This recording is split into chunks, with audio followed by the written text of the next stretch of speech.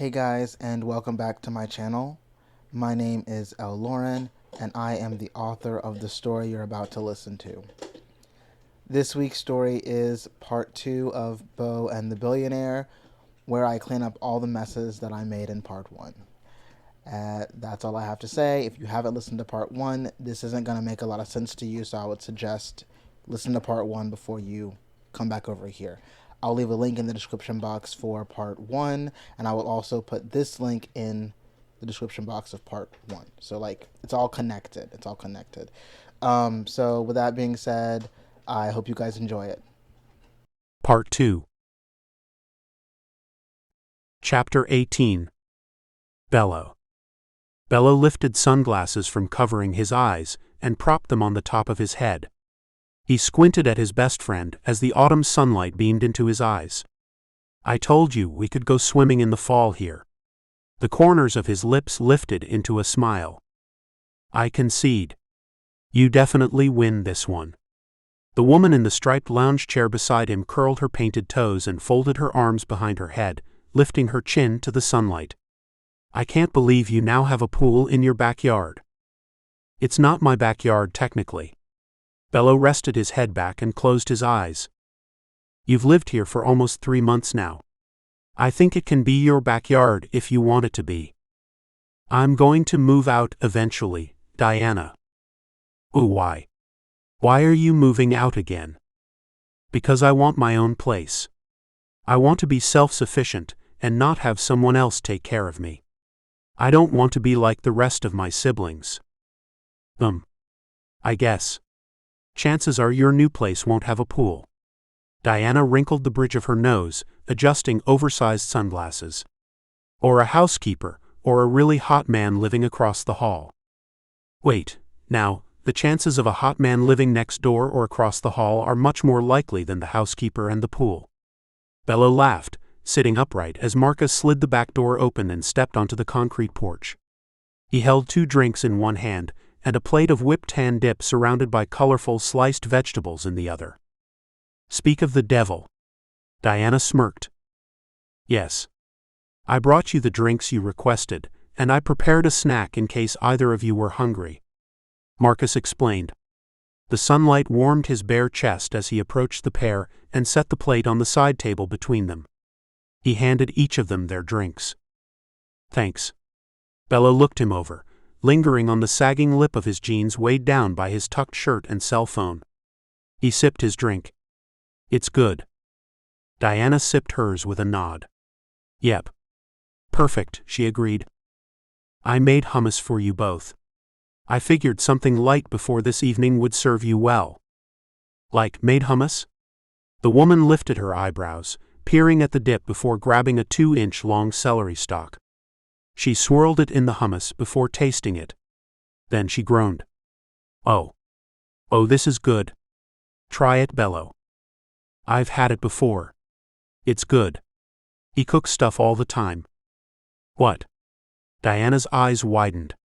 "Really? Do you have any brothers?" "Unfortunately, no," Marcus rumbled. He bent over Bello's head, shading him from the sunlight and kissing his cheek. "I am going to run to the hotel for a few hours, but I will return well before it is time to leave for the concert." "All right." Bello tilted his head for the kiss, cheeks warming at the public display. "Have a good evening, Diana. It was nice to finally meet you." "You'll see me later." She quirked an eyebrow. "Yes," Marcus confirmed. "However, it is still nice to finally meet you."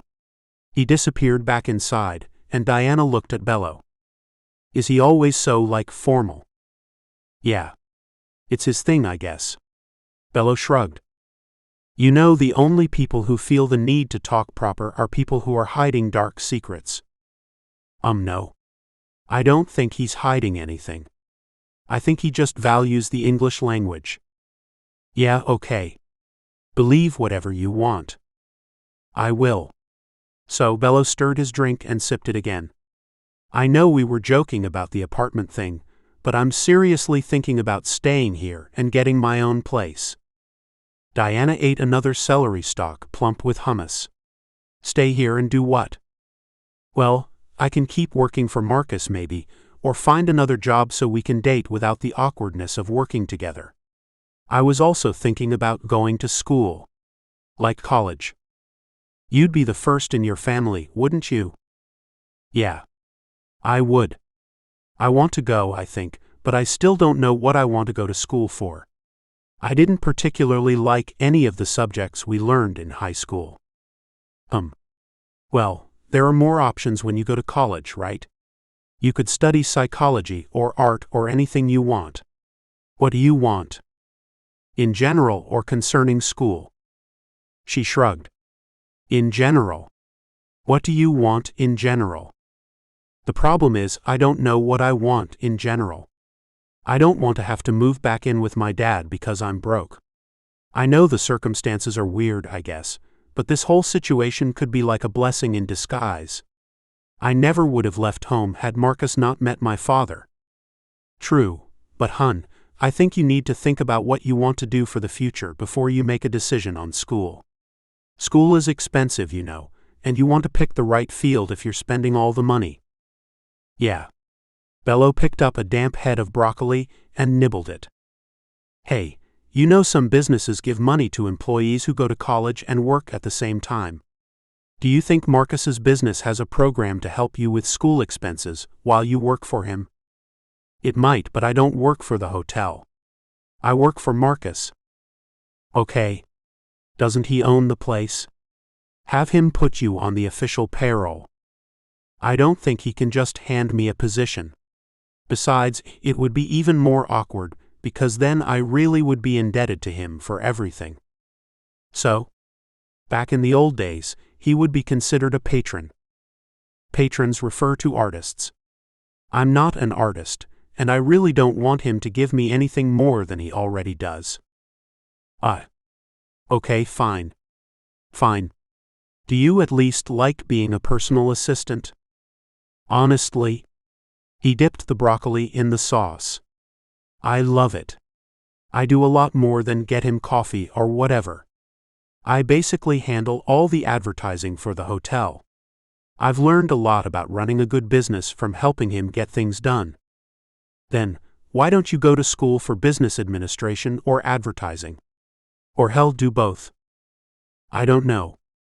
What don't you know? He sighed. It seems like a lot.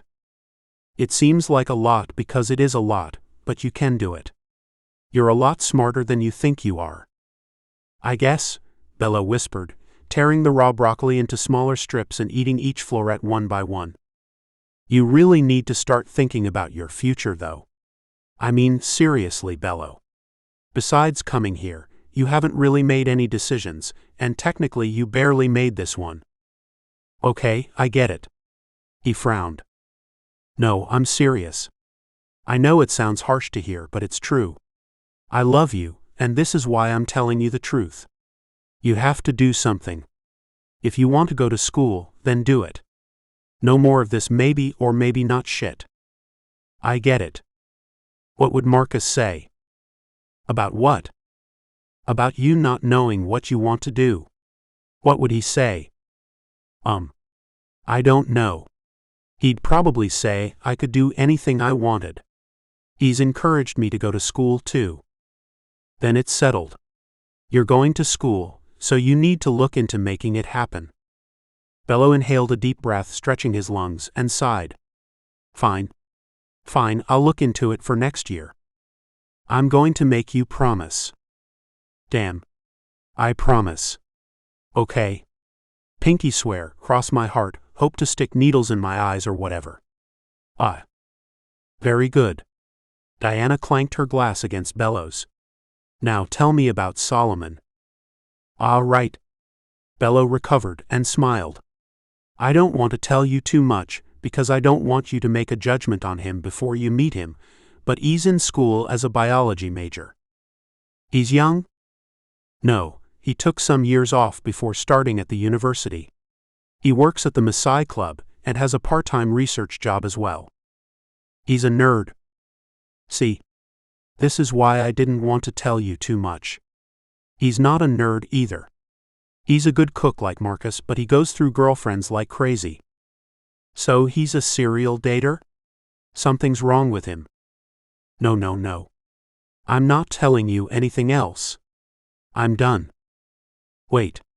Is he cute? Is cute really important, Diana, if the man is educated and a hard worker? Well, yeah. She fluttered her eyelashes, scoffing at Bello's question. I mean, it's not a deal breaker if he's not modelesque, but I want to be physically attracted to him too. Okay, well, he's not a troll. I wouldn't set you up with a troll. Am I shallow? No, no, you're not. You're realistic. Good. So he's cute, he's in school, and he can hold down a job. Yep. He already tops your X3 for 3. Mean. And to my knowledge, he would never lay a hand on a woman. And he's not homophobic. 5 for 5. Not saying you'll love him and get instantly married or anything, but you need this. Do I? Yes, ma'am. Bello relaxed and closed his eyes again, basking in the sunlight. He hovered in and out of a light doze. Speaking of family, Diana hinted. We weren't speaking of family. Okay, well now we are. Have you heard from yours? My dad has called a few times. He doesn't call every week or anything, but he calls frequently enough. He's coming to see me in a few weeks before Thanksgiving. Why? What about your siblings? They haven't called, no. Why are you asking? Not even Emma. No, Diana. Why are you asking? Bello cracked his eyes open with a frown. Is something going on? I mean, not really. I heard your dad was selling some of the farm animals, and I was wondering if you knew why. They were my animals. He hasn't told me anything about it, though. Do you know which he was selling? Diana chewed her bottom lip.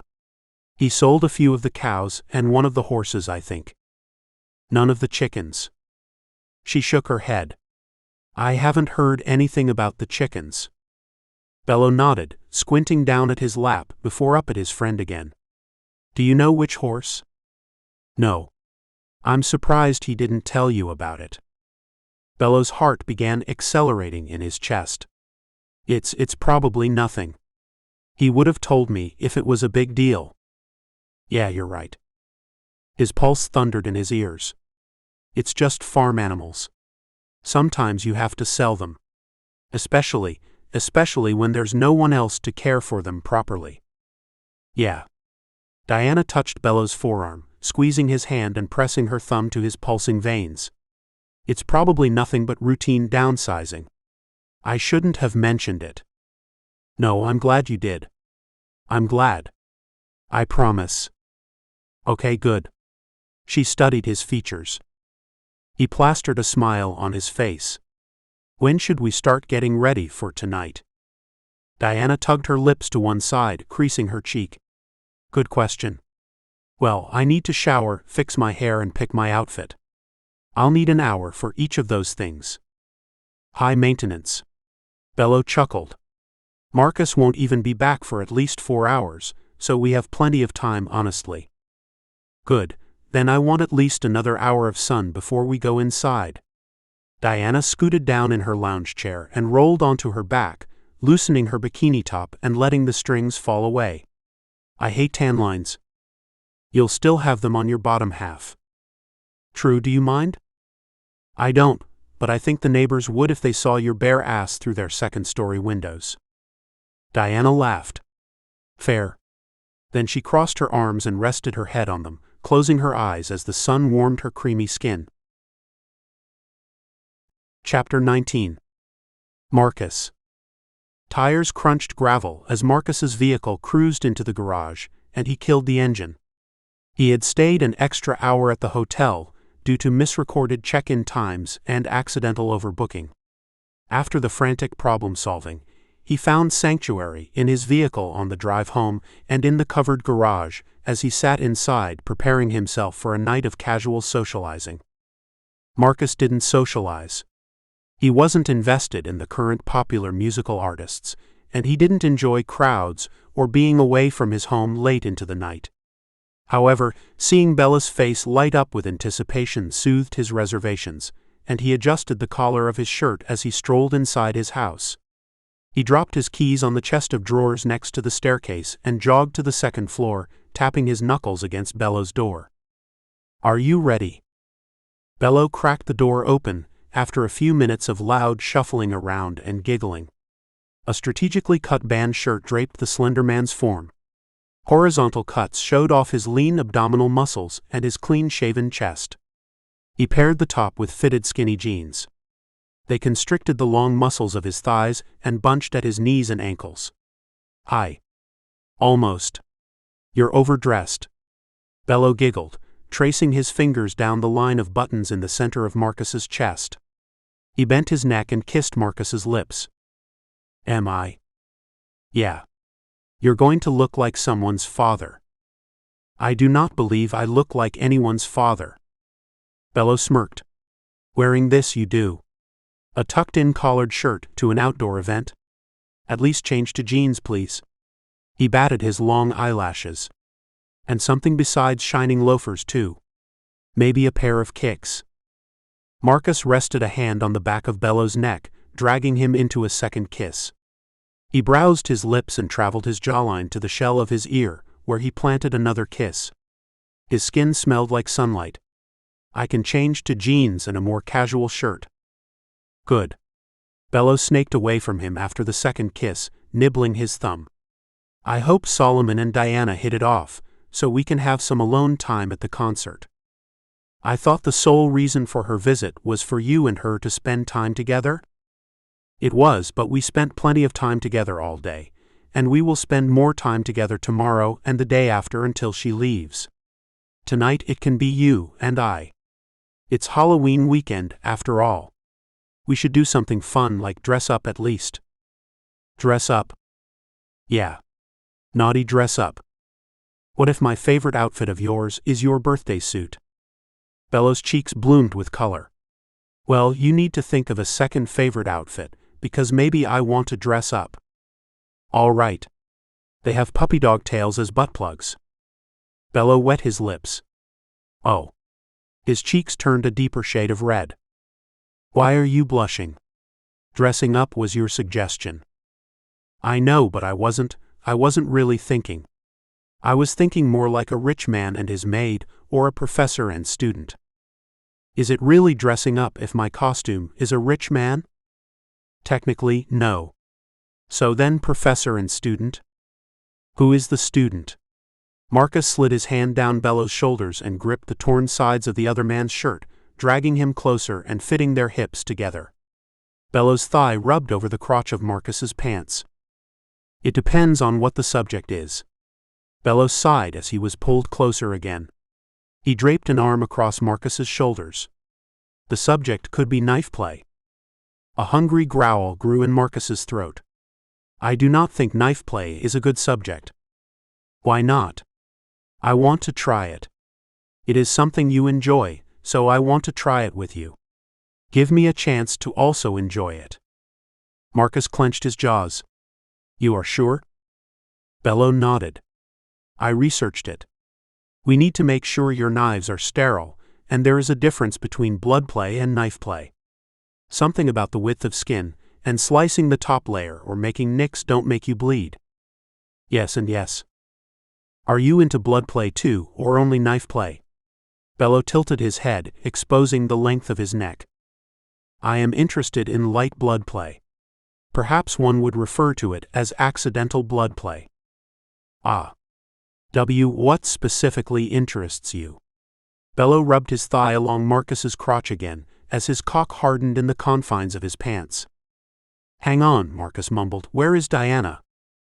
Bello peeked into his room, and then stepped out of it, closing the door behind him and pressing his ass into the door. He gripped the thick brass buckle holding up Marcus's pants. "She's still getting ready."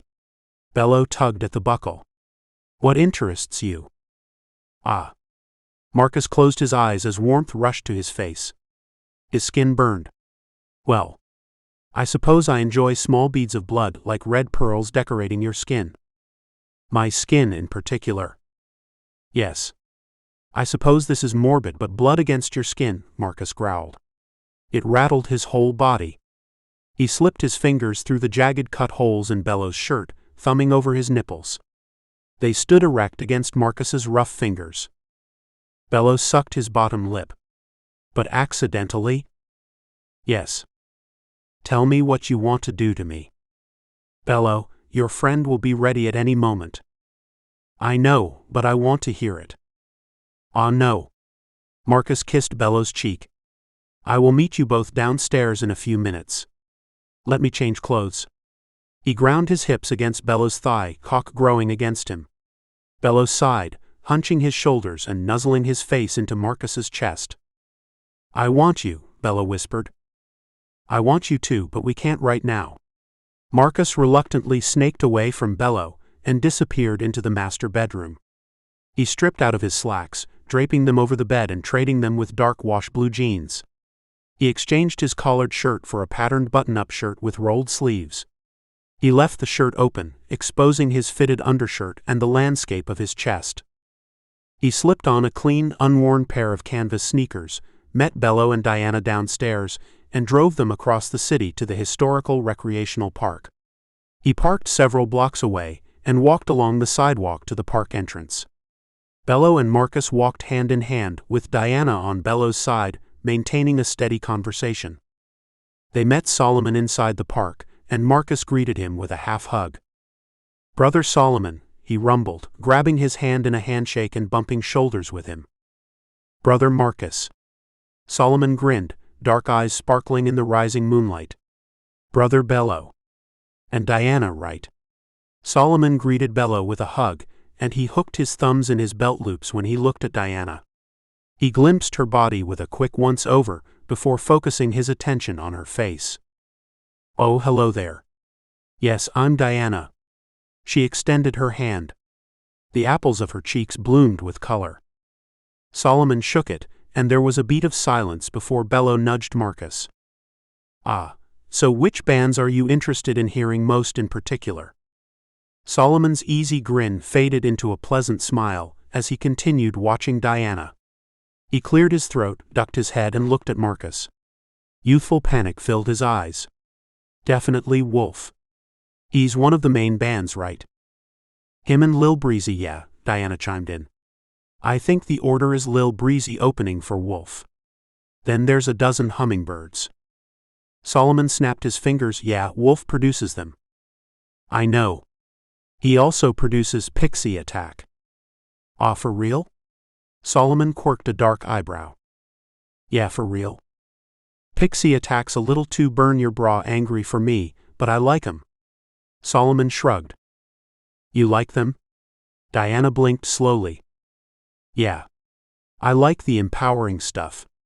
It's better than bashing other women in your songs or whatever. Diana smiled. You're just saying all this to impress me. Name one of their songs. Solomon groaned and dropped his head back on his shoulders. Okay. The one they play on the radio all the time. Something something closer, something something typical and physical. Diana giggled. You mean All I Want? Solomon snapped his fingers. Yep. It's a good sounding song, very head boppy. Sure.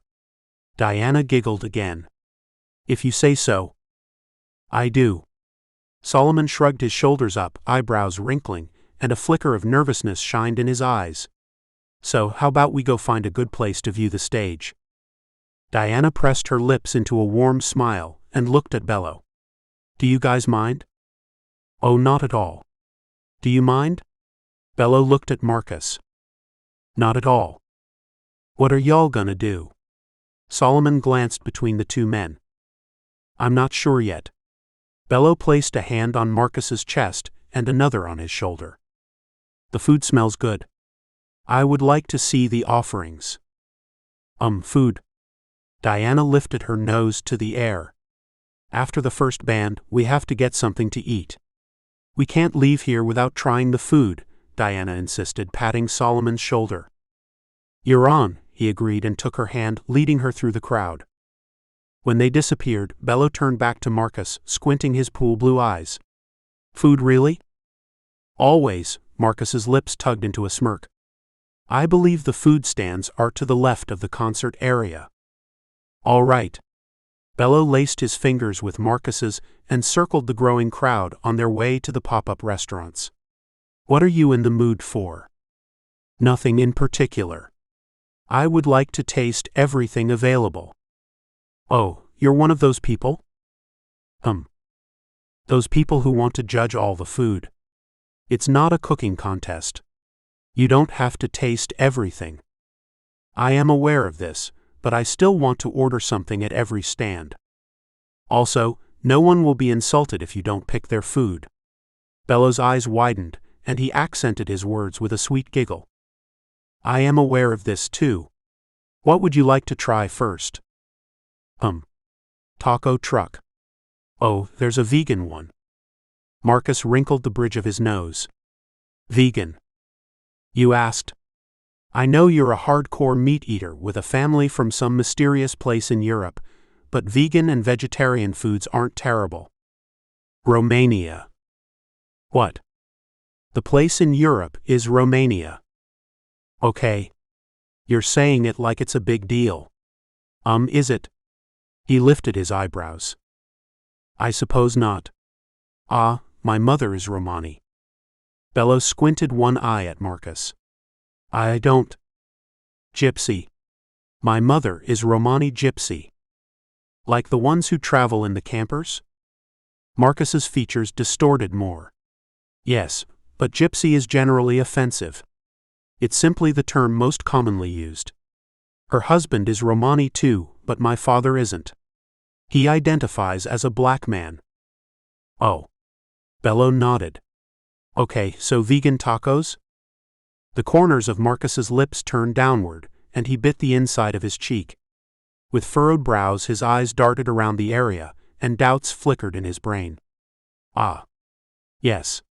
Vegan tacos. Perfect.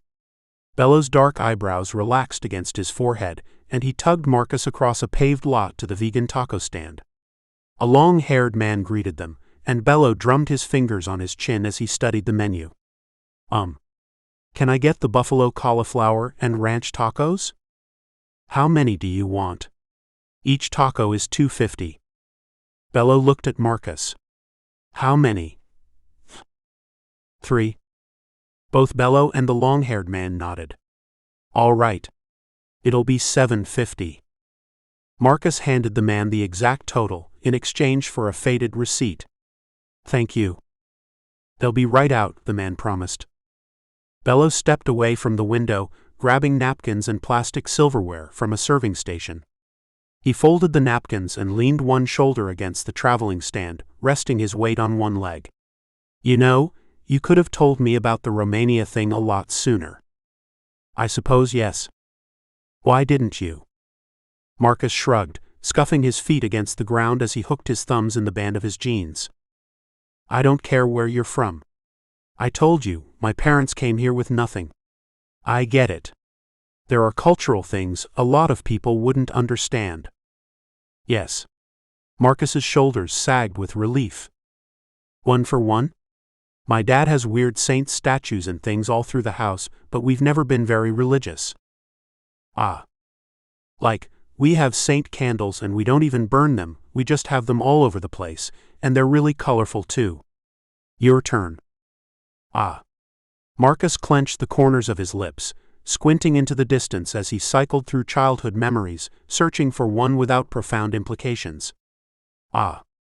I have nothing to share. Bello tilted his head, wetting his lips and petting Marcus's shoulder. You don't remember anything? Nothing in particular, no. Deflated, Bello nodded and folded his arms across his chest. Okay. You don't have to share anything if you don't feel comfortable sharing. Thank you. After several new orders were accepted, the long-haired worker popped back into the window with 3 tacos arranged inside a foam container. Buffalo cauliflower tacos, 3. He looked at Marcus and Bello. Yes, thank you. Marcus grabbed the container, and Bello directed them to the end of a long table. Marcus set the box of food between them and sat down across from the other man, eyeing the sauce-covered vegetables. You try them first. Really? You're being dramatic. Bello picked up a taco and bit into it. He chewed slowly. He swallowed. His Adam's apple jumped in his throat. How does it taste? Bello bit into the taco again, chewing and swallowing a second bite. It tastes fine. Try yours. Marcus eyed the tacos. Stop being dramatic, Bello scowled. Try it. He pushed the container closer to Marcus. Marcus smacked his lips before reaching for a taco, refolding it and putting it to his mouth. He took a tentative bite and rolled the seasoned and baked cauliflower around in his mouth before swallowing. What do you think? Bello finished the last bite of his taco. It is different, Marcus concluded. It does not taste like chicken. Well, it shouldn't taste like chicken, it's cauliflower. Is the point of it to taste like chicken? I am not sure. Bello sliced the third taco and ate his half. I like them. It's nice to eat something with vegetables besides the age-old salad. Marcus ate his taco, cleaning sticky fingers afterwards. It was not bad. I will pick the next restaurant. Bello nodded as Marcus surveyed the options. Marcus's eyes squinted as he studied the menus from afar, recognizing choice words as he mulled over his decision. It's not a hard decision, Bello flashed him a smile. I realize this, but I want a palate cleanser for the buffalo taste still in my mouth. For example, I would not want to have something sweet right now. I would prefer something mild. You're thinking too much about this, just pick something. The order in which you eat things is very important. It affects the taste. Okay, Chef Marcus. Bello finished the second half of the third taco and collected their waste in the disposable container. Why don't you rinse your mouth out with water instead of spending all this time deciding what to eat next? Is not the same. I want to try the French fry stand. Marcus pointed. The so-called gourmet French fries? He nodded. Bello dumped their trash as Marcus approached the next restaurant, folding his arms across his broad chest as he read the menu. He ordered a half-serving of double-decker French fries, a custom creation of mixed cheeses and ground meat. When they reached the table again, Bello plucked a French fry from the new disposable container and bit into it. He groaned and fluttered his eyelashes. So good. Marcus sampled a French fry. It needs a pinch more salt, I think. Bello collected several more French fries and ate them. I don't think so. I think they're awesome. You'll find something wrong with every restaurant. If you're so dissatisfied, you really should start your own restaurant, great chef. Marcus chuckled. Perhaps. His cheeks dimpled in a smile, and his features softened as he looked down at the plate of food between them. The idea of it sparked something inside him. Bello crossed his arm, picking at more of the food. I was kidding, but you know it's really not a bad idea, you starting a restaurant. Have you thought more about it? It's an impossibility. I have 2 hotels and no time for anything else. Restaurants aren't nearly as lucrative as other comfort establishments. Right, sure. But would you like owning a restaurant? Would you enjoy it? I suppose it is no different than owning any other type of business. I would not care one way or the other. Bello shook his head. Okay, how about this? Would you enjoy creating your own menu and serving food you enjoy cooking to other people? You cook for me all the time, so you can't say you don't like cooking. I cannot be a chef. Okay, why not? My mother would heartily disapprove. You try to please your mother, really? Bello tilted his head. Parents are designed for us to disappoint with our poor life choices. Besides, she already thinks the hotel is gross. What's one more thing? Owning the hotel was not a decision I directly made. I am not disappointing her by having it. It pays for my home, her home, and whatever other trivial items she wants. He bristled. I know. Bello bit his bottom lip, turning his head to the side. I think your recipes in a restaurant would be really popular. They are not my recipes. They are family recipes, cultural recipes. Okay, I would like to see your cultural recipes at a restaurant. I would like to see what kind of menu you would create, and I would love eating there too. Bello propped his elbows on the table and latticed his fingers together, creating a basket for his chin as he gazed at Marcus. I know it's a dumb fantasy, but just indulge me, please. Bello lifted his eyebrows, blue eyes sparkling. Fine. We can plan the menu for your fantasy restaurant. Perfect. I favor restaurants with limited menus. The exclusivity is charming, and it allows the creator of the recipes to shine. One could have a seasonally changing menu or a weekly changing menu. It would ensure a regular customer base as well as keep things fresh for the workers. I like the idea of a changing menu, Marcus, but if it changes weekly, is it a rotation or always new? If it's always new, it's going to be hard to stick to it. But if it's a rotation, it would be easier. However, I like the idea of a seasonally changing menu better. Why is this? Marcus mirrored Bello's posture, placing his elbows on the table and leaning forward as he nibbled the French fries. Well, because ultimately, I think it's easier than a weekly or even monthly changing menu, and second, because we can offer more choices. Like, what if there were 3 appetizers, 2 salad choices, 5 entrees, 3 desserts, and a wine list based on the food served? The sounds around Marcus deafened as he focused on the man in front of him, enraptured in every animated word out of his mouth. For example, in the summer, we could pick seasonal foods and cook with them. Greens, light foods, and cold foods are the most common things in the summer, so we could have loaded salads and light entrees, or we can have some salads listed as entrees. Patrons do not see salad as an entree. We can offer them as an entree upgrade, but salads are best suited for the salad section of the menu. We only offer soup in the fall and winter. Correct? Patrons would enjoy the warm meal. Can I ask you something unrelated to, Marcus's place? What is Marcus's place? Our restaurant. But seriously, can I ask you a question? Of course. Anything you want. Bello puffed up his chest before exhaling, shaking his hands and rolling them down his jeans. Well, why do you talk differently from your mother? She has an accent, but you don't. I would ask if you're code switching, but usually, people who are let their guard down around family. Are you ashamed of her? Marcus shut down, sealing his lips and turning his head away from Bello. You shouldn't be ashamed of her. She's a pretty cool lady. I know she doesn't know about us, but I think if you told her, she would be happy, right? No. She would be disappointed, but we should not ruin our evening talking about it. Marcus finished the French fries and piled used napkins in the empty container. Please. It is your turn to pick a restaurant. Bello frowned. Oh. The lightness in his tone fell away, and he teased spare threads on his torn shirt. I'm sorry. Marcus tossed the container in an overflowing trash bin. Our restaurant has to be open on holidays. Yeah, Bello murmured. Yeah, we can be open on holidays. And we have a set holiday menu. No one orders.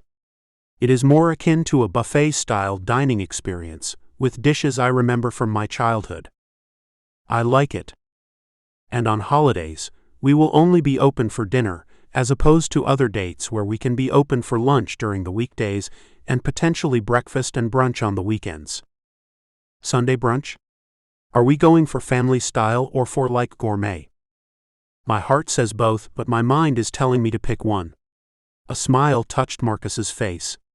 If you want me to cook the same things I cook at home for you, it would be a family-style restaurant. The things I cook for you are the things my mother made with some exceptions. Bello ordered miniature burgers stuffed full of toppings for their next taste test. A patterned toothpick held the square burgers together. What are the exceptions? I have more money now than my mother had. However, if I were to have a restaurant, I would use the same ingredients my mother used. Oh, yes.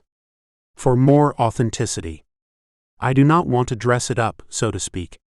There are enough chefs out there who take grits and scrambled eggs and try to turn it into a gourmet meal. Bello chuckled. Isn't there some pride in taking something mundane and making it fancier? Perhaps, but sometimes there is pride in making it how your predecessors made it. Okay, so give me an example of a breakfast menu item. Marcus chewed his lips as he rearranged the toppings on a miniature burger. Perhaps a breakfast platter with scrambled eggs, thin sliced canned meat, summer fruit, quick bread, and possibly cheese. The fruit and cheese would depend on what is readily available. Similar to the things I make for you. You don't make canned meat for me. No, because it is too salty and no good for you, but for the authenticity of the restaurant. So, we're going to serve people cheap ingredients for authenticity? Yes, because a lot of these recipes are grounded in necessity, not comfort. True. So what is the theme of the restaurant exactly? I believe the theme is Southern food mixed with Romani food. Why mixed? Why can't we just do Romani food? Ah. Marcus chuckled, finally biting into his burger, chewing and swallowing. I would do all Romani food, but I do not know which foods are which. My ma came here when she was young and spent years with my father who was a Southern man. I expect she cooked for him, or blended recipes. Oh. Bello glanced down at his food, curving his lips down and fighting a smile. I like it. It's you. But we should change the name. We should call it Daddy's House. His eyes danced. Marcus shivered. No. Well, it's a play on the idea of calling it Mama's House, or Mama Jane's. I know what it is a play on, but if we call it Daddy's House, people will assume it is a fetish club. Bello bit the meat of his bottom lip. True, he drawled. We'll have to think about the name a little longer. It's a fictitious place, my dear. We do not have to think of the name. But we do. I want to. All right. How is your burger? It's good. I'm getting full though, and we should probably track down Diana and Solomon. Why? Marcus squinted at Bello. If there was an issue, I expect we would have seen them already. They are fine. I know, but I still want to check up on them, maybe hear a band up close or at least walk around a bit. Marcus nodded. Fine. After clearing the table for a third time, Marcus slipped his fingers along Bello's, squeezing his hand. I am excited about the new hotel location. Tisk tisk tisk. No work on Saturday nights, Bello chided. You have to talk about something different. All right. I am excited to meet your father on better terms. Have you given any more thought to school? Good, and yes. I have to take a test and then send in applications. I've heard schools treat older students different from younger students, and I'm a little nervous about being the oldest one in first-year classes. Who cares? Not everyone has the luxury of attending college straight from high school. You will be better equipped to accomplish the work. Plus, your boss will give you plenty of time off. Marcus winked. Right. Bello squeezed Marcus's hand. About working. So, I've been thinking it's probably not a good idea for me to work for you and also be dating you. If we break up, will I lose my job? I don't really know what to do. I considered looking for other employment, but I actually enjoy working for you and the hotel. Tiffany brought this up too. Have you given it any thought at all? I mean, you kind of started this, so it would make sense for you to have thought about the outcome. I mean, I can't do the thing where I pretend like love fixes everything. Marcus looked up. What? I need a plan in case we don't work out. If it doesn't work out, I'm the one with the problem. I live in your house. You pay me. I work for you. Nothing changes for you if we don't work out. I understand this. He studied Bello's worried features. I'm the one who's going to look stupid working and dating someone. And before you say I can still live with you even if we're not dating, I don't think I want to. I don't want to see you with someone else.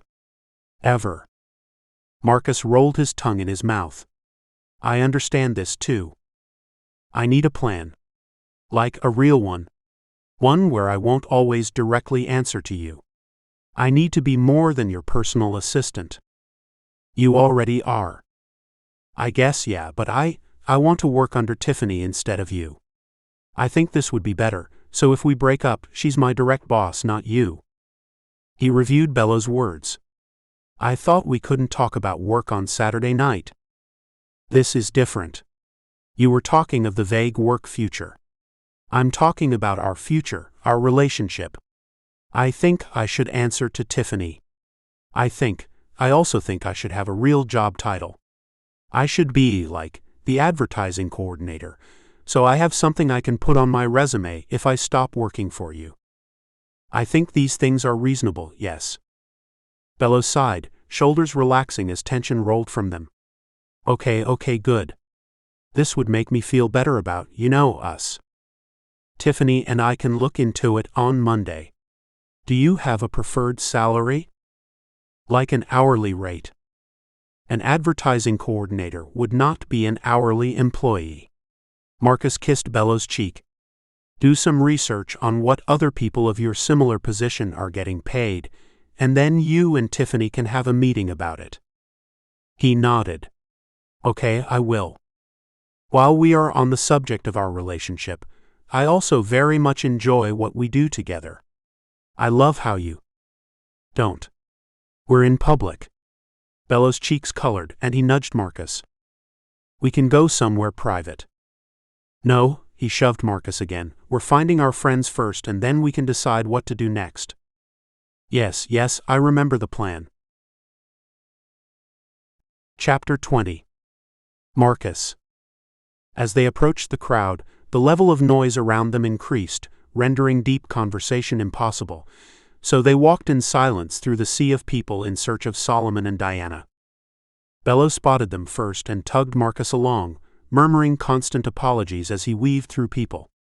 He greeted his friends with hugs, despite having seen them less than an hour ago. Marcus nodded with a faint smile on his lips. How was the food?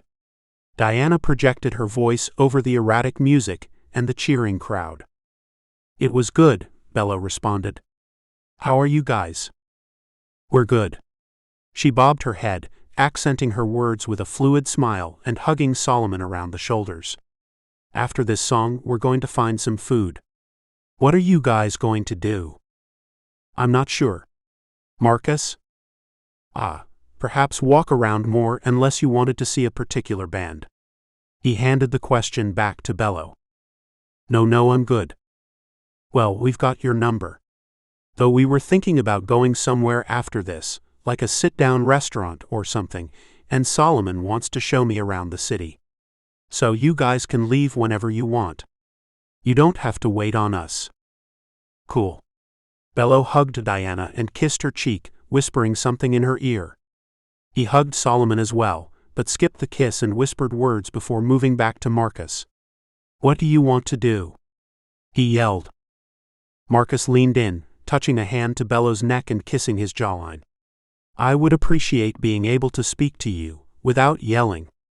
We can walk around more, listen to the music, and go home whenever you are ready. Marcus spoke into Bello's ear, tracing his nose along the shell and administering another kiss after his words. With a nod of agreement, Bello waved at his friends and led Marcus through the crowd again, coming out on the side opposite the line of food trucks. Better. Much, Marcus rumbled. We could be children and go behind the sitting area.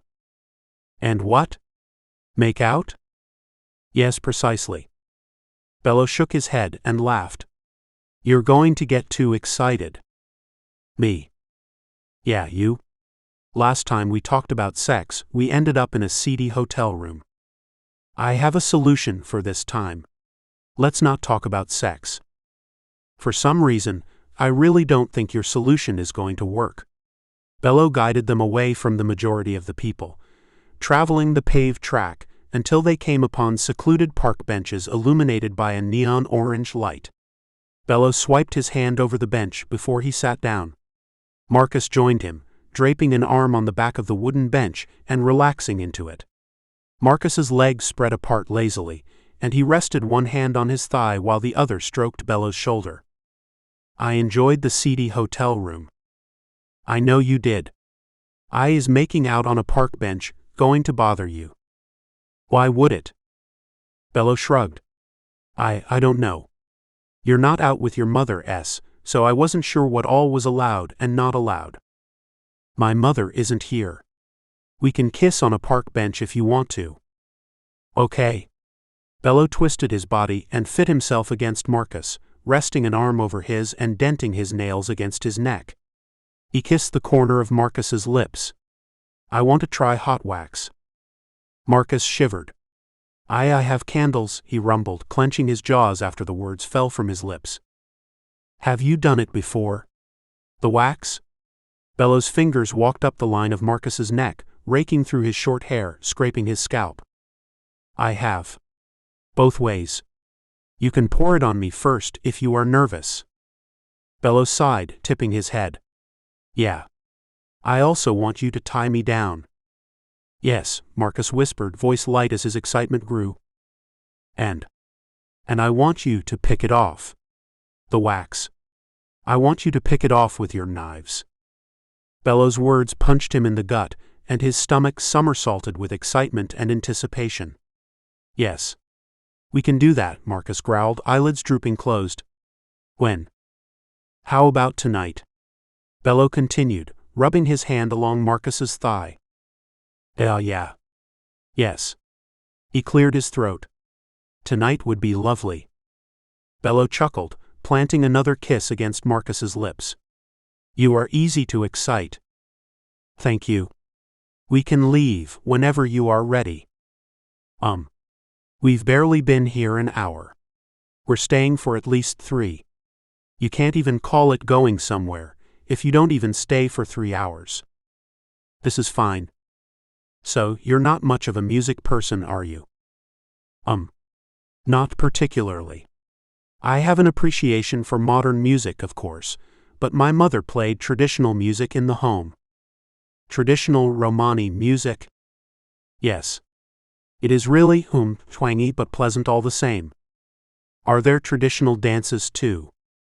Yes. Yes, there are. Bello glanced down before looking back up at Marcus through a shade of dark eyelashes.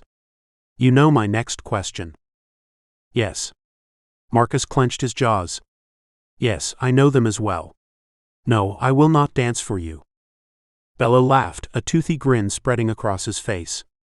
I'm not asking you to dance. But I have to ask, do you have rhythm? Are you a good dancer? I am all right. Would your ma be proud if she saw you dancing? Marcus watched Bello, blinking slowly. Yes. She would. He kissed Bello's cheek. I believe we should walk around some more. Was there a performer you wanted to see? Bello sucked his bottom lip and nodded. There was. I don't remember when they perform, but I can check the website online. He fished his cell phone out of his pocket and leaned into Marcus as he browsed the details. Oh, they perform in about 45 minutes. Marcus glimpsed the cell phone when Bello presented it to him and nodded. All right. Let's migrate back towards the stage. In a few minutes, Bello promised, tucking his phone away again and regarding Marcus. He administered another kiss and traced Marcus's lips with his fingers. Marcus kissed them. I am excited for Thanksgiving. Bello smiled. Do I have to do anything? Sleep late and watch me cook while sitting at the kitchen table in your underwear? A little more than underwear. Bello jabbed his chest. But I'll keep my shirt off just for you. With a wink, Bello ended the conversation with a kiss and slithered away from Marcus, standing and stretching his arms over his head. I will open the can of cranberry sauce. Oh no. I make the cranberry sauce from scratch the night before. You don't have to do anything. But. Why? Bello grabbed Marcus's hand and urged him to his feet. Because it tastes better, and there is so much added sugar in the canned varieties. I know, but maybe I like the added sugar. Mine is better. I promise. We'll see. Bello led him back towards the crowd. You will. Next week, I will do a small Thanksgiving sample recipe test. A what? I will prepare a sample of the recipes for Thanksgiving, so you will be able to test my recipe then. Oh my God, why? Because it is important.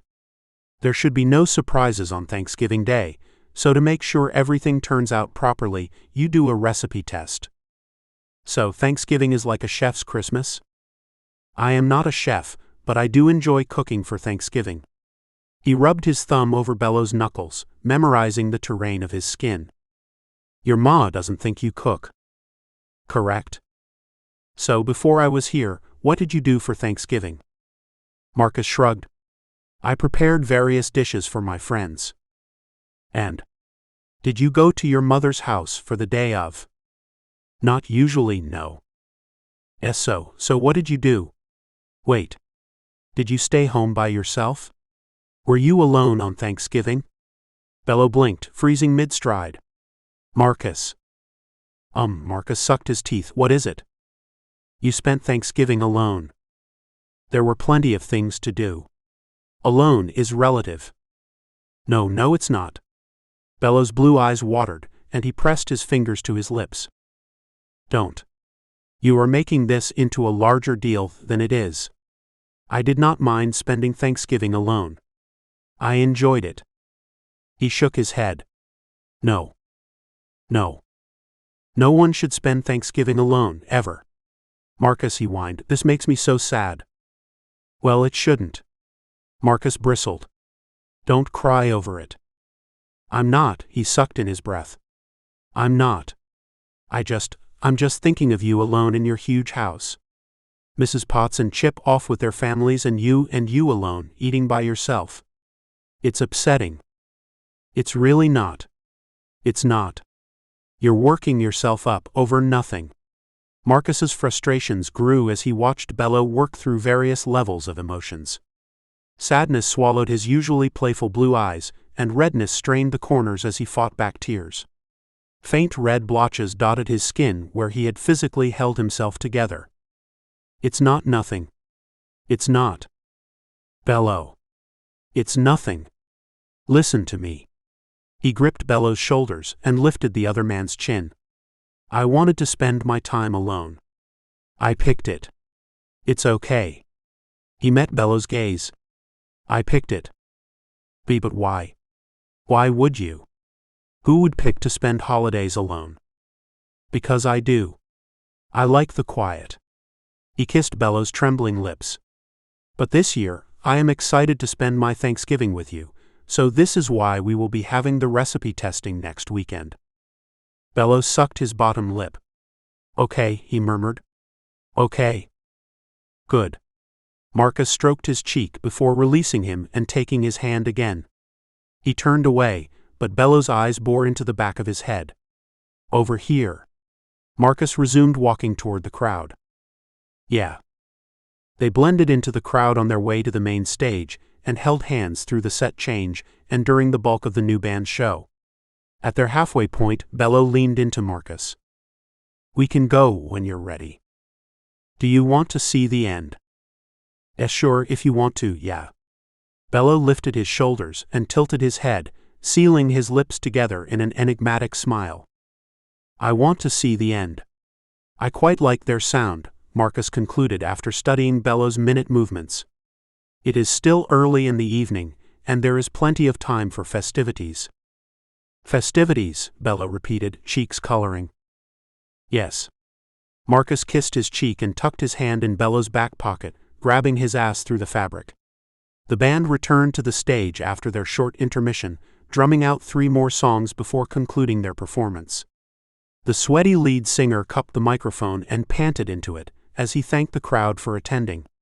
The rest of the band members mumbled thank yous as they gathered their instruments and cleared the stage. Bello rested his cheek on Marcus's shoulder. We can go now. I don't like the next band. Should we find Solomon and Diana first? I'll text them on our way to the car. All right. Marcus weaved through the crowd with one arm around Bello. He opened the passenger door for Bello, and when Bello sank into his seat, Marcus followed him with a kiss. He gripped the back of Bello's seat as he meshed their lips together, devouring him. His hunger grew as he tasted salt and seasoning from Bello's lips. Bello pushed him back, panting and biting the meat of his first finger. Home now? Marcus's eyebrows twitched. His heart turned over. Yeah, he gruffed, ducking out of the car. He closed Bello's door and raced around the vehicle, climbing in the other side and racing back to his 3-level house. He parked in the garage and turned off the engine, looking at Bello. Hi. Bello smirked, arching his back and writhing in his seat. He twisted his body, tugging his shirt up and his pants down, exposing hidden skin. Hello, Marcus rumbled, squeezing his hand around the gearshift. The candles are in my extra bedroom, but I do not want to play with you in there. What about restraints? I have some in my bedroom, under my bed. Marcus stroked the leather of the gearshift and wet his lips. I will get the candles if you would like to prepare my bedroom with the constraints. And the knives? His heart strummed. Yes. And the knives. Marcus exhaled a long breath, drying his lips. Aha. Bello stretched across the center console, kissing Marcus's cheek, and then moved inside. Marcus followed him, closing and locking the garage door as he entered the living room. Bello strolled up the staircase, shedding clothes along the way. He dropped his shirt over the staircase railing and unbuttoned his jeans, winking at Marcus. Rumbling, Marcus crossed his arms, drinking in Bello's exposed skin. He tilted his head. I will be up there in a moment. Okay. Marcus kicked off his shoes and grabbed Bello's stray clothes, dumping them in the downstairs laundry basket. He surveyed the first floor, turning off lights and closing off rooms. As he reached the stairs, Bello stomped down them with a towel wrapped around his bare body. There you are. Selena's here. She's in your room. What? She said you invited her over tonight. As she said. Hold on. Marcus pushed Bello aside and raced up the staircase, throwing his guest room door open. Selena stretched over the bed, already bare, except for her crotch and nipples. She flipped from her back to her belly and looked towards Marcus. Finally. She flicked her eyes up to Marcus. I've been waiting for hours. Bello peeked into the room over Marcus's shoulder. You invited her over? No. I didn't. He didn't have to. We have a tradition. She stretched, jiggling her ass and combing her fingers through her blonde hair. What tradition? Bello wrinkled his nose and looked from Selena to Marcus. I thought we were going to play tonight. Are you still seeing her? We always play on Halloween. How many years has it been? 4? Almost? No. Marcus clenched his jaws. I'm not. Bello shook his head, scoffing. His eyes watered for the second time. I can't believe this. Selena smiled, brushing her own fingers over her chin, neck, and across her bare shoulders. We could all play together, she hinted. I don't want your little boyfriend to get upset. No. No, this is my fault. I shouldn't have, I don't know. You can play with her if it's what you usually do. I'm sorry. What? Marcus snarled. Or not. Selena rolled her eyes. Bello waved a hand over his head and he swiped tears from his eyes. He glimpsed Selena again before stepping backwards and turning away, racing to his own rooms. He slammed the door and it shook the whole upstairs. Marcus swallowed. Selena. You need to leave. She peered after Bello and rolled her eyes. I offered a 3-way. He's pouting. No, he's not. You weren't invited tonight. Selena slithered from the bed, approaching Marcus and resting her arms on his shoulders, knitting her fingers behind his neck. She exposed the column of her neck, and faint perfume touched Marcus's nose. I wasn't not invited either. Besides, he doesn't play with you like I do. I know it. I care about him, Selena. Marcus put a hand on the woman's hip, massaging her skin with his thumb. A lot. You can care about him all you want, but I know you, and I know he can't satisfy you. No one can like I can. Is he going to let you choke him and slap his face? Selena. You need to leave.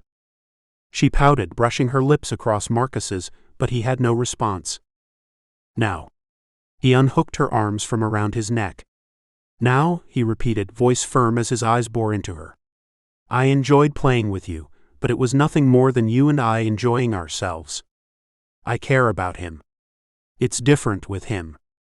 What kind of different? Marcus worked his jaw.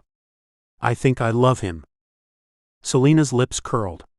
Her nostrils flared and her eyes flashed red. Yeah. I think I should go. She spun on her heels and dug around the room, grabbing her clothes and hugging them to her body.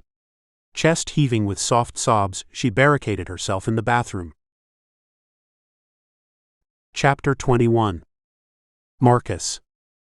Marcus saw Selena out, watching from the base of the stairs as she wiped crocodile tears from her eyes and lingered in the doorway. When she finally left, he moved back upstairs, knocking on Bello's door. Bello. No answer. Marcus knocked again. Bello, please. He rested his weight against the door, straining his ears for even the softest of noises. He squeezed his eyes shut as a knot formed in his throat, and water accumulated behind his eyelids. The door flew open, and Marcus stumbled forward, bracing himself with the doorframe. What? Bello snapped, eyes red and tan skin blotchy. What do you want? I want you. Do you? His words were daggers through Marcus, and his blue eyes were ice. Because I can't tell. He shook his head, flicking his eyes away from Marcus's face and peering back into his room. Marcus followed his gaze, and his eyes landed on a half-packed suitcase. Where are you going? Away.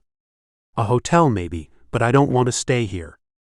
Bello turned back to his suitcase and resumed stuffing his clothes inside, throwing shirts over bunched jeans and underwear. Marcus sealed his lips over a chuckle as the mountain of clothes grew. Bello forced them down and stretched the lid of the suitcase over them, yanking at the zipper. It groaned as Bello dragged it until it stopped. Bello tugged it, but it was frozen in place. Damn it, his voice cracked over his words. It would help if you folded the clothes. Then they would fit better, Marcus hinted, a tease in his voice. A smile curled the corners of his lips up. What? Bello whipped his head around, glaring at Marcus. This is funny to you? This is fucking hilarious to you, I guess, isn't it? Tears sailed down Bello's cheeks. It's not funny, Marcus. It's not. I apologize. I realize it is not funny. Stop smiling then. I like you, and I thought it was going to be you and me tonight, but then when we get here, she's here all butt naked and waiting for you. She left. But she was here. Marcus, she was here. Bello shoved Marcus, but he didn't budge. And she left. Marcus touched Bello's arm, rubbing his elbow and his forearm. I apologize. Bello crossed his arms over his chest, turning his body away from the other man, and Marcus slid his arms over Bello's shoulders, kissing the base of his neck. I apologize, Marcus repeated. You will never see her in this house again. Bello worked his jaws, studying his suitcase as he hugged his torso with his arms. He nibbled his bottom lip. Fine. He sighed, uncrossing his arms and rubbing his hands over his face. Fine. I can unpack this for you if you wish. Bello scowled. You're still laughing. I am not. Marcus unzipped the suitcase and picked out Bello's clothes, folding them and tucking them back in the dresser. He organized them by color and by style, stacking them in a rainbow cascade. Wow. Bello winced, leaning against the side of the bed. I'm sorry I overreacted. You are forgiven. Marcus tucked the last of Bello's underwear away and lifted the suitcase off the bed before approaching him again. He pet through Bello's feathery curls. Do you, Bello smoothed his hand over his fluffy comforter, do you want to continue with our night?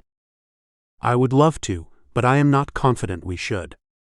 Marcus kissed the tip of Bello's nose and brushed his lips across his high cheekbones. I hurt you. Perhaps tonight is not a good time.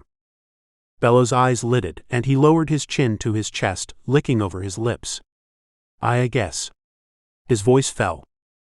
Marcus rumbled and lifted Bello's chin, searching his watery blue eyes. How about we relax in my room? I believe I have the ingredients for a chocolate sundae dessert. We could share it. I didn't know you ate dessert.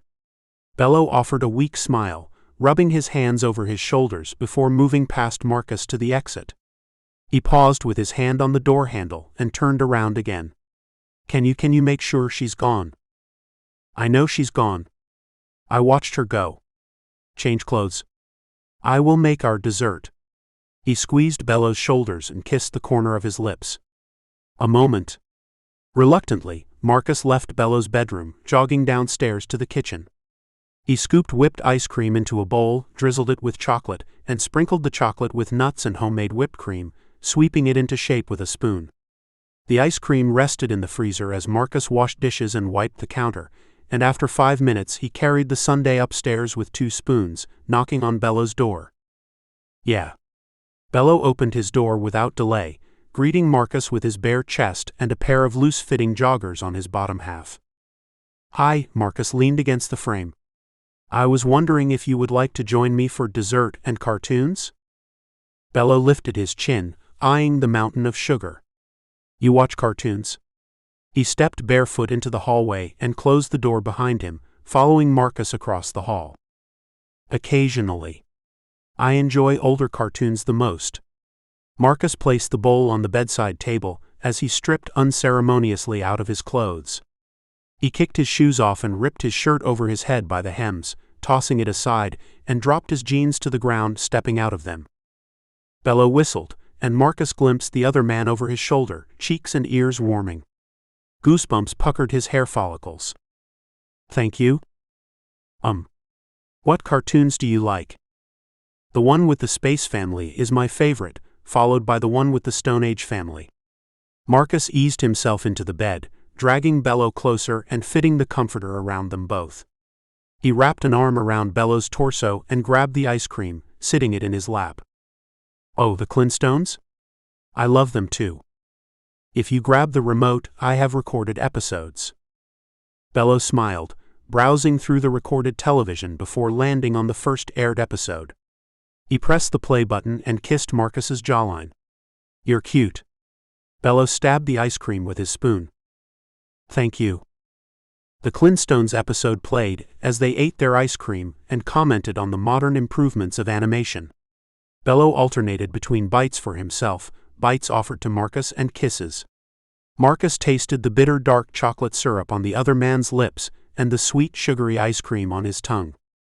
When the episode ended, Bello licked the metal ice cream spoon clean, swirling his tongue around it and dropping it back in the bowl.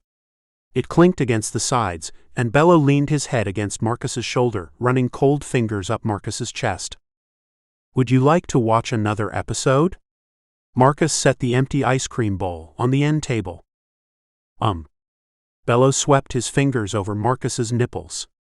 I was thinking we could try the thing we discussed earlier. With the candles and your knives. Marcus shuddered and squeezed his eyes shut. I suppose yes. His heart fluttered in his chest as Bello slithered off the bed and browsed the room.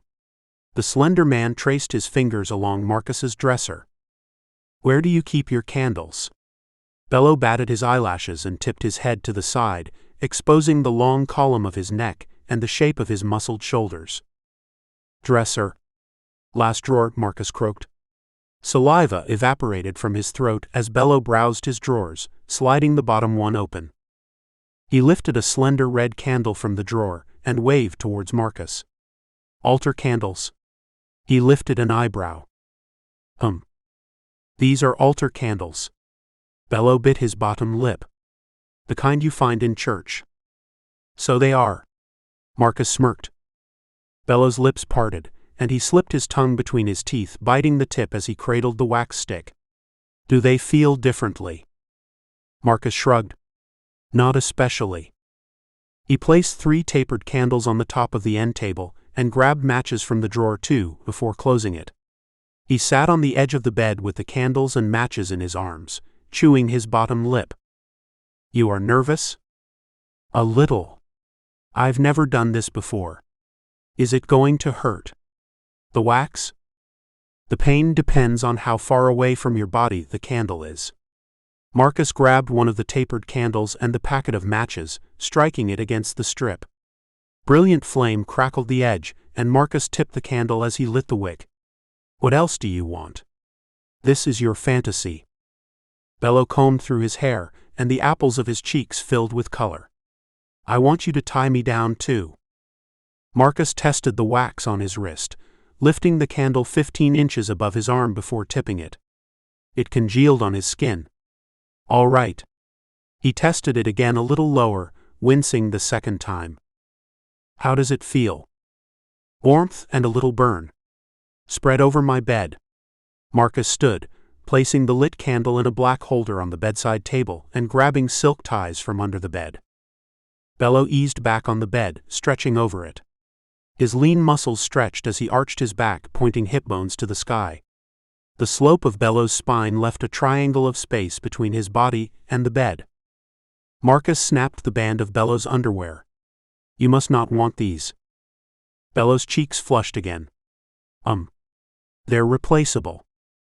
"All right." Marcus tied him down, slipping knots over his wrists and his ankles. He brushed his lips over Bello's and grabbed the candle again. "Let me know if it's too much." "Red," Bello murmured. He lifted his chin and peered at Marcus through hooded eyes. "Good." Marcus bit his bottom lip and hovered the candle a foot over Bello's lean body. He tipped it, and creamy red droplets of wax fell, splattering against Bello's olive skin. The other man arched. His belly hollowed, and he gasped. The wax hardened against his skin, and Marcus's long eyelashes fanned his cheeks. He ran his tongue along the backs of his teeth, as the red droplets lightened to dusty pink. He lowered the candle and tipped it again, sweeping it over Bello's clean chest. "Ah," Bello moaned, rolling his body and yanking at the constraints before settling again. His cock bulged against his briefs, flexing away from his body before relaxing again. Marcus rumbled, sealing his lips. He drank in Bello's delicate movements and shallow moans as he continued coating his body with the candle wax until they were both panting. Bello licked swollen lips and glanced up at Marcus. His nostrils flared, his eyes glazed, and his cock strained against his briefs again. "Do you want more?" Marcus whispered, voice betraying his own dizzying arousal. His genes suffocated his physical excitement, but his heart raced as his eyes scanned over Bello's wax-painted body. "Yeah." Bello's cheeks flamed, and he turned away from Marcus, burying his face in his arm. "Please." "Of course." Marcus lowered the flame close to the other man's body, raising goosebumps on his flesh as the warmth tickled him. Bello arched away from the flame, rolling his eyes up with a heavy sigh. The beast inside Marcus smiled, and his hunger grew. He striped Bello's side with hot wax, inspiring shocked moans from Bello's lips and little shivers from his body. When Marcus traded the candle for his fingers, Bello's body jerked. "Ha!" Bello melted into the bed. Wetness stained his briefs. A moment. Marcus retrieved his knives, rolling the fabric-carrying case open and surveying his options. He fished a hunting knife from its pocket and ran his finger along the blade, pressing the sharp point against the calloused pad of his finger. He twisted the point of the blade against the tip of his finger as he approached the bed again. Bello's heart pounded against his ribcage, and his pulse accelerated in his veins. Marcus honed in on it. "Ah." "Marcus." Bello's lips moved over the softest of moans, and his eyes closed.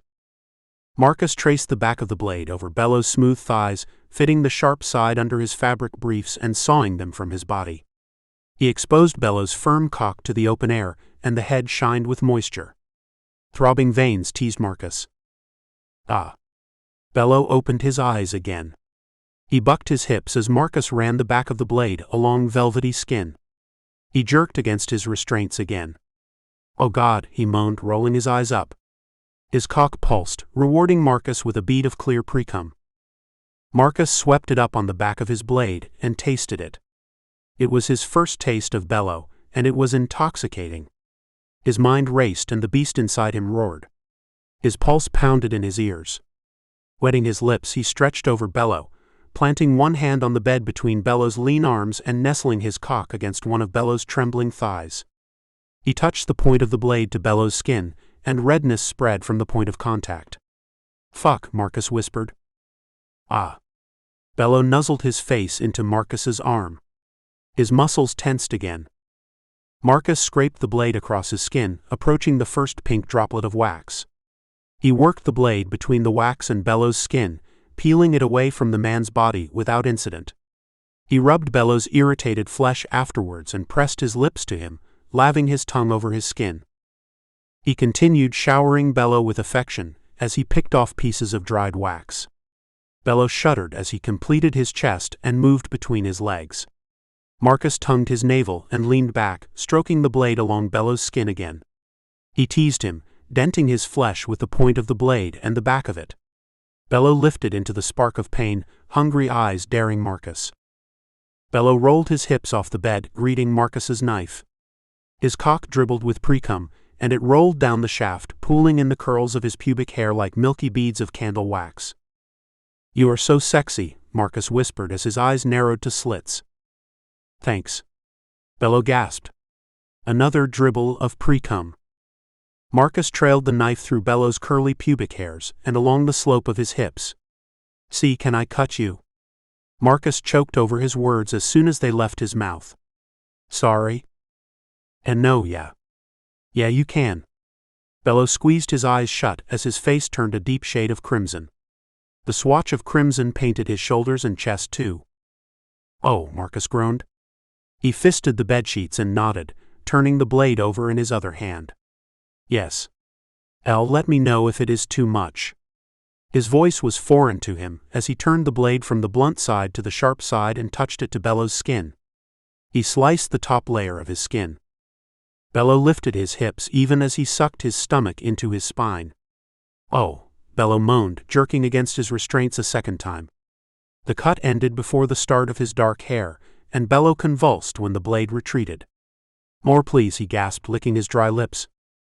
He traced lateral cuts along Bello's thigh, shallow slices through the top layers of Bello's epidermis. Bello's writhing body encouraged him and excited him, and his hand gripped the knife in desperation. The hairs on the back of his neck tingled as he watched the other man under him. His senses peaked. His hunger overtook his mind. Predatory drift. Marcus pressed deeper. Bello's cries fed his beast until low growling harmonized with Bello's noises. The knife blade disappeared in Bello's creamy flesh. A harsh shiver invaded Bello. Marcus jerked his knife back, but the damage had been done. A neat line of blood rose to the surface of Bello's skin. The flesh around the cut pinkened. Marcus's mouth watered as rich crimson blood trickled from the cut down Bello's thigh and pooled on the bed. His tongue tasted the mercury in the air. Bello froze under him. "A Marcus," he ventured, breaking the tense silence. "Red." The other man set the knife aside and recoiled. His eyes blazed as Bello's blood painted his leg. I'll clean this," he croaked. Shaking hands brushed the knives from the bed and fumbled with the ties around Bello's wrists and ankles. He fought them loose and wandered to the bathroom, gripping the door frame as he gathered himself. His head spun as he opened cabinets and snatched gauze, medical tape, a towel, and disinfectant from the shelf before returning to the bedroom. Bello met him beside the bed, standing on his toes. The blood trickled down the dip of his thigh, around his knee and over his calf, spidering through curls of dark hair. "Hi," Bello's cheeks flamed. His arousal hung between his muscled legs. "Are you okay?" Marcus poured the disinfectant on the towel and crouched in front of Bello. His eyes honed in on the slowly clotting wound, and he wiped the towel over Bello's skin, pressing his lips into his thigh centimeters from the cut. His nails dented Bello's skin. "I apologize." His voice was strung tight with desire. For cutting you." He pressed the towel against Bello's skin, soaking up several more trickles of blood before he wrapped white gauze around his thigh, securing it with a strip of fabric, medical tape. Bello tilted his head, raking his nails over Marcus's scalp. I'm fine. Are you okay though? Marcus nuzzled Bello's thigh. Yes. Okay. Well. We can continue if you want, or we can relax in bed if you don't want to continue. It's up to you. Aha. I believe this was enough for tonight. Marcus's cock wept against him, and he squeezed his eyes shut. This was too much for you. For me. You said your safe word. This means I went too far. Marcus kissed Bello's thigh before standing and gathering the first aid supplies. He cradled the bloody towel, lips parting again. His eyelids fluttered, and he fought through a wave of excitement, forcing the immediate memory from his mind. I said it for you. You were freaking out. Bello bit his bottom lip. Here. Let me finish cleaning up. He reached for the blood-stained towel, but Marcus yanked it out of his reach. No. I was going to wash the blood off. No, Marcus growled, squeezing the towel in his hand. I will do it. Bello looked him over, sucking his bottom lip. Okay. What do you want me to do then? Whatever it is you want to do, of course. An automatic reply. Well then, I guess I'm going to rub one out. What? Marcus rumbled, eyes snapping up to Bello's face. Bello smirked. I'm horny, you're acting weird, and we just stopped mid-session. I want some relief. Marcus whined in his throat. I see. You can assist? You are not upset. Marcus narrowed his eyes. Upset about what? The cut. I cut you. I made you bleed. You are not upset. It was an accident. Things happen and it's okay. Bello shrugged. What if it was not an accident? Marcus bit his bottom lip. If it wasn't an accident? Bello's nostrils flared, and he looked over Marcus's head. I don't think I'm understanding you. What if, Marcus worked his jaws, what if I cut you on purpose? He was intoxicated with arousal, drunk on the lingering metallic scent of Bello's blood and the sweaty scent of Bello's precum. Did you? No. But what if I did? I don't know, Marcus. It depends on a lot of things, and it could leave marks. Faint ones maybe, but marks all the same. Indeed. Bello chewed his bottom lip and rubbed his hands over his face. Am I still rubbing one out solo, or are you going to help me? Marcus whimpered. I can help. He placed the towel on the dresser and approached Bello again.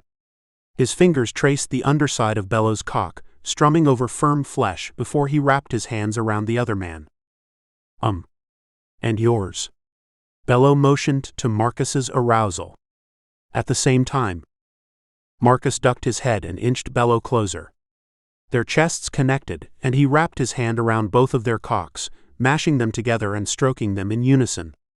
His thumb trailed along his length, and the other 4 fingers gripped Bello. Fuck yeah.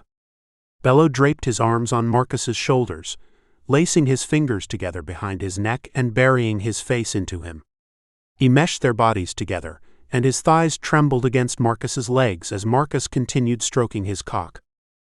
His writhing and squirming was more than enough stimulation, and each time the gauzy bandage touched Marcus's skin, a wave of pleasure coursed through his body. His mind recalled a vivid picture of Bello on the bed, writhing and bucking under him. His hands knew the right amount of force.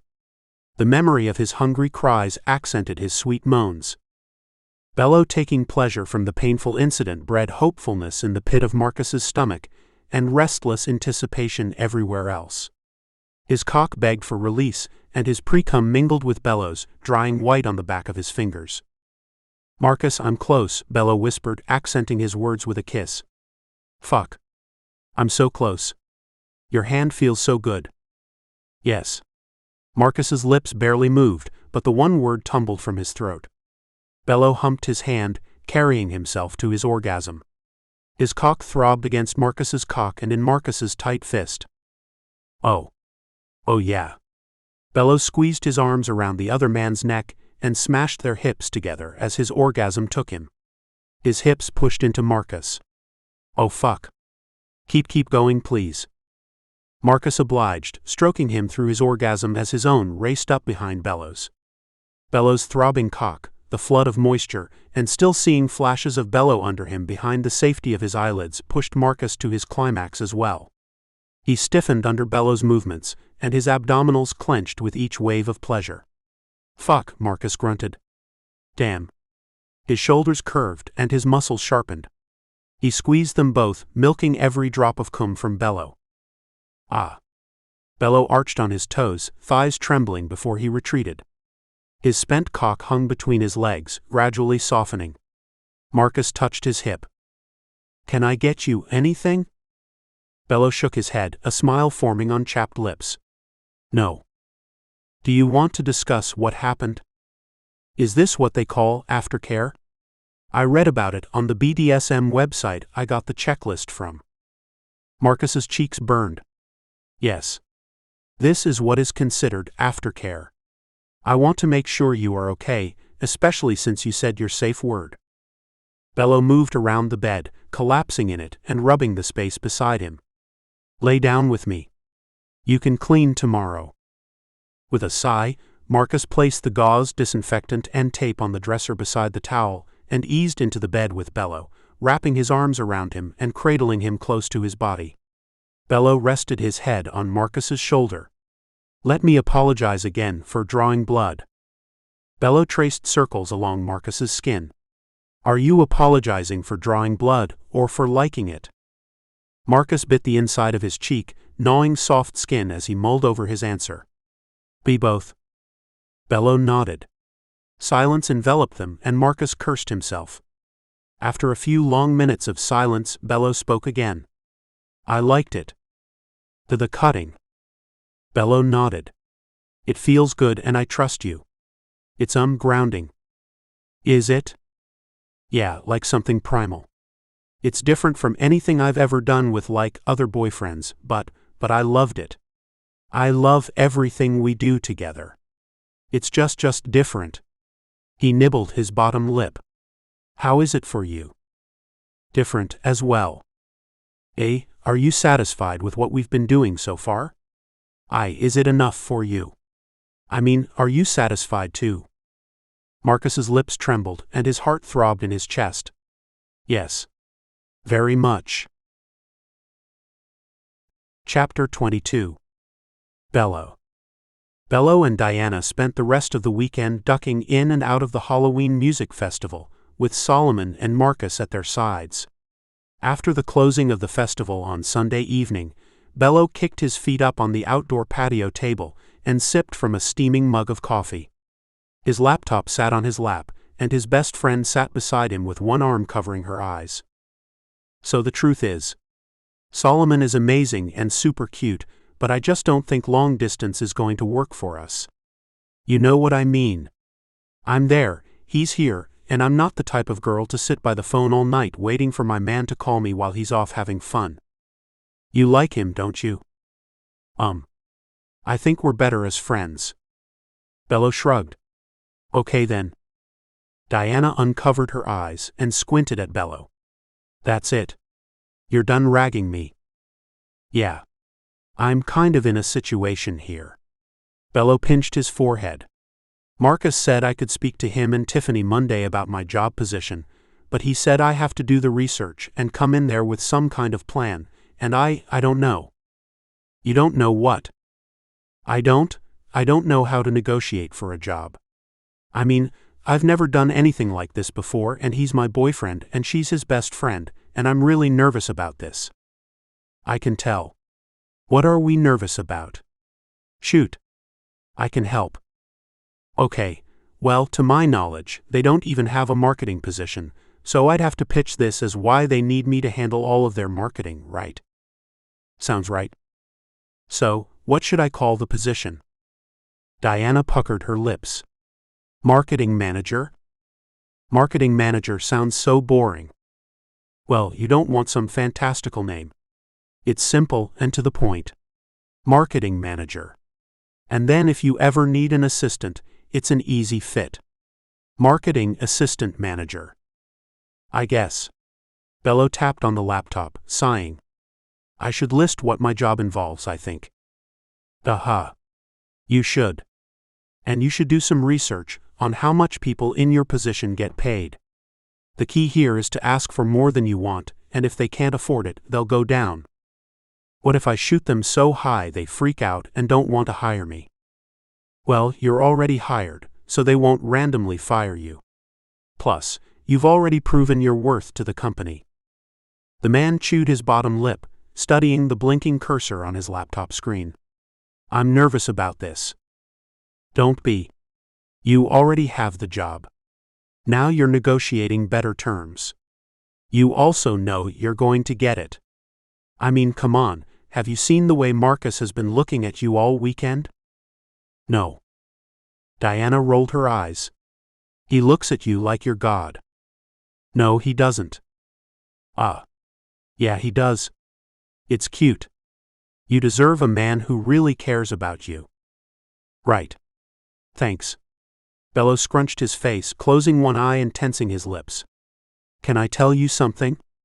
And you have to promise not to tell anyone else. I mean no one.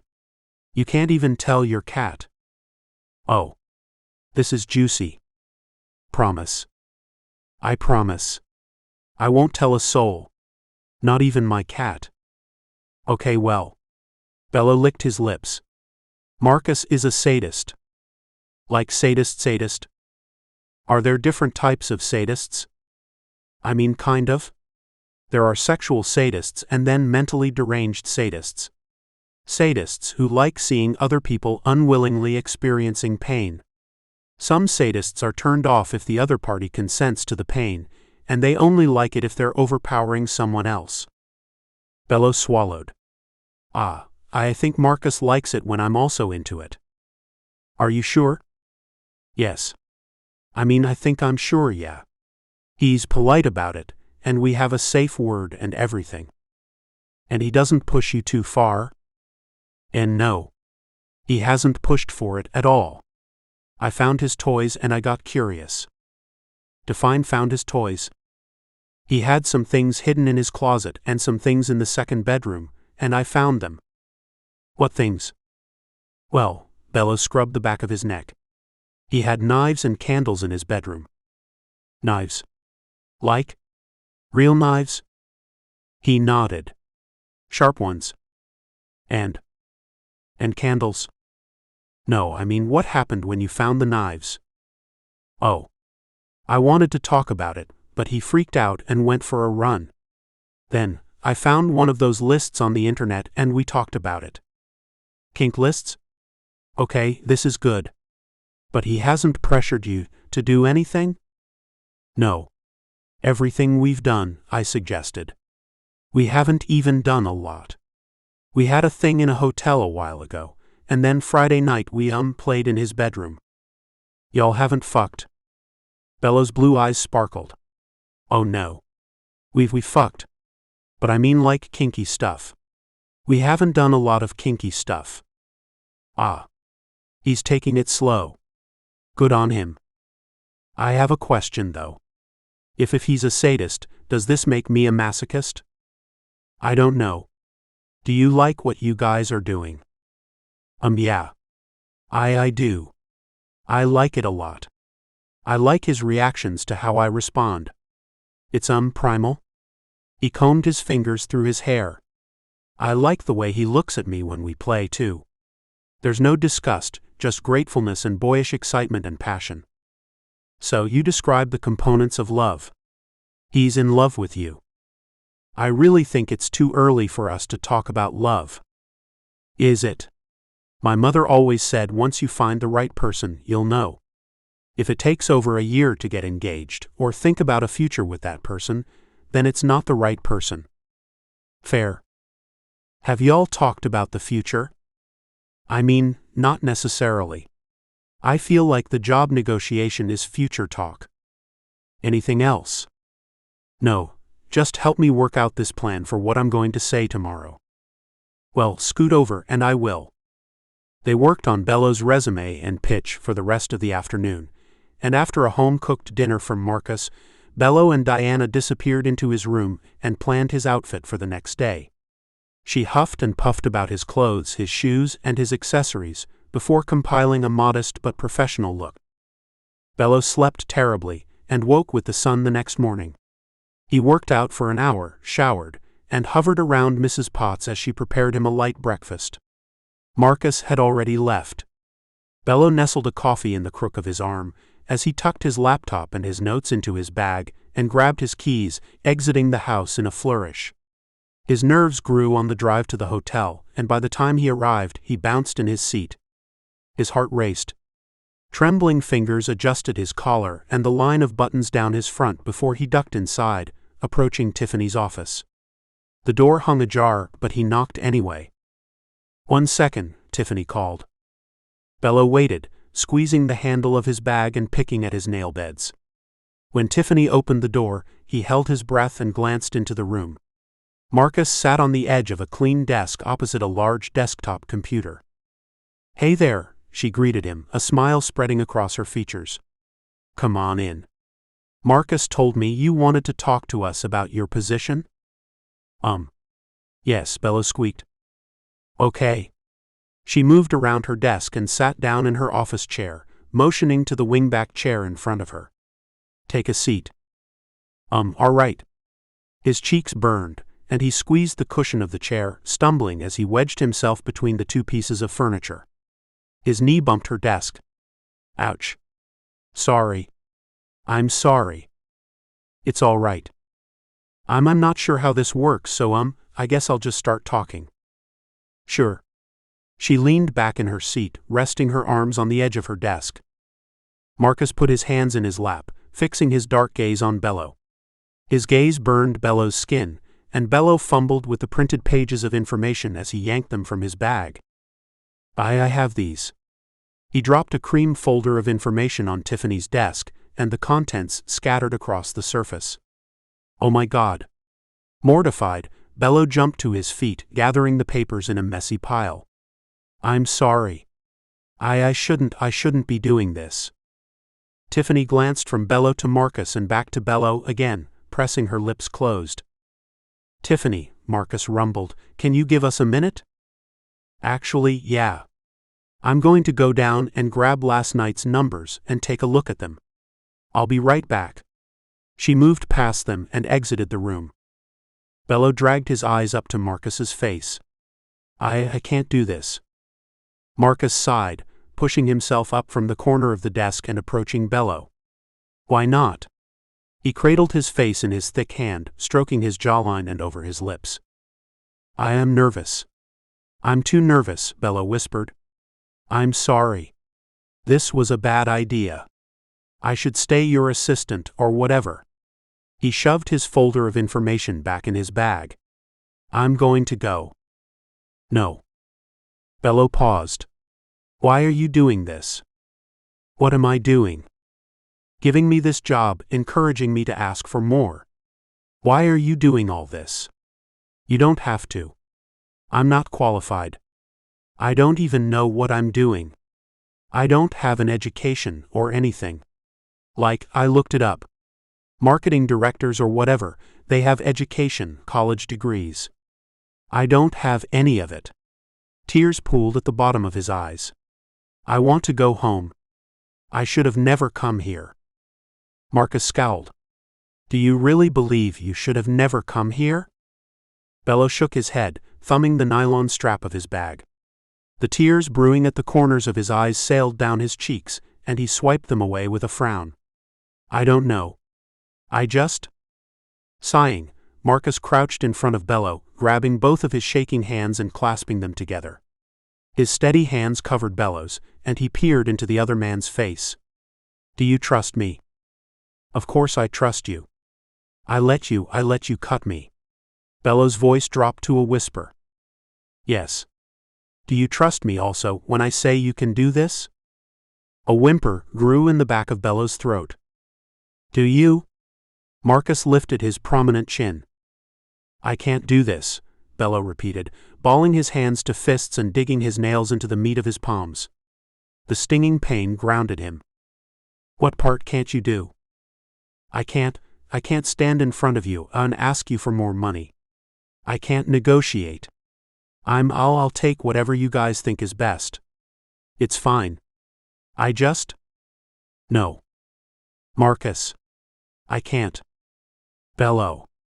Marcus combed through Bello's curls, pulling him into a chaste kiss. You can. I know you can, and I am right here supporting you. You're my boss. I am. And I am your lover, and I believe you can do this. He squeezed Bello's hands, kissing his wrists before retreating and standing up again. I've already made a fool of myself. You have not. Tiffany understands. Would you care to show me the information you have so far? Bello twirled locks of his hair. Yeah, sure. He dug in his folder again. Diana and I did research on marketing jobs like you suggested. We found most of them were called marketing managers, which leaves space for a marketing assistant manager if I ever need more help. Marcus nodded. Bello handed him a few sheets of paper. I printed some of the job descriptions for marketing manager positions, and it's all what I'm doing now. It's basically handling the advertising budget, corresponding with advertisement companies, and managing social media. Marcus flipped through the information, eyes scanning over it. He nodded. All right. The starting salary varies based on the cost of living in most places, but I came up with an average of $60,000 a year, which works out to about $28 an hour on a 40-hour work week. Bello pointed to a page of calculations, relaxing in front of Marcus. I see. And how much are you asking per year? Well. I want $65,000, Bello's voice cracked, plus 3 weeks paid vacation, salary, and a yearly bonus based on company growth separate from annual raises. Marcus hummed, flipping through the information again as Tiffany returned. Lord. I didn't expect to be gone so long, but I have the numbers. She waved a piece of paper over her head. And the building isn't on fire. With a dark laugh, she dropped the information on the desk and sat down in her seat again. So, how are we doing? She craned her neck to Bello. Ready to do this? His stomach churned, but he nodded. Yeah. I'm ready. He eased the information from Marcus's thick fingers and handed the papers to Tiffany instead. I was telling Marcus about the other marketing manager jobs I've found. Marketing manager? She squinted at the information, dark eyes scanning over the flood of text. Yes. I think the title fits what I do the best, considering I handle the social media, the advertising budget, and I correspond with the advertising companies we work with. Correct? And if I ever should need an assistant, it still works. Already thinking big, I like it. She smirked. What else? So about pay. Tiffany smiled. Well, before pay. I don't think Marcus should be over me anymore. He's biased because of the obvious, so I think this is all your decision. And I want you to do my evaluations, and I will bring my issues to you. Is that okay? Actually, yes. I completely agree with you.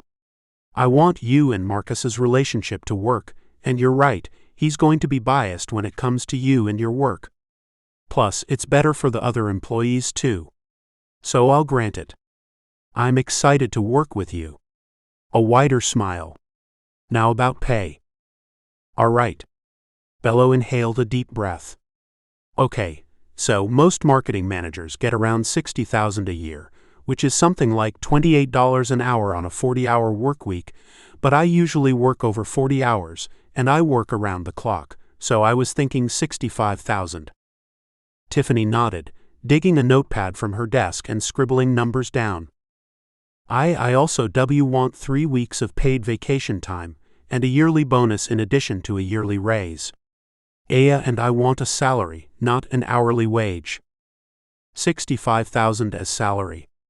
She confirmed, glancing up at Bello through long artificial eyelashes. Yeah. He cleared his throat. Sorry? Yes, $65,000 as salary. What am I basing your yearly bonus on exactly? Bello wet his lips. Well, you are basing it on my performance and business growth based on advertising. I can make a spreadsheet to keep track of advertising spends and returns. And my bonus should correlate to the percentage of new customers I bring you through marketing. Tiffany nodded. And you have information for me? She stretched her hand out, palm facing the sky. Right, yeah. I have information. Bello handed her the folder. It has a resume, the information I have been working on so far within the company, some plans for the next year, and some other stuff. Just, lots of stuff. His cheeks burned. I understand. Well, you've given us a lot to consider. Let me review the information, and I'll get back with you by Friday. Friday. Bello's heart sank. Yeah, okay. Yeah, then I'll talk to you soon, I guess. He turned on his heels and wandered to the door, stepping out of it and closing it behind him. In the hallway, he sank to his feet, covering his face with his hands as he surrendered himself to his nerves. His hands shook and he squeezed his eyes shut, fighting back a cascade of tears. He exhaled and uncovered his face, fanning his wet cheeks. Marcus exited Tiffany's office after a few minutes, and Bello swiped his cheeks and jumped to his feet, fluttering his eyelashes. Marcus frowned. Bello. Yeah. Sorry, I just needed a second. Marcus touched his cheek, stroking his damp skin with his thumb. Your presentation was very good. If it was so good, then why do I have to wait a week for an answer? Because business is slow. She has to pull numbers and speak with payroll, add the position to the corporation, little things. But she couldn't give me any kind of answer. What if I asked for too much money? You didn't. Bello scoffed. Would you even tell me the truth? Marcus crunched his eyebrows, sliding his hand down Bello's neck and gripping the back of his arm. He yanked Bello into him and kissed his cheek. I would. I'm not sure if I should be happy or angry about what you just said. Think of it this way. I care enough about you to honor you with the truth. Marcus kissed his other cheek. You deserve the $65,000. Let Tiffany do her job. Another wave of tears coated Bello's eyes, but he blinked them away and nodded, studying the ground. Oh. What are you doing right now? Standing here making a fool of myself, why? I have several meetings for the new hotel today, and I was wondering if you would like to accompany me and get lunch afterwards? Bello bit the inside of his cheek. What sort of meetings? One with a contractor, one with the franchise owner, and some other meetings with local business owners. All before lunch? No. The local business meetings are after lunch.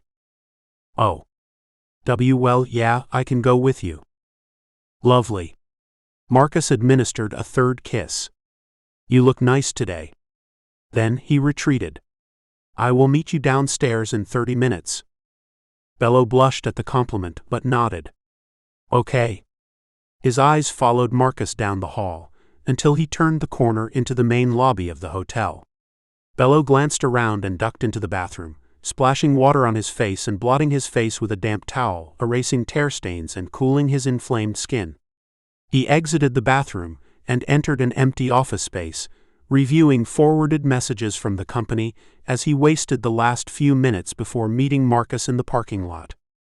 The autumn air had warmed since the early hours of the morning, and Marcus had removed his jacket, draping it over his forearm, as he leaned against his vehicle and browsed his cell phone. He looked up when Bello approached, and squinted at him as a smile stretched across his face. He stood and walked around the car, opening the passenger door for Bello. Bello flushed. You don't have to open doors for me. I'm not a woman. I am well acquainted with your sexual parts. However, I wanted to, so I did. Right. Bello climbed into the vehicle, and Marcus closed the door behind him and entered on the driver's side. The meetings, lunch, and more meetings occupied Bello's mind for the rest of the day, and for the rest of the week, building and design plans for the new hotel kept him busy mentally and physically. Marcus issued him a company card, and he spent most days out and about, purchasing unique art, wholesale bed frames and mattresses and comfortable-looking furniture. Thursday evening, he received a message from Tiffany. She requested a meeting the following morning, and Bello tossed and turned the whole night. He arrived at the hotel early in the morning and breezed through the morning numbers. He flipped through the papers as he rounded the corner and approached Tiffany's office, knocking on the door. She opened it after his second knock and smiled. "Come on in." When he stepped inside, she closed the door behind him. "Hey. Good morning." "Mornin'? It's just us this morning. Marcus has meetings, but it's all good since I'm your new boss, right?" Tiffany smiled. "Yeah. I guess. So sit, let's talk." She motioned to a seat and sat down behind her desk. She dug around the drawers and placed a stack of papers in the center. "Yeah." Bello sat down, resting his bag against the legs of the chair and rubbing his hands down his thighs. "Well, I guess first things first. Welcome to the team. This is all the paperwork I need for you to fill out so we can get you in the payroll." Wait, really? Of course, 65,000, right? Yeah. I thought you were going to haggle back or something. I don't deserve 65,000. It's the price you told me, and I think you do deserve it. And the 3 weeks of paid vacation. I've been watching you work for Marcus, and you've been pretty impressive. I'm really glad to have you officially part of the team. Bello bit his bottom lip. Thanks. Don't thank me. This is all you. The other thing we need to discuss is the bonus you requested. I crunched some numbers and did some calculations, and I've got a percentage for you. Tiffany slid a piece of paper across the table. You'll get a minimum bonus no matter what, but based on growth, this is how your bonus will increase. Bello picked up the piece of paper and read it. He knit his eyebrows as he drummed up figures in his brain, and then his eyes widened. Oh. Wow. Yeah, this works. I'm happy with it. Tiffany nodded. Perfect. She ran through the rest of the details of Bello's new employment, and Bello scooted closer, picking up a pen and filling out all the paperwork. He handed Tiffany his driver's license and social security card, and she copied them before giving them back. And the last thing. There's one more thing. Bello rubbed his forehead, forcing a smile as he stashed his social security card and license away. Okay. What is it? Tiffany leaned back in her seat, drumming her fingers on the counter. Marcus told me you want to go to school for business at Xavier? Yeah, I was thinking about it. Well, I think you should go. The company is willing to pay for your tuition if you attend part-time as a business or marketing student and maintain an average of 2.5 minimum. Bello stared. What? His eyes widened. Really? Yeah. Wow. Thanks. Really? He scrunched his features. This is amazing. Thank you. Tiffany flipped through the paperwork once he finished, adding the copies of his license and social security card. I think this is everything. You selected monthly for pay, so you'll get paid at the end of every month starting next month. Can you support yourself until then? Yeah. I have savings. I still live with Marcus, so yeah. Tiffany nodded. Do you have any questions for me? Bello shook his head. And no. Thanks, for everything. I want to hug you. Can I? Sure. Tiffany laughed, walking around the desk and grabbing Bello into a hug. She squeezed him like an old friend with her hands at his shoulders. When she released him, she slid her hands down his shoulders. I'm glad Marcus met you, by the way. As his best friend, I think you're amazing for him. Bello flushed. Thanks. I should get back to work now. Yeah, of course. He exited Tiffany's office and followed the wall to Marcus's office, stumbling inside. He was lightheaded and weak-kneed after his meeting. Marcus looked up from behind his desk. How did it go? Amazing. It went amazing. I thought you had meetings. I do. I just finished one, and I have another in about 20 minutes. Marcus smiled. I told you it would go well. He leaned back and extended a hand to Bello, who braced himself against Marcus's desk. Yeah. You're biased, though. Bello circled the desk and sat down in Marcus's lap, relaxing into him. Perhaps I am. I was thinking. Marcus brushed his lips along Bello's neck, petting the sides of his body. I was thinking we should go to dinner this evening, to celebrate. We could, but every time we go to dinner, you complain about the quality of food and what you would change. Do I? Yes. Bello laughed, eyes narrowing to curved slits. Every time. But I do not send the food back. No, but if you don't like eating out, we can cook at home. His voice cracked and he cleared his throat, sobering. If you don't like eating out, we can cook at your place. I enjoy eating at different restaurants. My God. Then why do you always complain? Because I think there can be improvements. There is nothing wrong with improvements. Bello rolled his eyes and dropped his head back on his shoulders. Fine. We can go out tonight. Don't forget, my father is arriving tomorrow morning. I have not forgotten. Okay, good. I was going to let him have my rooms, and I could sleep with you for the weekend. Ah. I would enjoy your company, but no. You could sleep in my second room, or your father could have the master bedroom, and I will sleep in my second room. It would be easier if we shared your room. And more fun. Indeed, however, your father is coming to stay for a few days, and it is inappropriate for me to blatantly sleep with his son in front of him. Bello lifted his eyebrows and whipped his head around, locking eyes with Marcus. I'm sorry? What's wrong with sleeping with me with him in the house? It is disrespectful. What?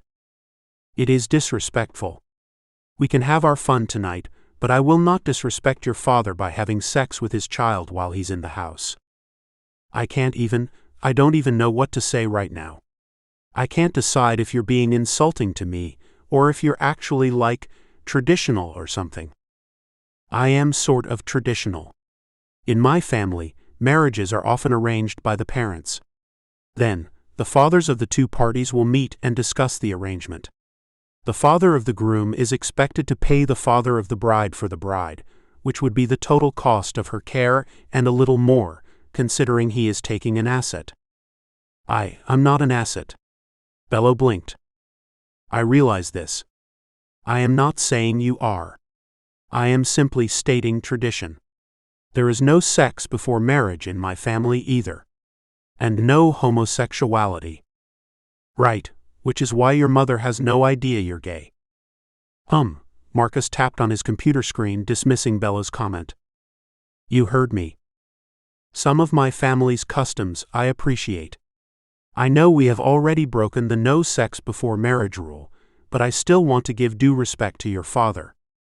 Bello groaned. Fine. Whatever. Have your weird customs. I will. Marcus kissed the back of his neck. Are you staying in here for my meeting? Can I? If you wish. Bello's eyes glittered, and he twisted around in Marcus's lap, trailing his fingers down the other man's toned chest. Can I? He studied the crotch of Marcus's pants, and looking up at him again. Marcus rumbled, not here. With a pout, Bello eased out of Marcus's lap. All right. I'll leave you to your meeting then. I'm going to go check some things around the hotel. Come find me when you're done for the day. Bello kissed Marcus's cheek and slipped out of his office. Bello spent his day ducking in and out of hotel rooms, helping the cleaning staff turn bedding and wipe counters for new guests. He spent the early afternoon at the front desk as a flood of weekend travelers entered the doors, and he helped the valets and bellhops carry bags up to visitors' rooms. He was on his feet until Marcus cornered him in the hallway in the late afternoon. Oh, hi. Are you ready? I have been ready for hours, and you told me you would be finished after one last thing. Oh. Bello's cheeks warmed. I remember. I was delivering towels to the third floor. He crossed his legs at the ankles and glimpsed past Marcus. I have to do one more thing, and then I promise I will be ready. Marcus shook his head. Have someone else do it. But it's a little thing. I promise. 5 minutes. Bello held up his hand. 5 minutes, I just need to check the cable in room 314 and I will be done. Marcus groaned. I appreciate your dedication, but it is time to leave for the evening. The girl at the front desk can check on the cable in room 314. Marcus kissed Bello's forehead and laced their fingers together, squeezing his hands. Ah. Marcus. Bello. Dinner. Now. Or we will have no time for festivities before your father arrives tomorrow. Okay, fine. I'm coming. Go wait in the car for me. No. Smiling, Marcus led him downstairs. They waved to giggling front desk employees and exited to the ground-level parking garage. We're going to leave my car here? Well, it is also my vehicle, so I do not mind leaving it here until Monday. He guided Bello to his car and opened the door for him. How was your day? Marcus climbed into the other side and turned the key in the ignition. After the good news? Amazing. Bello sighed. Honestly? Amazing.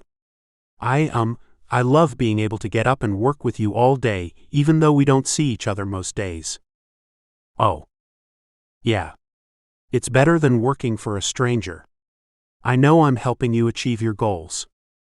Indeed you are. I appreciate it. You're welcome. So, where are we going to eat? The seafood place? No. They advertise fresh, but I believe several of their offerings come frozen. Bello smirked. Okay, what about the diner around the corner from the house? Marcus wrinkled the bridge of his nose. The service is very slow, and the food does not make up for the quality of service. All right, so what about Mexican place? Marcus shook his head. No, perhaps not there either. You're doing it again. What am I doing? You don't want to eat anywhere because you're so picky. We could go to the gourmet hot dog place. Marcus. We went there last week. Bello rolled his eyes. I don't want to go there again. Why not? It is a lovely place with unique combinations. It's hot dogs. How about this? Why don't we go home and you can cook for me and I can watch? Bello winked, biting his bottom lip. How is this special? You can cook naked. Bello's bright blue eyes sparkled. Ah. I see. Well, for you, I will do it. What would you like to eat for dinner? Bello shrugged. Whatever you're in the mood for. Would you like traditional foods or something more modern? Anything you want, baby. I could make something your family makes. I will make tacos. What if my family never makes tacos? Marcus blinked. I'm kidding. We have tacos all the time. Oh, you can combine tacos with michi or something? Romani tacos? You're the chef. With homemade tortillas. Bello nodded, a smile growing on his face. I would like homemade Romani tacos. Marcus nodded. They stopped at the grocery store a few miles from the house, and Bello hung off the cart as Marcus collected lard, mustard, ground pork, ground beef, various fresh vegetables, and a case of beer. You are the worst shopping companion. Marcus chuckled, as Bello tossed ice cream and cookies into the basket. Maybe, but you're handling dinner. I'm handling dessert. I see. We're having ice cream and cookies for dessert. Yes. And oh. Chocolate syrup. My teeth ache. Marcus laughed. But I enjoy you like this. Like how? Bello plucked the chocolate syrup from the aisle and grabbed strawberry and peanut butter along with it, dropping them all in the basket before looking over his shoulder at Marcus. Happy. I enjoy seeing you happy. Marcus kissed Bello's jawline. Is there anything else? Bello's heart fluttered, and he looked away, chewing the inside of his cheek as he studied the contents of the cart. No.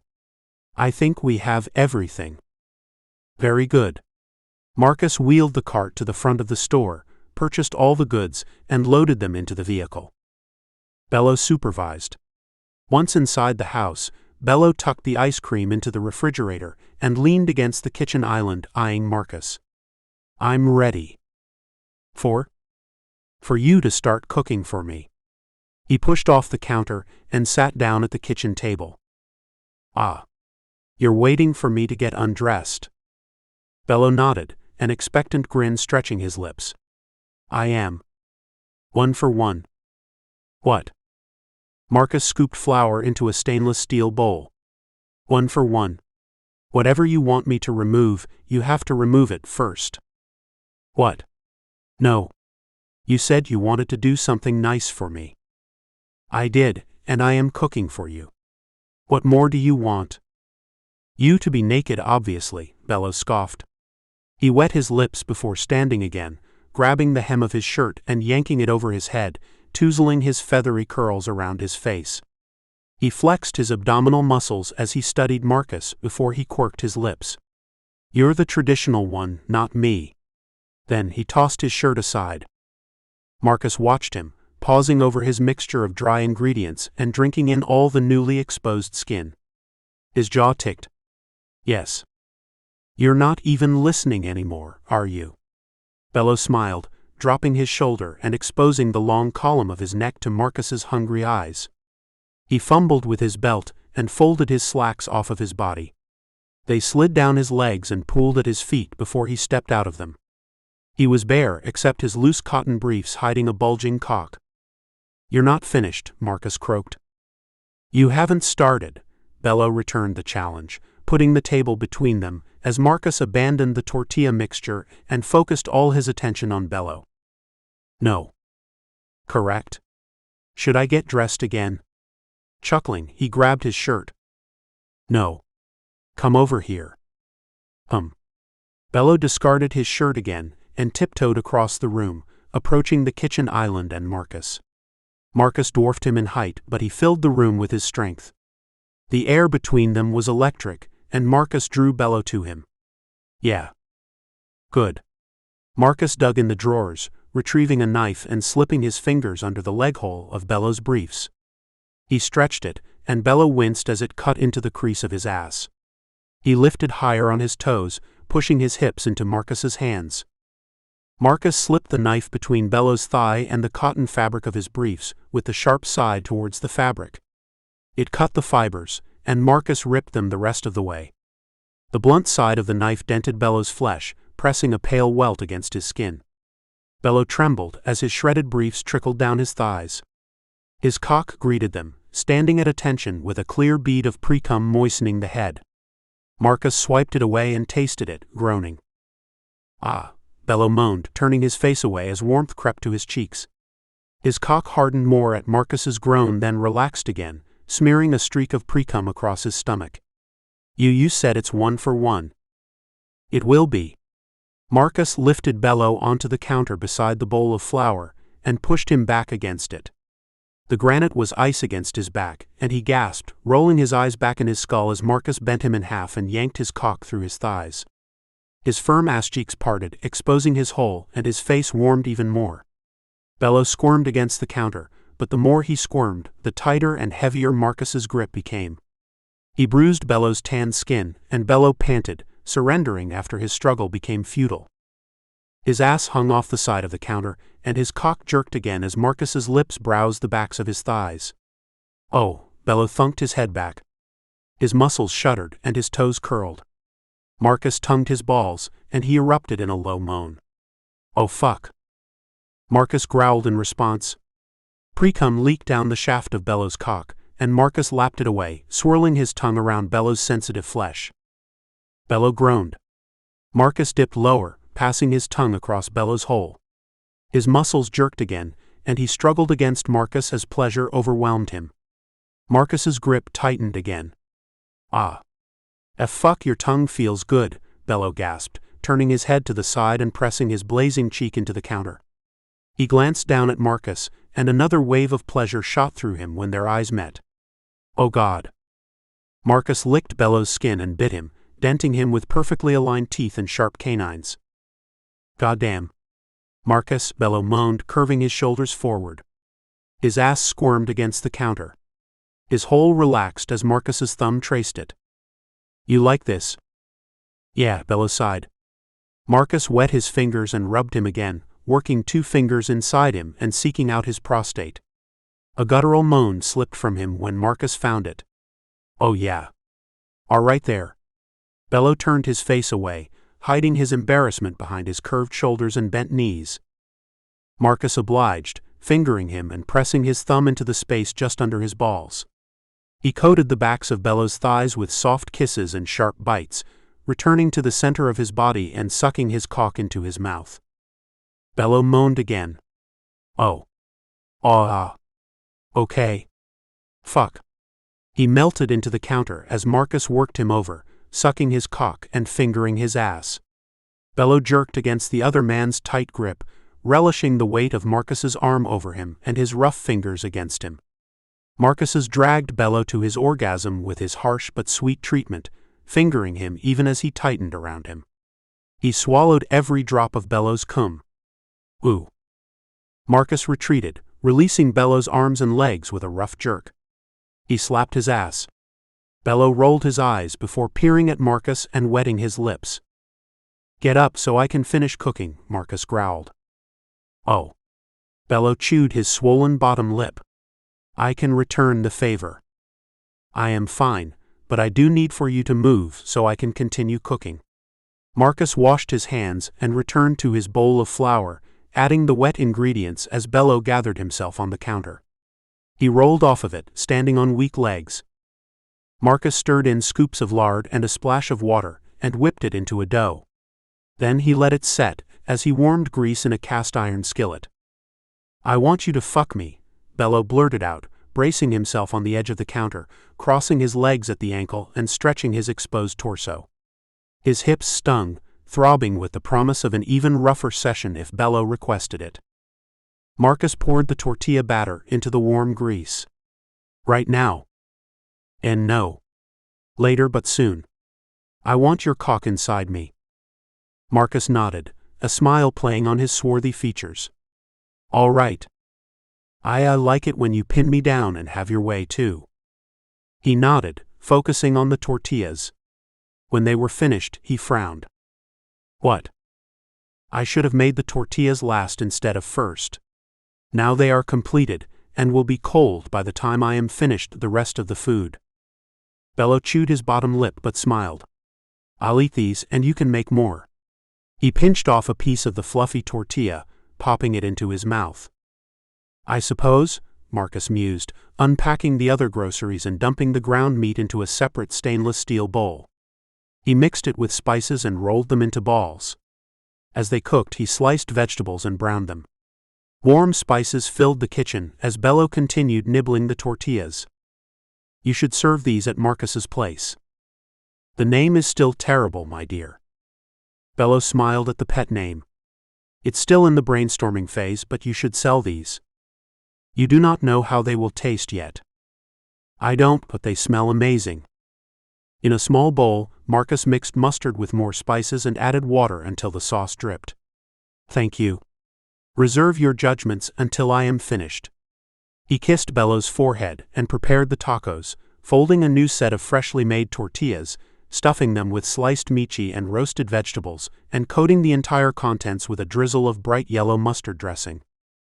Bello bit into one, chewed, and then groaned. Oh my God. This is good. So good. The dressing is perfect. Marcus bit into his taco and furrowed his eyebrows as he chewed and swallowed. It could use a pinch more salt. You're never satisfied. Not true. With you, I am very satisfied. Marcus finished his taco and made another for them both. Chapter 23. Bello. When the doorbell rang the next day, Bello bounded down the stairs. Marcus followed, knuckling sleep from his eyes.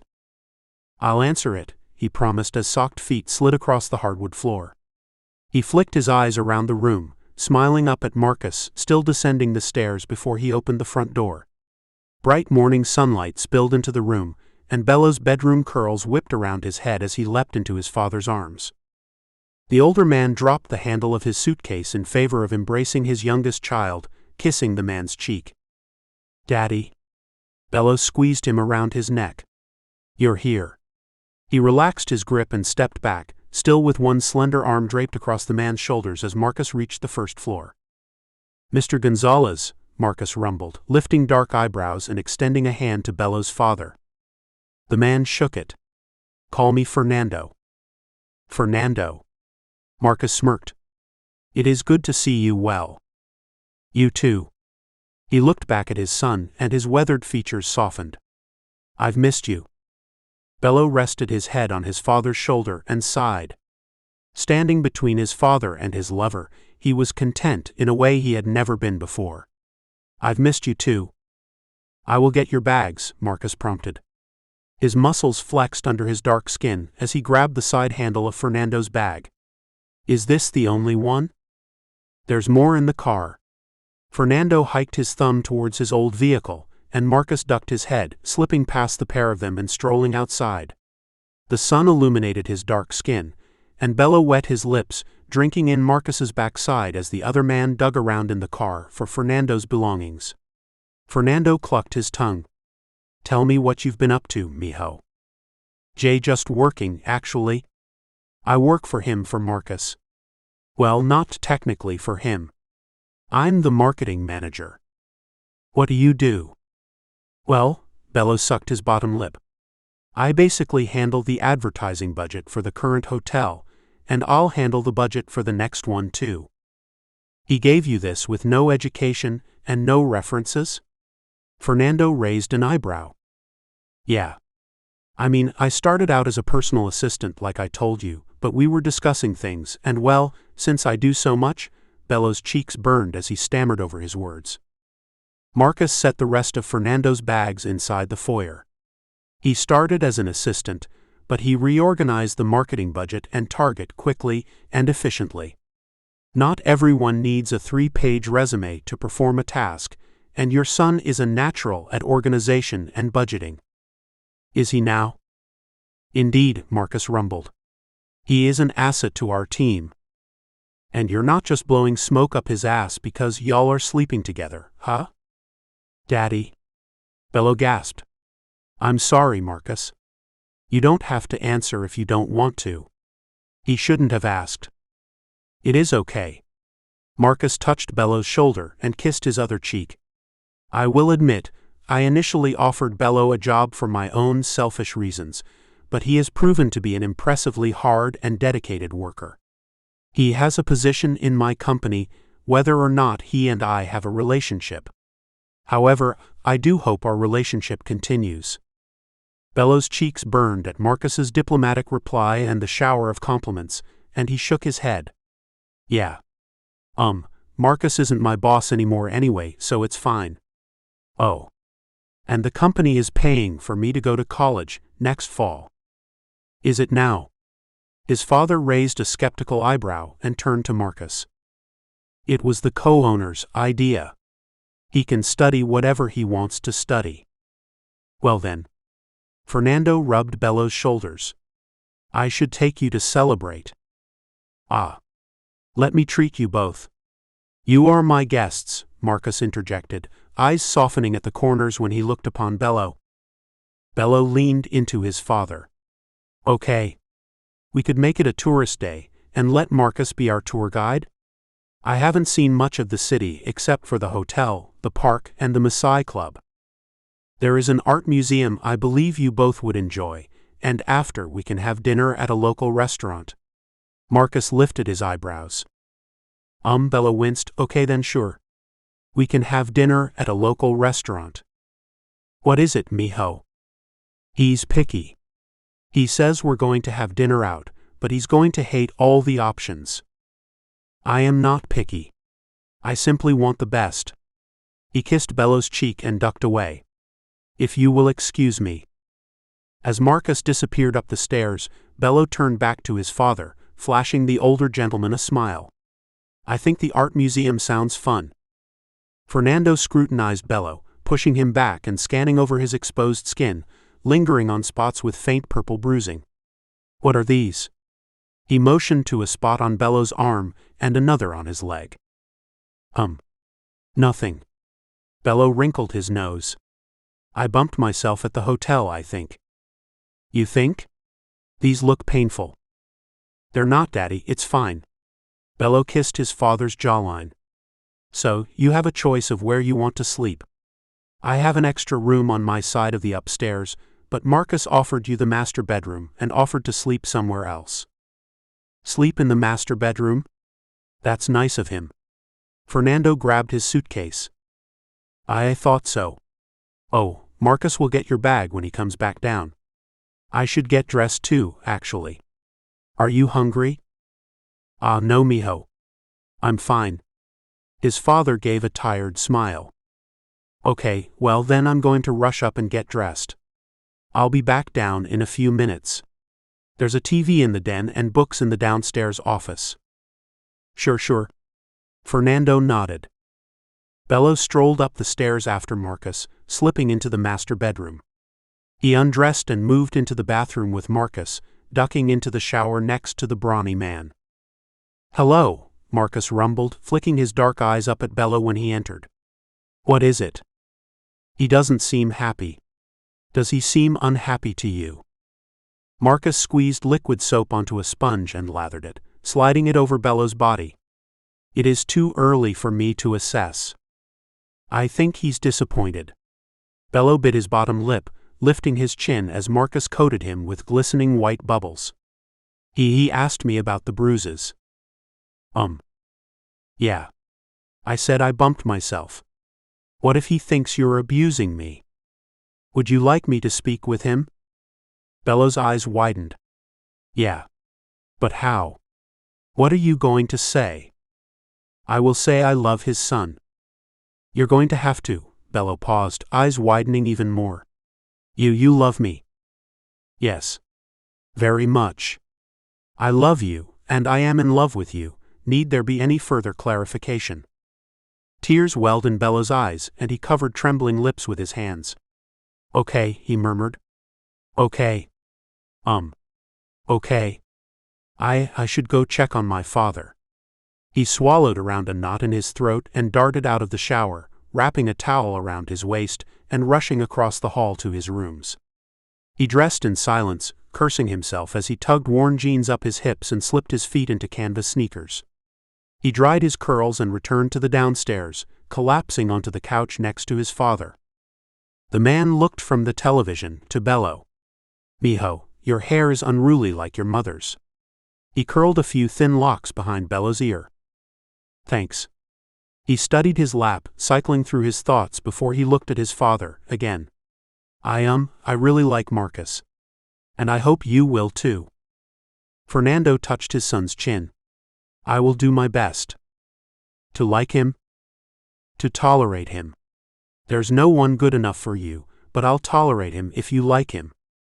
Bello closed his eyes over his warm cheeks, eyelashes touching sensitive flesh. You're not this way with my sisters. No, because they don't have the relationship you and I have. You're my baby boy. I know. You're sweet, kind, and selfless. You never ask for things, and you have always done your best to make it easy after your mother died. Our relationship is different. Yeah. Bello chewed his bottom lip, turning his head away from his father. I guess you're right. Hey, Diana said something about you selling the animals? Oh, I sold a few of the older cows. Without you caring for them, they're lazing around not getting the attention they need. You know none of your siblings care much about the animals. You didn't sell them because you needed the money, did you? Bello quirked his eyebrows up, wrinkling his smooth forehead. Fernando cupped his face in his hands. No, sweet child. I sold them to give them a better life. He kissed Bello's forehead. And the horse? Which did you sell? Oh, I sold Emma's old brown mare with the white blaze. Bello nodded. How is Emma? Still with her latest boyfriend. She ain't much interested in the farm anymore, but he's a good fellow. He takes care of her and all. Yeah. He forced a smile. It's good he takes care of her. Yep. Hoping they'll get hitched and she'll settle down for good. Gail and his wife are doing all right. They're saving for a house now since he's working up at the factory. I'm thinking she's pregnant because all of a sudden, Gail's all about being a hard-working man. Some people need kids to give them a direction in their lives. Maybe he's one of those people. Maybe, Fernando grunted. What about Nina and Tomas? Nothing much. Nina's working at the grocery store up on the corner, and Tomas got promoted as manager at the pizza house. He says there's an opening at the local bar, thinking about becoming a bartender. The tips are lucrative. Sure, but he won't be able to jump right into working. He needs some schooling first, I hear. A little. It's nothing like a university, just a month-long course. I think he should do it. Ah. My ever-positive son. Fernando beamed a smile at Bello. You never disappoint me like my other children. All right. Bello sucked on his bottom lip. Right. Oh, I didn't tell you. I'm going to the university here, starting next fall. It's going to be paid for by the hotel, so I'll have experience and schooling to put on my resume, though I really enjoy working with Marcus. No good to work with someone you're dating, especially when he's in charge. Daddy, Bello chided, I think it's okay. We've talked about it. He won't have the ability to fire me if we break up. I'm safe. Fernando shook his head. You're never safe unless you work for yourself, but I understand what you're saying. So, mijo, you're happy here? Bello considered his father's words before nodding one time. Yeah. I'm happy here. Good. Then I am happy too. Fernando turned back to the television, clutching the remote control in one hand and draping the other on the back of the couch. Bello leaned into his father until Marcus descended the stairs, and they piled into Marcus's vehicle for the day.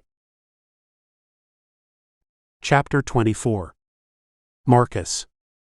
Fernando and Bello spent Sunday together, attending a Catholic church service in the morning and exploring the city in the evening, leaving Marcus alone at his house. Marcus enjoyed the silence, kicking his feet up on the coffee table and nursing a beer as he looked over the hotel's weekend stats and answered emails in preparation for Monday morning. He was in bed by the time Bello and his father returned from their night, drowning in the plush mattress in his guest room and sleeping like the dead until the next morning. Marcus slept uncharacteristically late but woke when the sunlight warmed his face and a string of calls attacked his cell phone. He answered the last one. Hello? He groaned, nestling the phone between the pillow and his face. Marcus? Hi. It's Bello. You're still in bed? Okay, I'll take your reply as a yes. I'm at the hotel. It's Monday. I know you know it's Monday. I came in early because Mondays are crazy, especially right before another holiday. What do you need? Marcus ground out, rubbing his pillow-creased face with his forearm. Right. I was calling to let you know my father's still there, but he's leaving today. Do you mind helping him pack his car? Of course not. Okay, good. Thanks. Also, I had Mrs. Potts make you a smoothie for breakfast. It's in the refrigerator. Sure. Marcus sat up in his bed, throwing his sheets back and pressing bare feet into a soft rug and standing. He tucked the phone between his shoulder as he dipped one hand in the back of his briefs and scratched his ass. Listen, check your email, sleepyhead, and give me a call back. Sure. All right. Marcus lingered on the call a few quiet minutes before ending the call and tossing the cell phone back into the bed. He showered and dressed, tugging on a pair of dress slacks and slipping his feet into box-toed loafers before descending the stairs, flipping through his emails on his cell phone and dragging a soft bristled brush over his head. He wandered into the kitchen, grabbing the smoothie drink from the refrigerator and sitting down at the table. He nursed it as he continued his morning routine. Fernando joined him after 15 minutes. The older gentleman had dressed and deposited his bags at the front door. "What is between you and my son?" His voice was solid. Marcus looked up from his cell phone, placing the handheld device on the counter and regarding Bello's father. "I love your son." "Do you?" His eyes narrowed. "Yes." Marcus licked his lips. "Why is he covered in bruises?" Marcus tapped his fingers on the counter. "I would never lay a hand on Bello in anger." "But otherwise you would?" Fernando's gaze sharpened. Marcus eyed him. "I love your son. Remember, I am not the one who sent him to live with a stranger, or the one who purchased gifts for all of my other children and forgot about his only request. Bello is not an afterthought in my world." Fernando clicked his tongue, folding his arms across his chest, resting them over his rounded belly. "You haven't let him come visit. He's not a captive. He can visit when he wants. Perhaps he has no interest in visiting you. He doesn't call." Correspondences work both ways. Marcus finished his breakfast and stood, strolling past Fernando to the kitchen and rinsing the container. He placed it upside down in a drying rack and looked at the older man again. "I hoped he would end up with another man of Hispanic descent. You are looking for reasons to disapprove of me now. I have treated your son with the utmost respect. I had plans to be more formal with our dating, but he denied it." "More formal?" "Ah, yes." Marcus scrubbed his cheek. "In my family, we have strict rules on courting if the marriage isn't arranged by the parents." Fernando lifted his eyebrows. "No one's doing arranged marriages anymore, not this generation. My cousins are in arranged marriages. My mother, as they say, is Americanized. She lets her son date gorgers." A soft smile lifted the corners of his cheeks. "She married one, even." "Gorgers?" "Yes. It's what Romani people call non-Romani people." "Sounds offensive." "Well, gypsy also sounds quite offensive," Marcus murmured. "At any rate, I love your son. This is the point. Are you going to marry him?" "If he expresses an interest in marriage, yes." Fernando nodded. "With no prenuptial agreement?" Marcus quirked his eyebrows. "Why is a prenuptial agreement a concern?" "You look like the type to have one. The type of guy who'll marry someone, but leave them high and dry when it's time to take care of them right."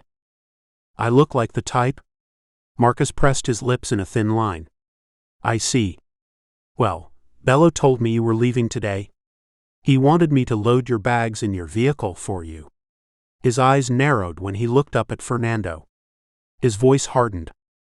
Fernando met Marcus's gaze, sucking his teeth before he stood up with a curt nod. "Yeah. Good. I have to go into the office, so let me pack your things now.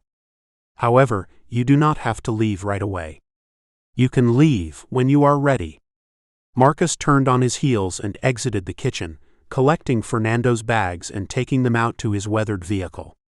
He lifted the rear door and stacked the suitcase and duffel bag inside before lowering it and shutting it with a snap. He returned to the house and slipped his hands in his pockets as he faced Bello's father again. Fernando paused in front of him, wrinkled brow set in a firm line. "Thank you." "You are welcome." Marcus paused, glancing over the man's head as he sighed. "Bello has enjoyed having you here and seeing how he lives. You can come visit my home whenever you wish, and I will encourage Bello to visit you." Fernando nodded. "Thanks for having me. Your home is beautiful. My son is happy here." "Yes," Marcus agreed and jogged up the main staircase, leaving Fernando in the foyer. Chapter 25. Marcus. The last 2 weeks before Thanksgiving flew by. They were thieves in the night, passing each other in secret as they finalized hotel preparations, guest lists, menus, and planned their private get-together at the same time. Bello threw himself into the travel mechanics and Mardi Gras supplies for the coming carnival season, driving in a triangle from the hotel, the house, and the Maasai Club. He stacked boxes of decorating supplies inside the foyer. Empty coconuts overflowed the boxes, nestled between glitter, feathers, and glue. Marcus fought through the supplies, frowning as 2 boxes swelled to 4 and 4 boxes swelled to 7. The days before Thanksgiving, Marcus finished projects. He worked from sunup to sundown on contracts for the new hotel and upkeep of the current hotel. The Wednesday before Thanksgiving, Marcus left the hotel at noon and drove to the airport, purchasing 1 round-trip ticket a week in advance. Then he stopped at the grocery store and purchased a raw turkey, cranberry sauce, fresh vegetables, and flour. He spent the evening preparing the turkey, the night marinating it, and woke before then sunrise for a final turn before he stuffed it, garnished it, and put it in the oven. Once the turkey had been tended to, Marcus wandered back upstairs and into his bedroom, crawling into the bed next to Bello's sleeping form. He combed Bello's hair and kissed his forehead. "It's Thanksgiving," Marcus whispered, massaging the back of his head. Bello cracked his eyes open. His blue eyes were a dull gray as he roused himself from sleep. "Oh." He grabbed the blankets and tucked them under his chin. It's time to get up. We have a lot of cooking to do today." "Nope. You have a lot of cooking to do today." Bello's eyes fluttered closed and he rolled over, exposing his creamy back to Marcus. "You promised to help." Marcus sucked his teeth as a low rumble worked out of his throat. Bello's smooth skin taunted him, and he brushed the backs of his fingers along the man's spine. "I will help by staying out of the way." Goosebumps raised on Bello's skin and he wiggled at Marcus's touch. Marcus growled and darted forward, pressing hungry lips to Bello's shoulder and gripping his waist. Bello winced. "Ah. Sore." He swatted Marcus's hand away and rolled over again. His sapphire eyes fixed on the other man and he smiled. "Hi."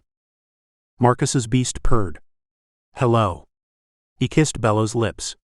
"You promised you would assist." "Aha." Bello bit his bottom lip. "I will." His eyes sparkled. Marcus kissed him again. "Good. Thanksgiving is about family." "I know." Bello smiled. "I'll be down in a few minutes, okay? I want to shower real quick and get dressed." Marcus eased up. "All right, but I do not want to come back in 30 minutes and see you sleeping." He pinched Bello's thigh, patted his hip, and ducked into the bathroom. Bare feet curled on the cold floors as he set the floor temperature to 75 and adjusted the rainwater shower for Bello as well. He warmed the other man's towel and returned to the bedroom. Bello hadn't moved from his lounging position across the bed, but his eyes met Marcus's. "Thanks." "You are very welcome." "Hey." Marcus approached the side of the bed, taking Bello's hand in his. "I love you." Bello squeezed his hand. "Ah."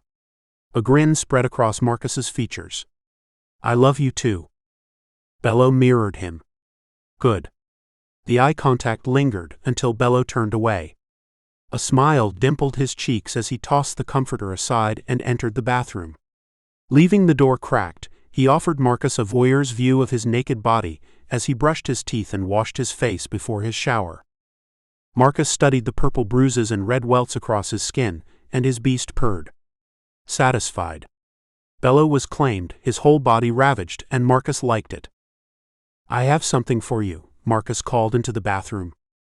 Bello peeked out, flashing him a knowing smile. "Oh. Yes. A gift. I have something for you too, actually. After my shower." Then Bello stepped into the tile shower and dragged the curtain closed. The water pelted the tile floor, muffled by Bello's body, and Marcus sat on the edge of the bed, gathering himself before he went downstairs and prowled the kitchen. He started the side dishes as he waited for Bello, mixing cornmeal with milk and eggs for a quick cornbread, and tossing string beans in a breadcrumb and cheese batter. Bello joined him in the kitchen a half hour later, swinging on the door frame and prancing up to the counter. He stole a raw string bean and chewed it, crossing his bare legs over each other and tugging the hood of his sweatshirt over his damp hair. "I want to give you my surprise first." "Ah. Is your surprise sex?" Bello blinked and gasped, touching his hand to his chest. "I can't believe you." "No, my surprise isn't sex." All right then, you can present first. Okay. With a smile, Bello dug in the pockets of his lounge shorts, pulling out a fat envelope and placing it on the counter. Marcus spied it as he tossed the string beans in the batter. What is it? You have to open it and find out. Ah. My hands are dirty. True. Okay. Bello hoisted himself onto the counter and opened the envelope, unfolding the information. Do you want me to read it to you? Paraphrase. Okay, well, do you remember when we were looking at buildings and you said the one would be good for a restaurant? You may not remember since it's also the day we went to the hotel, and… I remember, Marcus rumbled. Bello's cheeks flushed. Good. Well, I did some number crunching. A lot of number crunching, and I made a restaurant business plan. I checked the cost of the place too.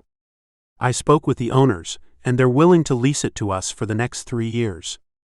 I read it's better to lease a restaurant building than purchase the location because of how risky restaurants are. I see. Marcus frowned and returned to his food preparation, chewing his bottom lip. Wait. What is it? You're not happy. I thought you would like to start a restaurant. I mean, Tiffany can handle the hotels, or I can. Or you could hire a few more people for the hotels. You can afford to, you know. Tiffany supports it. You spoke to Tiffany about this? Yeah. I wanted a good gift for you, and I wanted her input because she's your best friend. She is, but Bello, I should not have a restaurant. Should not? Or don't want? Because if you say you don't want a restaurant, I'm calling bullshit. We planned the menu during Halloween Fest. We even have a name for the place. Now, it's still a working title, but we have something. And this. You've been so excited about Thanksgiving for the whole month. You can't say food isn't your passion. Bello. You're a caregiver type, and you do it through food. There's nothing wrong with it. In fact, it's sexy. And you know, you don't even have to be there every day working in the kitchen. We've got the money to start off right. You can hire an amazing chef to work alongside you and help your vision come alive. What am I going to tell my mother, Bello? Marcus dragged his eyes from the string beans and looked at the other man. You're going to tell her you love cooking and you opened a restaurant. With my boyfriend of several months. Marcus lifted his eyebrows as his heart fluttered in his chest and his mind turned over the possibilities. Well, sure, if you want to add me to it, but this is for you. This is because I think a restaurant combines both of your skills. You love cooking and you're really good at business. Marcus washed and dried his hands before taking the packet of information. His dark eyes scanned the numbers, and Bello had considered everything, even supplies, food waste, and interior design. He listed average rates of growth alongside potential rates of growth. He made the risk palatable and the reward appetizing. My mother isn't going to like it. So? Your mother doesn't like the hotel either, so what's your point? My point is, I have no interest in upsetting her further with business endeavors. Bello stole another string bean and put it to his lips. I don't understand. You're grown, you've made a name for yourself, and you deserve to be honest with your mother. Your mother should like you for who you are, and you should give her a chance to know exactly who you are instead of hiding. Admirable sentiments. Please stop eating the vegetables before I cook them, or we will have very little to eat for dinner tonight. Bello twisted on his heels, swaying his shoulders back and forth. So, what do you want me to tell the interior decorator I have meeting us at the building next Monday? Am I canceling those plans? Yes. You're seriously not going to at least go and see what she has in mind? Do you know how ridiculous you're being right now? Yes. I need time to think about this decision. In the meantime, Marcus dug in his pockets, pulling out an envelope and handing it to Bello. I want you to spend more time with your family. They miss you, and I am sure you miss them also. I do, yeah. Bello accepted the envelope and tore it open, unearthing the round-trip tickets with a gasp. I didn't even know you could still get printed tickets. Marcus folded his arms over his chest, glaring at Bello's grinning face. I'm kidding. I love this. I love you. Bello danced around the kitchen island and roped his arms around Marcus's neck, planting a sloppy kiss on his cheek. You are welcome, Marcus resigned, releasing his arms and reaching behind him, grabbing a fistful of Bello's hair and trapping him in a kiss. He devoured him, desperate for physical contact. And thank you for my gift as well. I will think on it while you are visiting your family. Bello moaned against his lips. Promise? His soft blue eyes studied Marcus's face. I promise. I don't want you to say no to your passion because of your mother. You know, she lives her own life and you have to live yours. Bello nuzzled Marcus's cheek. I know. Good. So when do I leave? The first flight is Sunday. I figured you might want to purchase gifts for them, perhaps. Yeah. Are you going to shop with me? If you want me to, yes. Bello's smile brightened. You're the best. He released Marcus's neck and grabbed the tickets, leaning his elbows on the counter as he smoothed his fingers over the waterproof paper. Then, I feel extra lucky. I'm going to go call my family real quick and let them know the news. I'll be right back, and then I promise I'll help you cook. Bello bounded up the stairs, closing himself in his bedroom. By the time he returned, Marcus had finished all the preparations for the side dishes, and he leaned against the kitchen island with a mug of black coffee, sipping it as he stared at the oven timer, watching it count down to 0. There were 18 seconds left. Bello had changed to a different pair of shorts and a different loose shirt on his return. Sorry it took so long, I decided to do a little packing too. And I had to call Diana, and she's a talker sometimes. No worries. Marcus sipped his coffee again, before resting it on the counter and capturing Bello in his arms. He placed his hands on the taller man's hips and squeezed them. I am glad you are happy. However, I have prepared everything. The oven alarm sounded. Moment. I have to baste the turkey. Marcus pressed his lips to Bello's temple and released him, opening the oven and pulling out the turkey with mitted hands. He spooned liquid over the bird, rubbing the ladle against the slowly cooking meat before putting it back in the oven and regarding Bello again. It smells good. Thank you. So everything's prepped. What's left for me to do? Keep the chef company, perhaps? Bello's pleasant expression turned into a sly grin. His eyes sparkled. Really? What kind of company? He slid his hands up Marcus's chest and across his shoulders. Proper company. What sort of things do you want to purchase for your family? I have a list. You told them you were purchasing them gifts? Well, no, but every time my father goes somewhere, he brings gifts back. I guess it's an expectation. This is fine, but you are not a father. You are the youngest of the siblings. They should be giving you gifts. Bello shook his head. It doesn't matter. They gave me a list of things they want, so we can get the things tomorrow. Let me see the list. I left it upstairs. Repeat what you remember. All right. Bello shifted in Marcus's arms, leaning against him. Marcus rested his head on Bello's shoulder, kissing the slope of his neck between his shoulder blades. My brothers wanted guns, some specific type one can't remember. Hunting rifles. Well, and one handgun. Apparently, you can hunt with a pistol, but it's more of a sporting thing? I don't know. I'm not interested in hunting. All right, Marcus mused.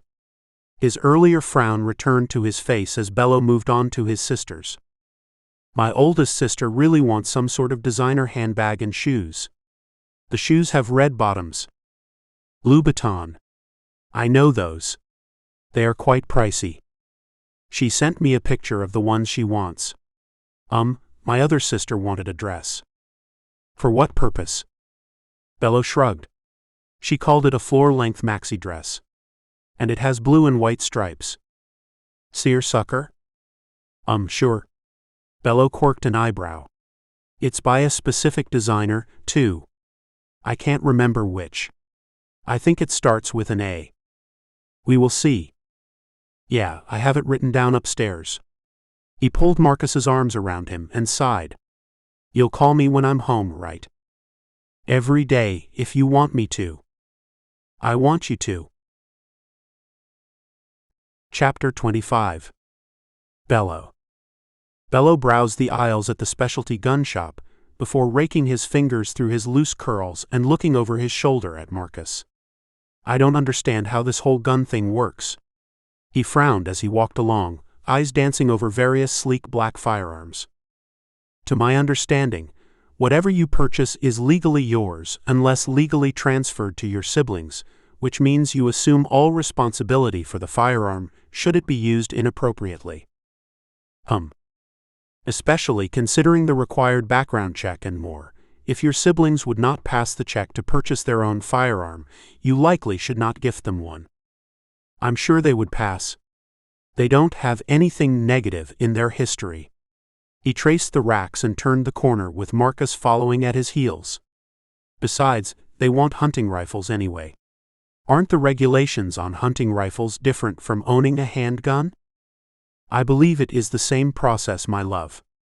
Marcus advanced on Bello, kissing his neck when they were hidden from the board employees. Bello giggled. Ah. He shrugged his shoulders up and twisted around in Marcus's arms. You're distracting me from my shopping. Am I? Marcus kissed his lips. Yeah. I have to buy gifts for my siblings, and you're making me want to go back home and spend the rest of the evening with you. Bello smoothed the front of Marcus's shirt. You are going to spend the evening with me, regardless of if we leave here now or later, Marcus rumbled, planting a kiss on the ball of Bello's nose. I do not think you should purchase new firearms for your brothers. Do they want anything else, or are there accessories you can purchase instead? I don't know. They gave me the exact types they wanted. I can have the names transferred after I present it to them. This place has a far larger selection than the little gun section at the superstore. Marcus rumbled again. I don't like it. Okay? Bello rolled his shoulders. But I will not stop you, of course. If you want to purchase guns for your brothers, it is your family and your money. I just believe your siblings should not put you in such a precarious position, where you are in part responsible for the item they are using. Marcus rubbed his hands down Bello's arms. I do not want them to be angry with you, if they cannot get it transferred in their name either. Bello sighed, closing his eyes and leaning into Marcus. I know. I understand, but I'm sure it will be fine. You're worrying too much. Marcus smiled. I cannot help it. He touched Bello's chin and kissed his cheek. However, this is your decision, your family and your money. I have no say other than my opinion. True. Bello turned back to the firearms and cupped his elbows in his palms. I feel like I should have told them no over the phone because now they're expecting guns, you know? Marcus nodded. I understand. I'll buy it for them this time, and we'll get everything transferred. If I can't, I'll bring the guns back with me and return them. All right. Marcus hugged Bello around the middle and released him as they approached the counter. Bello dug a piece of paper from his pocket and unfolded it, reading the firearms specifications to the worker. With a nod, the round-bearded man bounced away from the counter. He returned with 2 rifles and dropped them on the table. After Bello submitted to a background check and handed over his bank card, the employee packaged the guns in plastic, soft-sided cases and passed Bello a folded receipt. Keep this, he said, in case you have any issues. Thanks. Bello pocketed the receipt and shouldered the guns. He marked those items off the list and stashed it back in his pocket. What is next? Clothes shopping. Oh, and I have to find something for my dad. He didn't ask for anything, but I still want to bring him something. How about a rose? Marcus muttered, walking alongside Bello out of the store. Bello scowled. No, don't. Be nice. Didn't you guys get along? He lifted his eyebrows.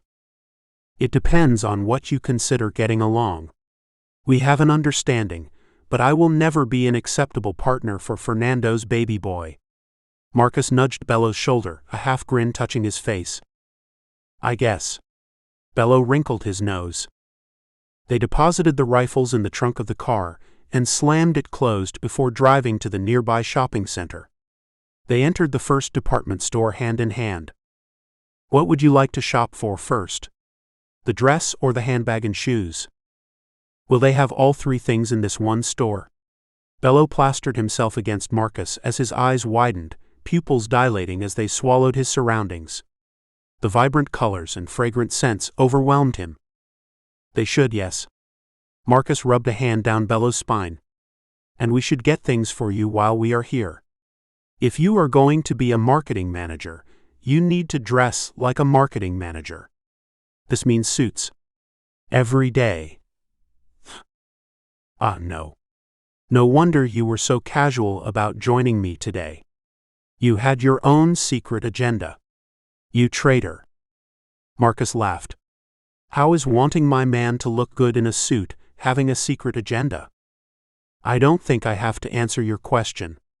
You answered it yourself in the context. Do you really hate my attire so much? Not hardly. I love everything you wear, but it would be more beneficial for you to invest in several nice suits. How nice is nice? At least $1,000. Bello's eyelashes fluttered. My God. I can't afford $1,000 suit. I just bought the guns for my brothers, and the clothes and shoes my sisters want will not come cheaply either. The suits are a gift from me. I can't take such an expensive gift. You cannot? Says the man who has been driving my sports car the last few months. Well, the sports car is different. You still own it, and I'm simply borrowing it. Besides, you gave me the keys. If you didn't want me to have it, I could have taken the black sedan instead. I like for you to have it, the sports car. Then why are you even bringing it up? Because I know you appreciate nice things, even though you deny your want for them. I don't want them. You make it sound like I'm a gold digger or something. I'm not interested in your money. Marcus threaded his fingers through Bello's and guided him through the department store. They walked along the pathway, passing collections of high-priced women's wear and circling around to the menswear department. Suits first. Bello bit the inside of his cheek. How do I pick these out? On cue, a stocky man with a winged mustache approached the pair. He pushed round glasses up on his curved nose. Hello there. My name is Daniel. Can I help you, sirs? He looked between the pair. Bello pointed to Marcus. Yes. Thank you. I am looking for a classic suit for my partner.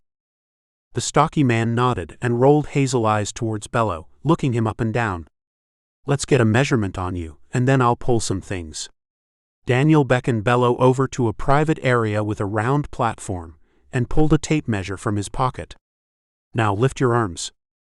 Bello lifted his arms as Daniel wrapped the tape measure around his hips, murmuring a number before continuing with his inseam and his rise. Then he stepped back. All right. What color are we looking for today? Daniel pocketed the tape measure. Charcoal gray, Marcus replied, approaching Bello when Daniel stepped away. He kissed Bello's cheek. Perfect. I'll be right back with some options. He nodded and disappeared into a sea of blazers and pants. Thanks, Bello whispered, studying his canvas shoes as he stepped off the platform and into Marcus's arms. Marcus brushed his curls away from his forehead, curling strands behind his ear. What is it? I've never been measured for a suit before. You do not like it? No, I do. I mean, there's nothing to like or dislike about it. Bello shrugged. Well, I can't wait to see you in a suit. I know, I get it. You don't like my regular clothes. I have nothing against your regular clothes. I simply want to see you in formal attire. Suits are sexy and you are beautiful. Bello's cheeks warmed, and he looked over Marcus's head. Right. Should I be more plain-spoken? If you want." Marcus grinned and lifted on his toes, resting his chin on Bello's shoulder as he leaned into him. His warm breath and lips tickled Bello's ear. "I want to undress you after a long day at the office." His hands slid around Bello's waist, fingers inching under the bottom hem of his shirt and teasing bare skin. "I want to pull your tie loose and unbutton your shirt and slacks." Bello lidded his eyes, and Marcus stole a kiss, nibbling his neck. "And reach into them, and grab your thick cock, take it into my mouth and help you unwind after a long day." The tips of Bello's ears burned, and he flicked his eyes up, scanning the area. "Marcus," he hissed. "What?" "We're in a store." Bello swatted the other man's broad chest. "You're being inappropriate." "And?" Marcus nuzzled him. "You will be gone for 2 weeks. I have to get my affection in before you leave." "Affection, huh?" Bello laughed. "It sounds like you're trying to get an encore of this suit shopping when we get home." I wish, but we probably will not leave with them." "Why not?" "Well, they will likely have to be tailored a bit more before they are perfect." Bello glanced up at the ceiling. "Wow. Okay, well. Then, I guess you're going to have to wait until I get back to enjoy your fantasy of stripping me out of my suit." With bated breath, Bello smiled. "Good." He traced the neck of Marcus's shirt. "I'll miss you." "I will miss you too." "Now," Bello sighed, "continue with your little fantasy. What happens after you help me unwind?" "I sit on your cock." Bello gasped and groaned, slapping Marcus's chest again. "Don't tease." "I wasn't teasing."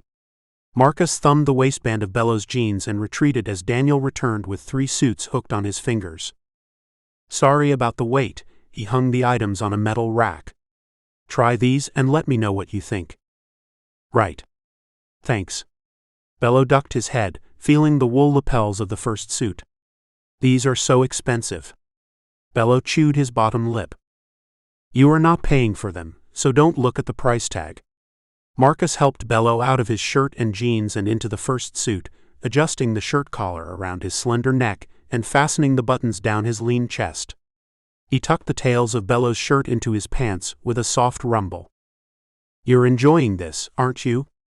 Bello teased. "Perhaps." Marcus zipped the slacks and rolled his eyes up to Bello's face. "Perhaps?" "Yes, very much." He held the blazer open for Bello, and Bello slid his arms in and shrugged it on his shoulders. Bello stepped away from Marcus and turned around in the mirror, viewing the suit from all angles before wrinkling his nose. "I don't like it," he announced, sliding the blazer down his arms and handing it to Marcus. "What is wrong with it?" "I'm not sure. Maybe the fit, a little, and I feel like I'm drowning in it." "The fit can be fixed for the length of your arms and where your torso stops." "I don't like the 3 buttons either, or the style of the wings." He motioned to the lapels. Marcus winced. "And I don't like the front here."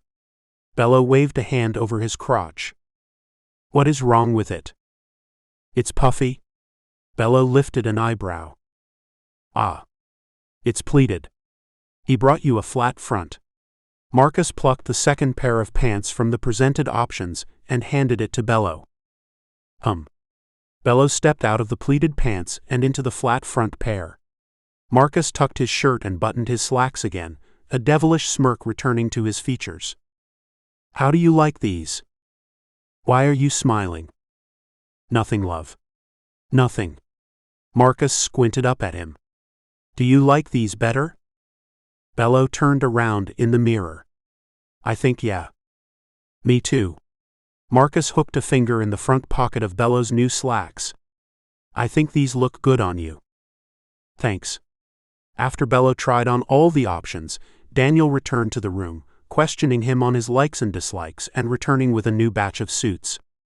Bello selected 2 from the new selection, a third in a light gray, and added a patterned single-button blazer to the purchase. His cheeks burned as he stood next to Marcus at the register, watching the total increase from 3 figures to 4 figures. Marcus chatted with the associate until the transaction was completed, and Daniel whisked the suits away, leaving the patterned blazer on the counter. He says this one is perfect as is. Marcus motioned to the blazer. Cool. It's my favorite piece. It suits your personality. I like it as well. Is there anything you haven't liked though? Daniel returned and draped a plastic protective cover on the jacket, knotting it at the bottom before sliding it across the counter.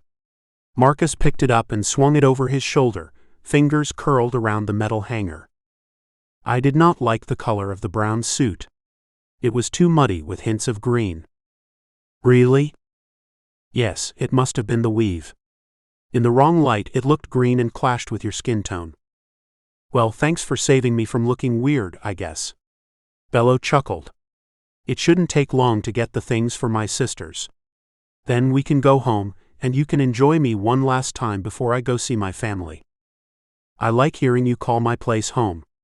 Marcus smiled, taking Bello's hand again as they continued through the mall. They dipped into a designer accessories store, picking out a pair of expensive heels and a stylish handbag, then into a clothing store where Bello showed the main associate a picture of the item he was looking for. She browsed the aisles before returning with the exact dress in Bello's requested size. After a stop at a restaurant for a quick snack, they returned to Marcus's residence and packed all of Bello's new purchases in a separate suitcase. Can you take guns on a plane?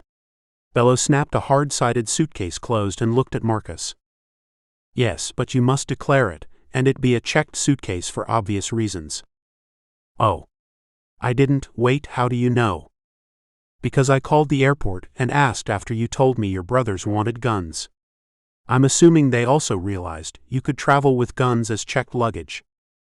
I guess so. Bello sucked his bottom lip. Have you packed everything you need? I think. Do you have cash on hand just in case? Bello rolled his eyes. Yeah, I have cash on hand. Bare feet crossed the room from his bed to where Marcus stood by the door, and Bello placed his hands on the other man's hips. Anything else? Do you have a copy of the receipts and registration for the guns in your carry-on bag? Marcus kissed the tip of Bello's nose. Oh my God, yes. You're being so overprotective. You asked. And I regret it.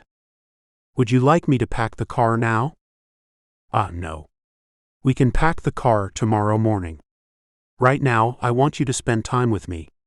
With fingers latticed, Bello led Marcus across the hall to the master bedroom and ripped his shirt over his head. He dropped his jeans to the floor and stretched across Marcus's bed in fitted briefs. Ah. What kind of time? Bello arched his back and hollowed his belly before turning his face to Marcus and peering up at him. He ran his fingers over his nipples, teasing them, before trailing down the center of his body and thumbing the waistband of his underwear. His cock had already grown in the trap of his briefs, lifting the waistband away from his body. Sexy time? Right. Marcus stared at him, hunger filling his dark eyes. I want something. Yes. I want to know what you're thinking about when you look at me this way. Marcus cleared his throat. How am I looking at you? Bello rolled from his back onto his stomach, grinding his hips into the mattress. You're looking at me like, he chewed his bottom lip, like I'm something you can catch. Marcus rumbled. Are you running? I can. Would you chase me? I can. Marcus's full lips parted, and Bello stretched over the bed again, resting his head on folded arms. Pointed toes dug around in the crumpled sheets. What will you do if you catch me? Marcus looked around the room, before returning his predatory gaze to Bello. Take you. Hard and fast and until I am satisfied. Bello's heart turned over, pounding against his ribcage, and his cheeks and shoulders tingled. Promise? Yeah, Marcus sighed. Safe word? Red. Bello quirked his lips up. Good. A pause. Run. Bello slithered off the bed at Marcus's command and tiptoed past him before bolting out of the room. Light steps circled the second floor, and he moved down the stairs to the first floor. On the first floor, he slowed down. Bare feet took one calculated step after another. Marcus closed the bedroom door with a snap, sending a wave of excitement through Bello, and took heavy footfalls down the main staircase. Bello rolled his eyes up to the ceiling as he swallowed and surveyed the dining room. Gnawing his bottom lip, he carried himself through the kitchen to Marcus's downstairs office. The half-open door teased Bello, and the slender man inched it open further. It creaked. Bello winced. Marcus's lazy stroll paused, and a pregnant silence filled the house. Bello's heart pounded in his throat. His feet rooted him to his spot in front of the office door. His hands gripped the wall, and he plastered himself against the wall. He sidled along the wall, curling over the door frame and sucking in his stomach as he passed the doorknob. He strained his ears for noise, but the house was eerily quiet. He chewed his lips again, relaxing against the wall in the empty office.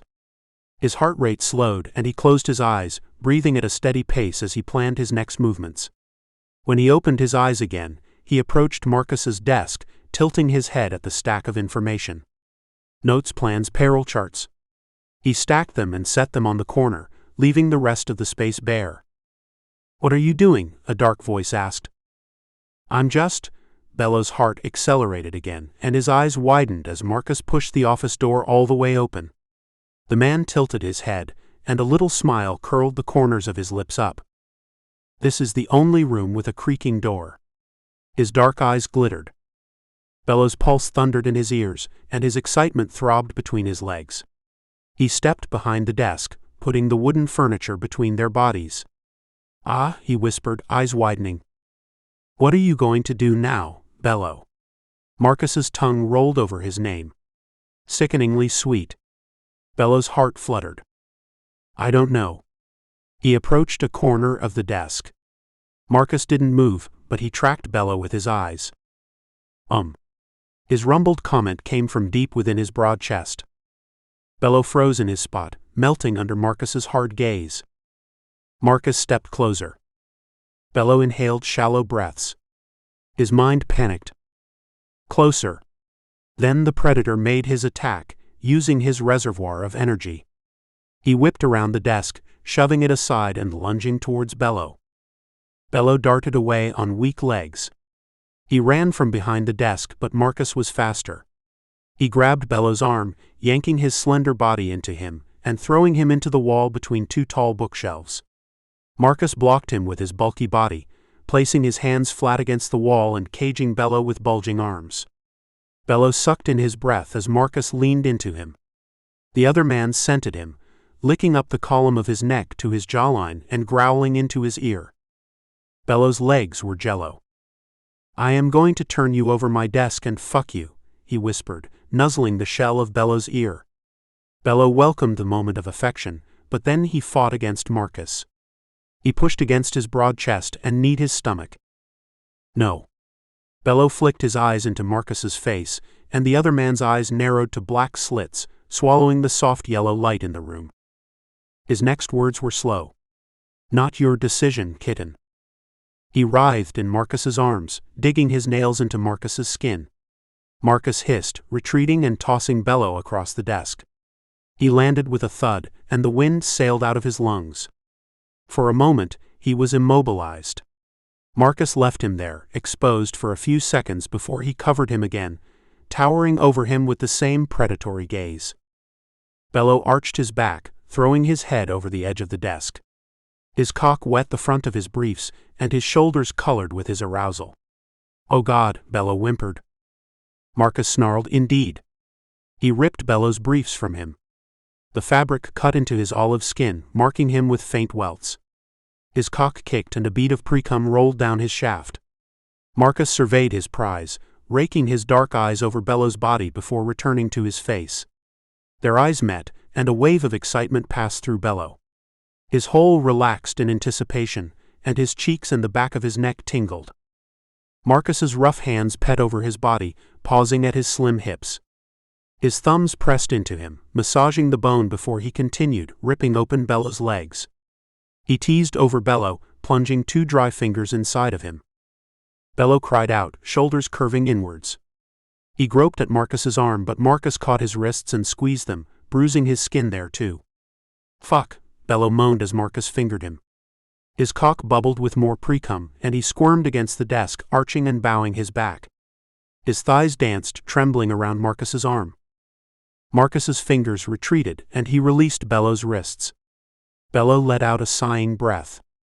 His cock relaxed against his stretched belly, smearing precum along his willowy abdominal muscles. Welts and marks bloomed on his body as Marcus dug around his desk, recovering square golden packages and dropping a strip of them on the desk beside Bello. Bello smirked, closing his eyes as Marcus's uncovered his cock and tore open one of the packages. Marcus's cock bumped his hole. Marcus opened Bello's legs again, bending one into his chest as his cock stroked over him and speared him. "Fuck," Bello gasped again, and he pushed himself up. Marcus slammed him back down on the desk, pinning him under his heavy forearm and rooting his cock inside Bello.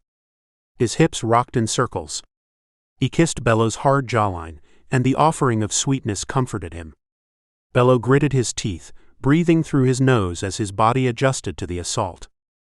Marcus ignored Bello's fighting and squirming, resting more of his weight on his forearm.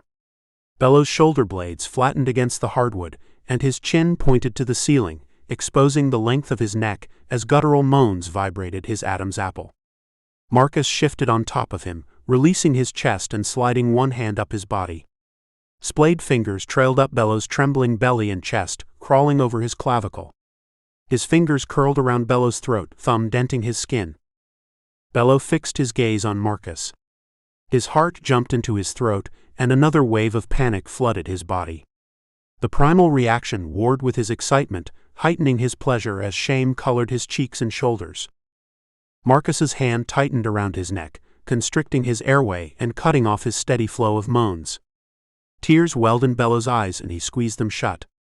The salty moisture glued his eyelashes together in clumps and burned his eyes. His racing heartbeat used all his stored oxygen, and his lungs burned as Marcus continued pounding into him. He gripped the side of the desk, nails clawing the wood. When the lack of oxygen fogged Bello's brain, Marcus released him, and his lungs sucked in a fresh breath.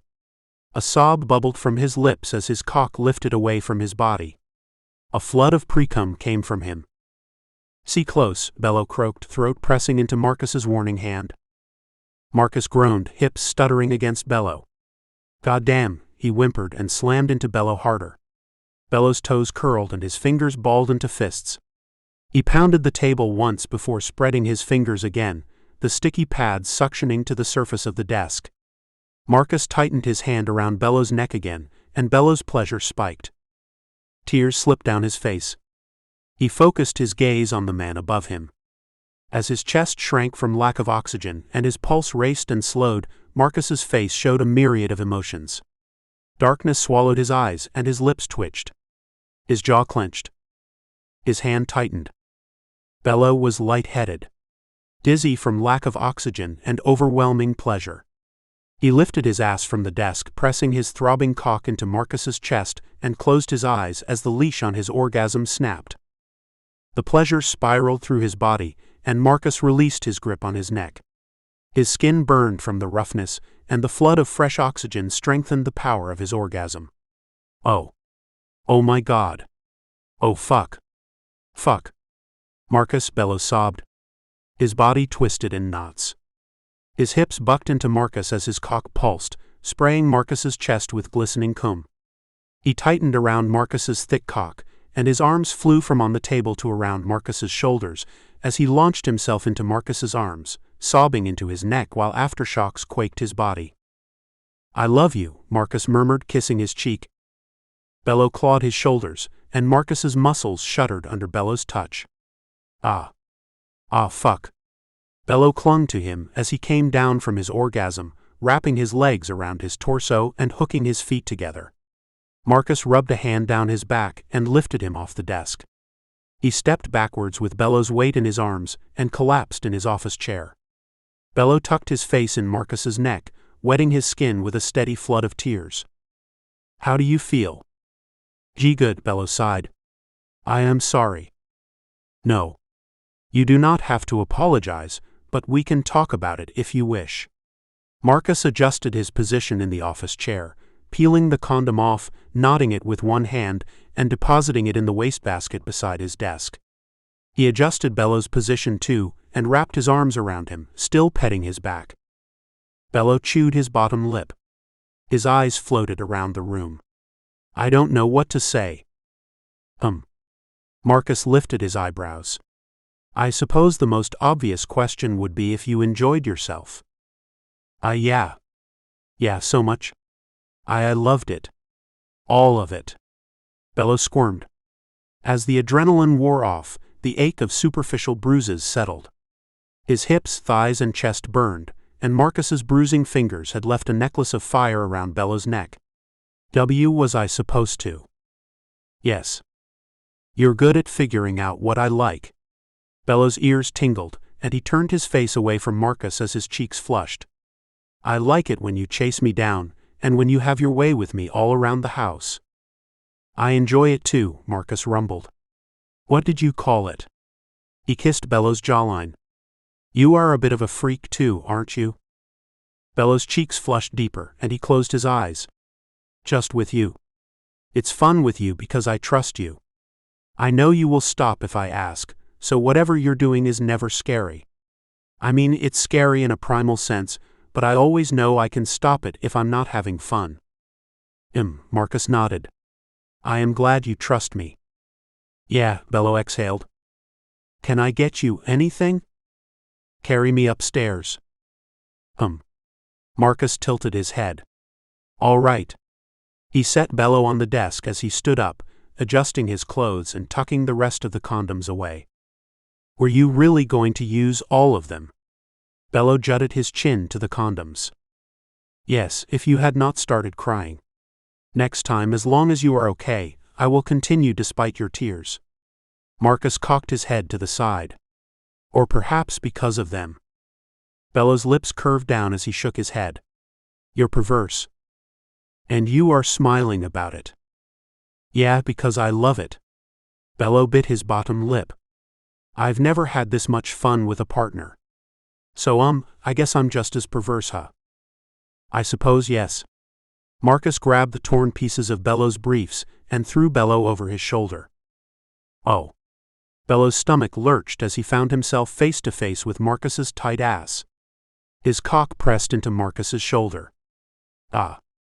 His cock hardened against Marcus's hard muscles. You said carry you. I did. Bello laughed. Well. You're cute. I like this playfulness. I didn't think you had it in you. I can be myself around you in all ways. It is freeing. Marcus turned the light off in his office and carried Bello through the house. I bet. I like you in all ways. I think I like this playful side the most though.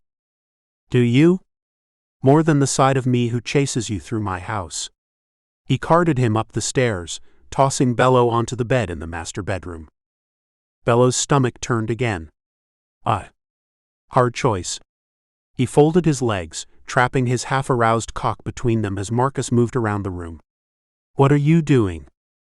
Well, I was not sure. I was going to perhaps prepare you something to eat. Yeah, okay. Bello reached for him. Get in bed. I can eat later. Marcus ducked his head, redness blooming on the high points of his dark cheekbones. Of course. And tell me how pissed my dad's going to be tomorrow when he sees me. You should wear a scarf tomorrow. Noted. Bello laughed again. So do I get a round 2 at least? It's going to be 2 long weeks without you. Long weeks. Bello stretched over Marcus, arching his back and pressing his lips into the other man's shoulder. He dotted kisses up Marcus's neck. What sort of round 2 would you like? Switch? Bello quirked his eyebrows. In a moment. Marcus smiled, tilting his head for more kisses. Chapter 26. Bello. Bello stepped off the airplane in his small town, and a rush of cool, dry air slapped him in the face. He tightened his scarf around his neck and shouldered his carry-on bag. The flight itself had been uneventful. For the first portion, he read, and for the second portion, he slept leaning against the side of the plane and watching the clouds pass him. His heart ached as soon as he left Marcus in the lobby of the airport and moved through security. When he stepped out of the airport with his 2 suitcases and shoulder bag, he sucked in a breath of stale air and sighed. He wasn't home. He had left home back with his warm-hearted boyfriend and the Masai brothers. Bello sighed as a familiar mid-sized vehicle rolled to a stop in front of him and wheeled his bags to the passenger side, drumming his fingers against the glass. The window descended, and in the place of his father's weathered features, his brother's youthful ones stared back at him. "Hi, Tomas. Where's Dad?" Bello opened the front passenger door and dropped his bag in the seat. He had to go help out the neighbors with something or other. "I don't remember." Tomas squinted at Bello. "You get the guns?" Bello bit the inside of his lip. "Can you help me load my bags?" With a belabored sigh, Tomas shifted the gears in the vehicle from idling to parked. He mashed the parking brake and hopped out of the vehicle, grabbing one of Bello's bags and hoisting it over his shoulder. After lifting the trunk, he tossed it inside. Well, what? Well, did you get the guns me and Gail wanted?" Bello loaded his second bag. "Yeah, they're in the suitcase. We can get them out when we get home." Frowning, he closed the trunk and climbed into the passenger seat, buckling himself in and crossing his arms over his chest. He peered out the window as Tomas rolled through the airport and onto a flat 2-lane street. "So how's Pizza House?" "Are you making fun of me?" Bello blinked. What? "No. Dad said you were working there. He said you advanced to the manager, right?" "I did, but why are you bringing it up like you care?" "I do care. It's a big move, becoming the manager." Bello worked a smile onto his face. "It's something to be proud of." "Yeah, whatever. I guess. I get it. Family ain't cool enough for you anymore now, since you live in the big city in a fancy mansion." "It's not a mansion, and my move has nothing to do with you guys. I actually like it there. It's fun, but I always miss you guys. So then stay here and don't go back." "What's back there anyway?" "Well, my boyfriend." "Oh, you're dating the guy you live with?" "And I work with him too." Tomas winced. "Smart one, bro." "It's really fine. I work with him but not under him. It's fine, and he's a good guy. You'd like him."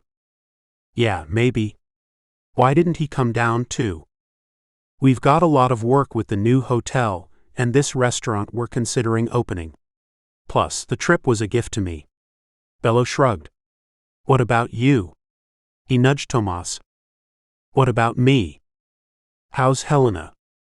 "I guess she's fine. I haven't talked to her. She ain't my girl anymore." "Ah. You already knew it too. You're trying to joke, but it's not funny." "It is to me." Bello smirked. "I thought she was quite nice." Bello rolled his eyes and tilted his head, lips quirking up. "Yeah, I bet you did. She was sweet on you, and had no idea you weren't even interested. She said you were perfect one time, you know." Bello laughed. "Well, I am, aren't I?" Yeah. Tomas waved him off, and they traveled in silence from the airport through the small town and to the old house Bello grew up in. It was smaller and more faded than he remembered. Tomas pulled into the driveway behind a small sedan and turned off the vehicle. "Pops isn't back yet." "I see." Bello hopped out of the mid-size vehicle and grabbed one suitcase from the trunk, pointing to the other. "This suitcase has all of your gifts." Tomas' features lit up. "Fuck yeah." He snatched the suitcase from the vehicle and rushed inside, leaving Bello outdoors in the midday warmth. Bello adjusted his scarf and tugged the sleeves of his jacket over his hands before following Tomas inside and depositing his belongings in his old bedroom. He unpacked his clothes and hung them in the closet before he joined his brothers and sisters in the small living room. His bedroom at Marcus's place was bigger, and the house had not been cleaned since he left. Dust had collected on the top of the television and entertainment system, and the carpet, once cream, was a grungy brown. He fished an old rag and wood polisher out of a chest of drawers nestled between the old lumpy couch and its matching chair, and drizzled the amber liquid on the towel, swiping the damp towel across the dusty surfaces. A woman with Bello's slender build and a cascade of thick dark curls flounced into the living room, holding the maxi dress to her body. "Oh my God, it's perfect," she squealed, hugging the dress around the middle. Bello offered a half smile. "I'm glad you like it, Nina." He tipped his head to the hallway. "Go try it on. I want to see how it looks on you." "Oh, right, of course." She slung the dress over her forearm and shuffled down the hall. Her hair danced behind her. "Be right back." After Bello had dusted both side tables and the coffee table, Nina pranced back into the living room, swinging on the side molding framing the hallway. "What do you think?" She stood on her toes and twirled. The hem of the dress puffed around her bare feet, and the high waist tie whipped around her torso. "It looks good." Bello smiled, plumping his cheeks as dimples pierced them. "It's a really pretty dress, and you look great in it." "Ah." She tipped her head to the side, looking down at her willowy form. "I know, right?" Bello shook his head, rolling his eyes as he approached the old television and entertainment stand. "Yeah, I'm glad you like it." Oh, thanks for doing the dusting. I was going to get around to it, maybe this afternoon." She smoothed her dress. "It's fine." Bello shrugged. I don't really mind, I guess." "Ah, I know. You're a sweetheart." "Oh, there's a loose thread on my dress." "There are scissors in the kitchen. They should be in the junk drawer." Bello motioned toward the adjacent room. She waved a hand. "No, I got it. I'll just pull it and it'll snap right off." She grabbed the string and twined it around her fingers, yanking at it. It grew longer. She yanked it again. It's stubborn." "Scissors?" Bello paused, cocking his hips to the side and folding his arms across his chest. No.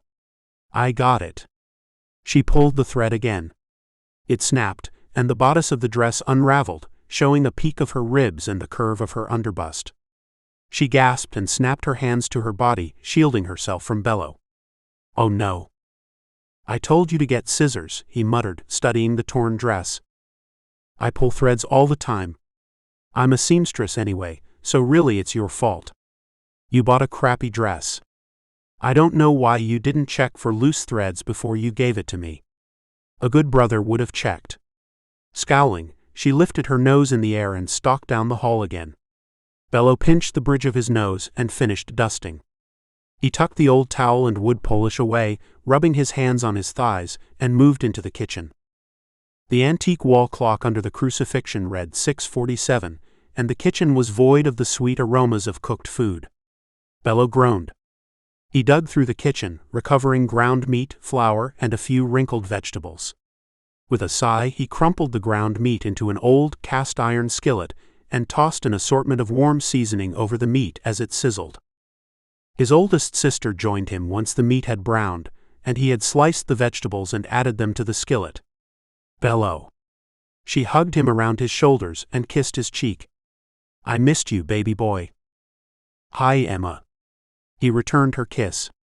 "Did you just get home?" Yep. I was out with my man." She popped a grizzled piece of meat into her mouth and groaned at the taste. "Oh, I missed your cooking. We were starving here without you. Nina can barely cook, and I know Tomas makes pizza all day, but he's not good at cooking for a family. My boyfriend cooks better. This is a survival meal." Bello shrugged. She ate another piece of meat as she leaned her curvy body against the counter, resting her palms on the surface. "Baby Bello has a boyfriend?" She lifted her eyebrows. Yeah. I've had one before. Why are you acting like this is a surprise?" She shrugged her shoulders. "I don't know. You can be shy sometimes, so I'm surprised you put yourself out there. Usually, you stay holed up here tending to the farm and the house, and you never really get out." "I never get out because," Bello paused, shook his head, and mixed ingredients for tortillas. "Never mind. I got the shoes and handbag you wanted. They're in my suitcase. Tomas has it somewhere." "Oh, really? I'll go check them out." She pushed off the counter and exited the room, returning a few minutes later with the heels on her feet and a handbag hooked on her forearm. The shoes are perfect. Look. She modeled them for Bello, and he glanced up from pouring tortillas in another sizzling skillet. Nice. They look good. He nodded, flipping a tortilla and nibbling the seasoned filling. I've been wanting these for such a long time. They didn't put you out too much, did they? Bello shook his head. Not at all, actually. Marcus, my boyfriend, bought them. He didn't want me to worry about trivial things like money, you know? So, you're a sugar baby? Do they even have those for gay couples? Bello stared for a moment. Well, I'm pretty sure they do, and we don't label our relationship. Emma rolled her eyes. Okay, I get it. You guys are above labels? No. I mean, we label ourselves as partners, but we don't label all the little things. All the little things. His older sister quirked her tailored eyebrows. Yeah. Bello shrugged.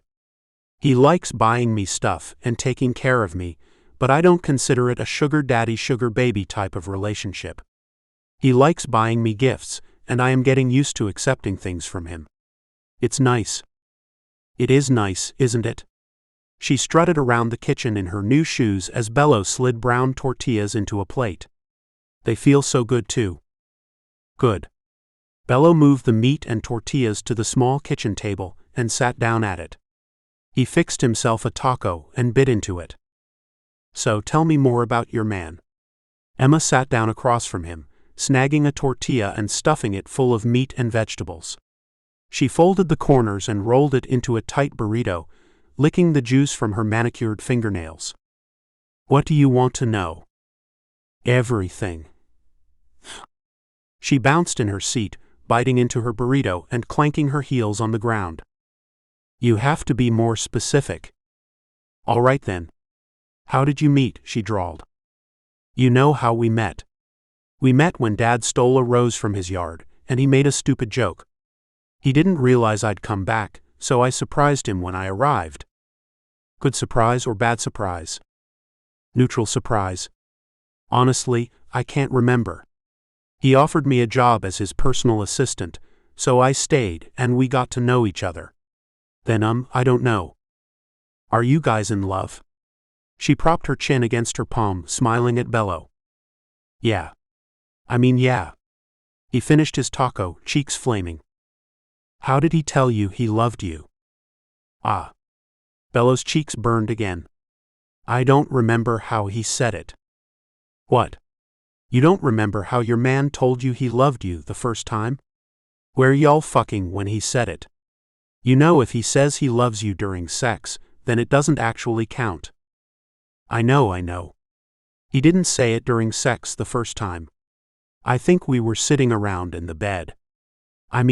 I already knew he loved me, so it wasn't anything shocking. It was nice to hear, though. Did you say it back? The first time? No, I didn't. What? What did he do? Nothing. He didn't pressure me or anything, and he wasn't upset either. Bello chewed his bottom lip.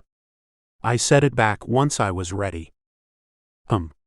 She finished her first burrito.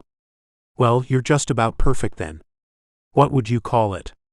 A golden asshole? Golden asshole. Bello lifted his eyebrows. Yeah. It's like a golden vagina. Like, your ass is irresistible and you get away with things because of it. Thank you for assuming I'm the bottom in the relationship? Bello quirked his eyebrows and jumped out of his seat. What, you're not? He blanched and then rolled his eyes to the ceiling as he moved through the kitchen, approaching the old refrigerator and opening it. He surveyed the contents as he worked on a reply for his sister. Okay, seriously. You're not the bottom, though. He pulled a half-empty carton of apple juice from the refrigerator and grabbed a chipped coffee mug from the cabinet. What Marcus and I do in our bedroom is our business. It's between us. Emma quirked her eyebrows. Cute, but seriously though. You know people don't have to have penetration to have sex, right? Wait, what? You sound like our brothers. Bello sipped his juice. Neither of us is the bottom. There's your super unexciting answer. Emma smirked, tugging her lips to one side. Cute. But you're happy. Yeah. I'm happy. He raked his fingers along the ridges of his mug, squinting into the clear amber liquid. I miss him already. I know it's silly. It's not. If you're in love with him, you're in love with him. I mean, we miss you around here, but I like seeing you happy. You were never truly happy here. She reached for Bello and he sighed, dragging himself closer to her. I was. No, you weren't. You're glowing now. It's because of the tan, he muttered. It's winter. No one has tans in winter. You're glowing because you're happy. And you're allowed to be happy, okay? And you're always able to come back here if you're not happy. I know. Hey, you should visit sometime.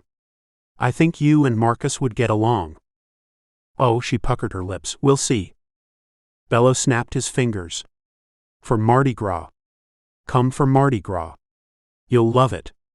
Apparently, there are parades every evening, parties on the weekend, and everyone's happy and festive. Marcus says there's a formal ball and a picnic for his club. I could get you and your man tickets if you wanted. His features brightened. I'll have to think about it. It's a lot of traveling, and we would both have to take off of work, and where would we even stay in the city? You can stay at Marcus's place. He gave Dad his room and slept in his guest room instead. Or you could sleep in my rooms, and I'll sleep in his rooms. Where you'll stay isn't a problem, just come visit me. She made a second burrito and hopped to her feet. You know what? I'll think about it. After kissing Bello's cheek, she slipped past him and sauntered from the kitchen, leaving her dirty plate on the table. Bello clenched his fists and dropped his head back on sagging shoulders. Damn it. He collected the plates from dinner and stored the leftovers in plastic containers, leaving them in the center of the table. After washing the 2 plates, he dimmed the kitchen lights and retired to his bedroom, collapsing across the bed. Chapter 27. Marcus. Marcus breezed through the hotel lobby and into his office, kicking the door closed behind him as he dug his cell phone out of his pocket and put it to his ear after selecting Bello's phone number.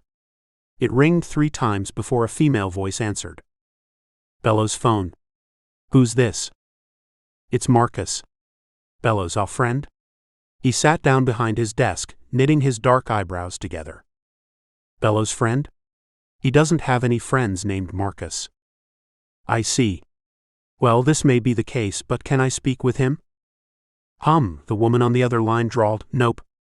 He's busy with his brothers. Will you tell him I called then? Nope. In fact, you should stop calling. And why is this? Because you're no good for him. And you have decided this without even meeting me, I see.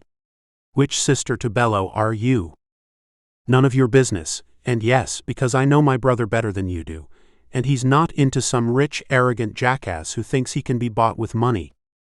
Oh, I don't believe Bello can be bought with money, and I am not attempting to purchase him, but I think you can be bought with money.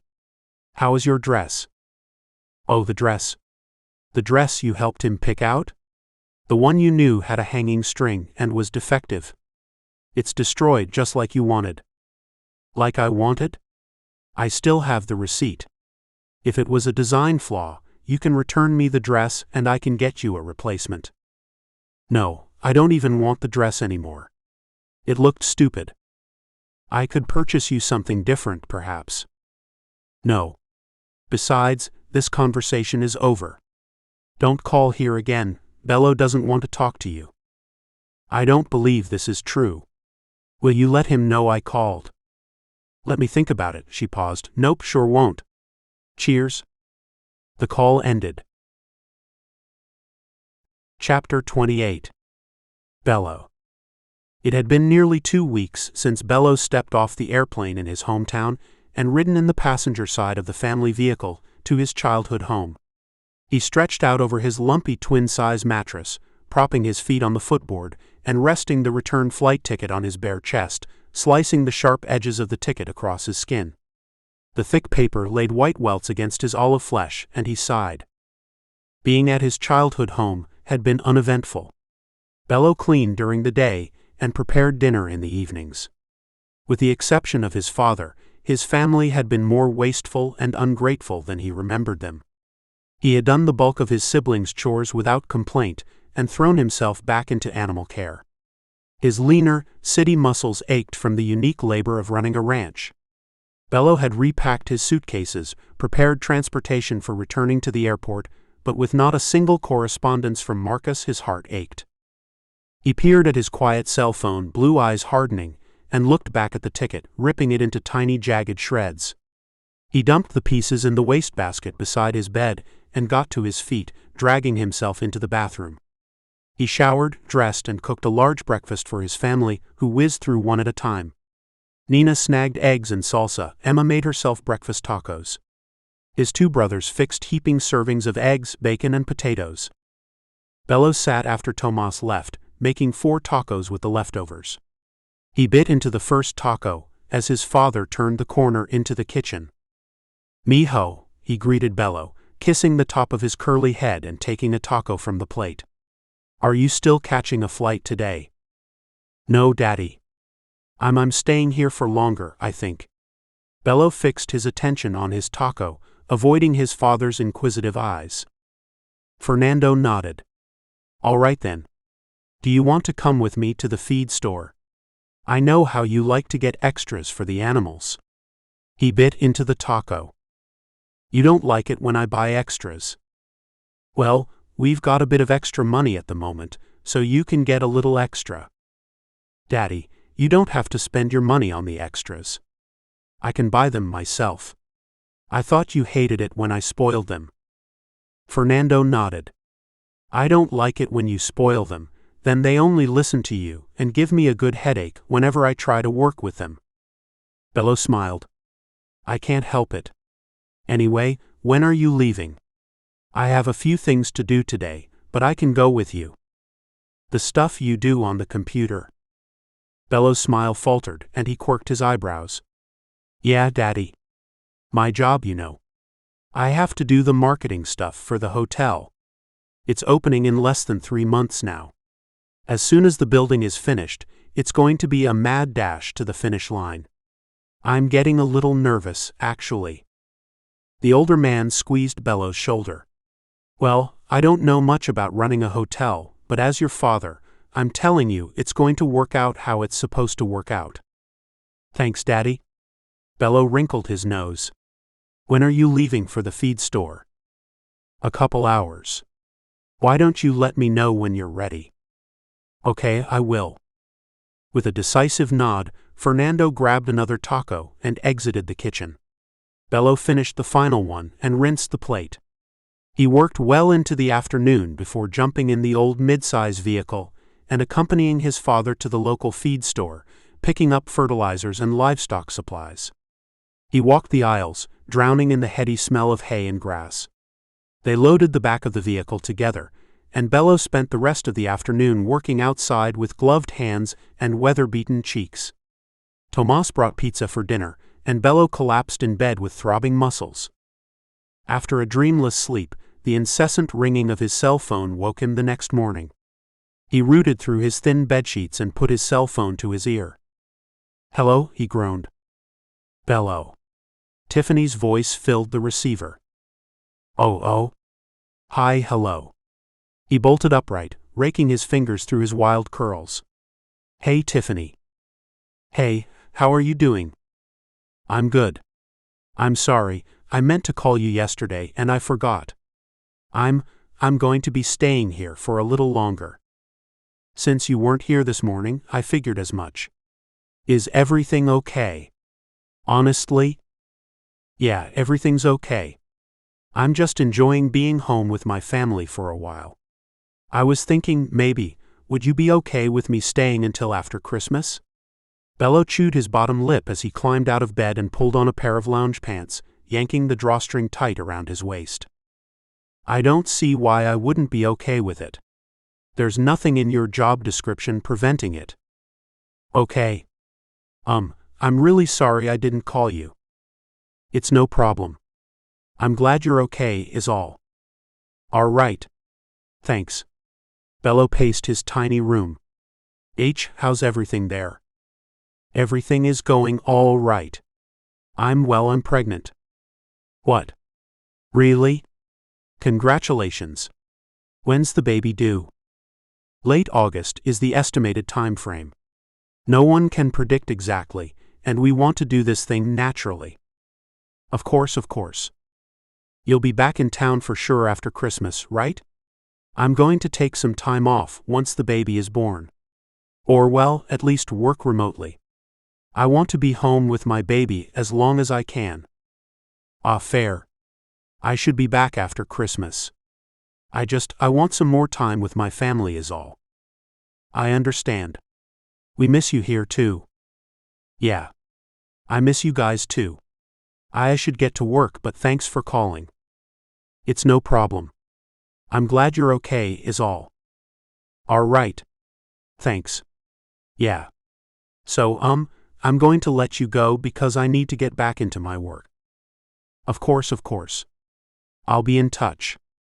Tiffany ended the call, and Bello spent another week working for the hotel in the mornings and the farm in the evenings. He enjoyed fresh eggs for breakfast and the sounds of nature as he sat on the porch with his laptop over his thighs and a sweating beer sitting beside his chair. He brought the beer to his lips as his two brothers stomped out of the evening darkness with their guns slung over their shoulders and scowls on their faces. Hey Gail, Tomas. Tomas grunted. Hey kid, Gail rumbled. Practicing? Bello closed his laptop. We were, yeah. Gail emptied the shotgun and leaned it against the side of the house. Tomas copied him, placing a rifle and a shotgun against the house and stomping dirt off his boots. And Bello lifted his eyebrows. And they jammed. The guns jammed, Tomas spat, throwing his anger towards Bello. Pieces of crap, bad assembly, something. You really get these guns at a high-quality gun place, or do you get them somewhere cheap? What? I mean, I didn't test them, but they definitely weren't cheap. I'm sure faulty design happens in some cases. Check and see if the company has a limited warranty on the guns, maybe? I guess. Tomas kicked the house. Thanks for a crappy gift. Finally get a day to go test it out, and the damn things don't even fire more than a round before they're messing up. I'm sorry. Bello lifted a slender eyebrow. It's not my fault the guns messed up, Tomas. I ain't saying it's your fault. I'm saying they messed up is all I'm saying. You cook dinner? Gail shrugged his shoulders. Sorry, man. It is kind of disappointing, though. His shoulders slumped forward, rounding his back. How about dinner? Bello rolled his eyes, hissing through his teeth. No, I didn't make dinner, actually. You know what? Both of you have two perfectly good hands and a brain in your skull. How about one of you cook dinner instead? Why? You always cook. Tomas swung the front door open and straddled himself over the threshold. I always cook, clean, wash everything. Everything. I'm done and I'm tired. All of you are a set of ungrateful, lazy people. What did y'all even do when I was gone? I don't see the problem. Gail sucked his teeth, folding his arms across his chest and glancing at Tomas with another shrug. You know, the least you guys could do is say, maybe, a goddamn thank you for the gifts. Just fucking maybe. And do more for our dad than mooch off of him. One day he's going to be gone, and… Bello's cell phone rang, and he looked down at it, knitting his eyebrows together in curiosity. And what? Nothing. I have to take this. With a frown, he put his cell phone to his ear. Solomon? Hey, Brother Gonzalez, the man's sing-song voice greeted him. Solomon, I'm not a brother.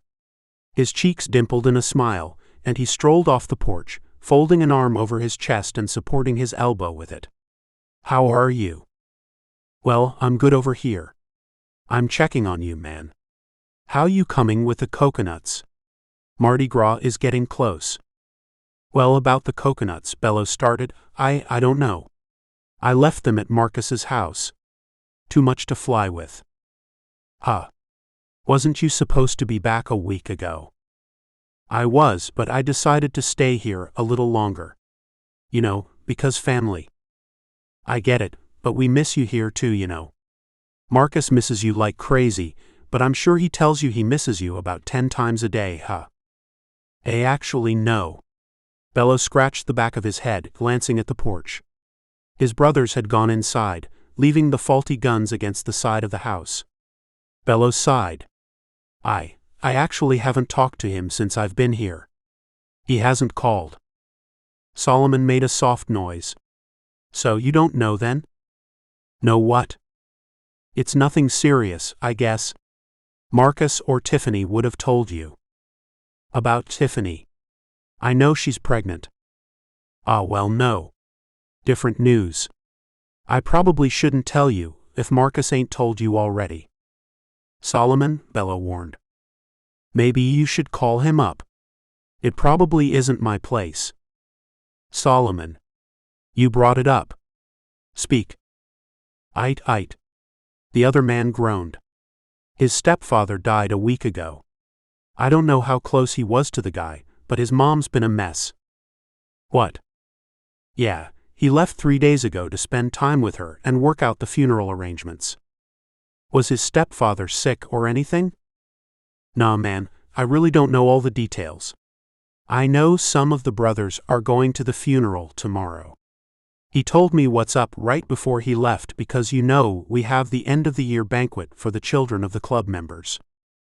Oh, okay. All right. It's next week? Yeah, but don't worry about it. We have everything planned out. Oh. I'm sorry. I really should be there. Nah, you ain't gotta be. Like you said, you're not a member of the club or anything. I mean, we all wish you were, but you're not. A knot grew in his throat and he clenched his jaws. He kicked the cold ground. Yeah, Bello murmured, drowning in his own guilt. He had left his family in the city. Hey, listen, Solomon. I have to go. I'll call you back, okay? Sure thing, brother. This time Bello's heart swelled in his chest and his eyes welled with tears. Yeah, talk to you later, brother. Bello ended the call and dialed the number to the airport as he raced inside the house, grabbing his laptop in stride. He stuffed his clothes in his suitcase as he finally rescheduled his return flight. He filled the last economy seat in the airplane, and the flight left in 3 hours, leaving him barely enough time to pack. After calling the airport, he called the local taxi service and scheduled a pickup in the next 45 minutes. The lazy operator relayed him an estimated total of over $100. Bello confirmed the taxi order and ended the call, slipping his cell phone in his pocket as he focused on packing. He breezed around his tiny bedroom, jamming socks between balled-up shirts and wrinkled pants. He zipped his swollen suitcase, posting it by the door as he finished with his carry-on bag, tucking his flight information and his laptop in the large pocket. The taxi arrived at the airport 30 minutes after it picked Bello up, and an hour and a half before the flight left. He breezed through the tiny airport, checking on his main suitcase and moving lazily through the checkpoints before finding a seat near his loading hangar. Once settled, he nestled headphones over his ears and closed his eyes, listening to the muffled sounds of the airport as he stole a few hours of sleep. His full heart ached in his chest. For once he was in the right place, and contentment flooded his body. He boarded his flight, tucking his bag away and sitting next to an older woman. She offered him a smile. He smiled back, ducking his head. You look just like my nephew. He's cute and sweet as anything. Thank you, Bello's cheeks flushed. I'm going to see him. I have a connecting flight once we get into the city. I'll be going to Miami, Florida. Oh. Bello nodded. I bet it's warm there right now. He says it is. She chuckled. Who are you on the way to visit? Bello bit his bottom lip. I'm coming from visiting my family. I live in the city with my boyfriend. Yeah. Oh. She gave an understanding nod. How long have you been together? It's been about half a year now, but it feels like forever. Bello's features softened, eyebrows relaxing around his eyes. He's the one. You light up when you talk about him. The woman smiled. Has he met your family yet? Thanks. Bello scrubbed the back of his head. Some. He's met my best friend and my father. Good. She patted Bello's thigh. I wish the best for you. Thanks. He flicked his eyes past her as the airplane rolled over the paved road and lifted off the ground. When he turned back to the woman, she had settled in her seat with a Spanish novel across her lap. Her shoulders hunched over it, and her hazel eyes scanned over the page. Bello's lips tugged into a half-smirk, and he dug around his bag for his own entertainment. He relaxed on the airplane, dozing and listening to music until they descended from the sky. As soon as he stepped off the aircraft into cool, early morning air, life accelerated. He raced through the airport, grabbing his suitcase and wheeling it to a taxi. The driver loaded the bag for him, and he clambered into the back seat, directing the man around the city to Marcus's 3-level home. He handed the driver cash and 1,000 words of gratitude before he raced up the driveway, fumbling with his keys until the front door swung open. He tossed his bags down and bounded through the quiet house as he packed a new bag. He loaded his vehicle with one of his new suits and 2 days of clothes. After digging through Marcus's emergency information and finding the address to his mother's house, Bello scribbled a note to Mrs. Potts, locked the house, and whipped out of the driveway. The drive was short, and when he arrived in the small town, he checked into a hotel room and collapsed across the bed. He slept into the early afternoon through 2 calls from Solomon, one from Tiffany and another from his father. He returned Solomon's call with a request for the rest of the funeral details and hopped in the shower, washing off the sweat of traveling. By the time he had donned his suit and styled his hair into flat-lying curls, he had the directions and 10 minutes to spare before the funeral started. Chapter 29. Marcus. Marcus boxed up his animosity for his stepfather as he tucked the wide tail of his tie through the opening and adjusted it under the collar of his white shirt. He shrugged on a black blazer and closed the door to his tiny childhood room. The size of a postage stamp, a futon occupied the far wall, and his clothes swelled out of a matchbox closet. He flicked off the light and jogged into the main room, resting his eyes on his distraught mother. "Ma," he rumbled. "Are you ready?" He scanned over her half-buttoned dress, tangled jewelry, and assortment of shoes. The older woman wiped her face. I just can't make it without him, Duke. Manfrey was the love of my life." Her hands trembled. "What I'ma do here in this house all by myself?" "Dunno, Ma, but right now you gotta get ready for the funeral." He dropped his formal speak after days, surrounded by his mother and the members of his extended family who had come for the funeral. "The limousine'll be here in 30 minutes. Let me help you." Marcus approached his mother, raking his fingers through her thick curls and adjusting the mass of jewelry weighing down her shoulders. She babbled more memories of Marcus's stepfather as he fixed the buttons of her dress and slipped gaudy shoes on her feet. Then he extended his hand to her, leading her outside to the vehicle. He held the door open as she climbed inside, and then he walked around the car, getting in on the other side. The limousine crawled through the town until they reached the funeral home.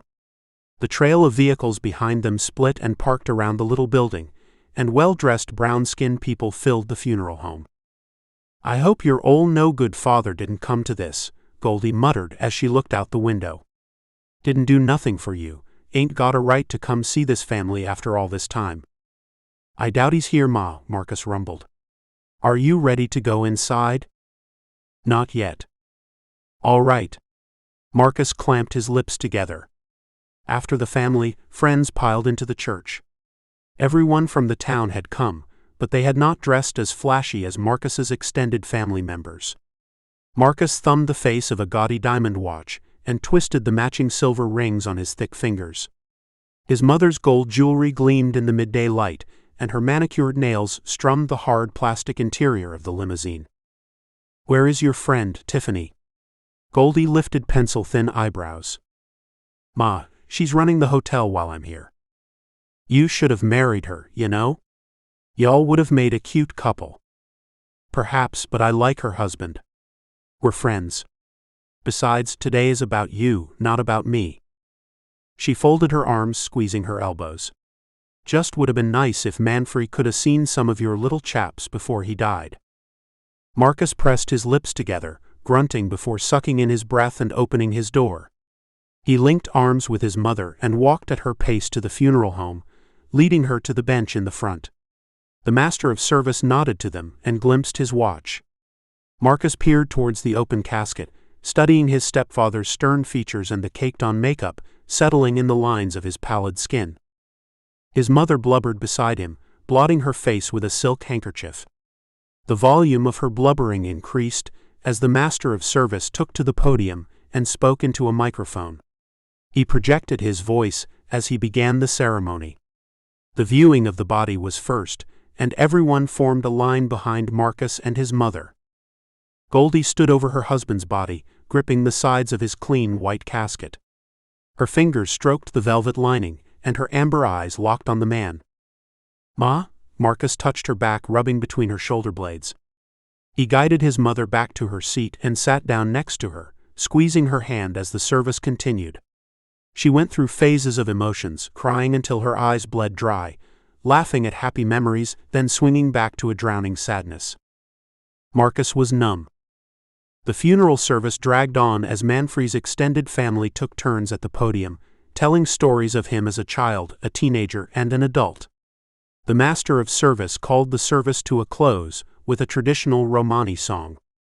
The extended family filed out of the building, muttering about the Americanized funeral. Marcus rolled his eyes. His mother stole a last gaze at her husband before they closed the casket and moved outside with the rest of the attendants. Marcus released his mother's arm as she approached her cousins, embracing them and shedding more tears. He adjusted his watch, nodding to local friends and leaning against the limousine. Out of the corner of his eye, he watched his mother and the rest of the unfamiliar faces. The time dragged on and the sun crept across the sky. As the mass of people thinned, the last few people emerged from the funeral home, and Marcus's heart stopped. Fuck, he breathed a shallow breath and pushed himself up from the vehicle, tucking his hands in his pockets and squinting. The man's back was turned, but from behind Marcus recognized the slim build, the lean muscled limbs and the unruly curls. When the stranger turned around, Marcus recognized the brilliant blue eyes and the soft pink lips. Bello. The man parted ways with the stocky, dark-haired man he had been talking to, as he met Marcus's gaze. His cheeks flushed, and he shrugged his shoulders up to his ears. Marcus launched himself up and cut through the crowd to Bello, stopping in front of him and lifting his chin to Bello's face. You're here. Yeah. Bello flicked his eyes over Marcus's head, before back down at him. I am. His features screwed up.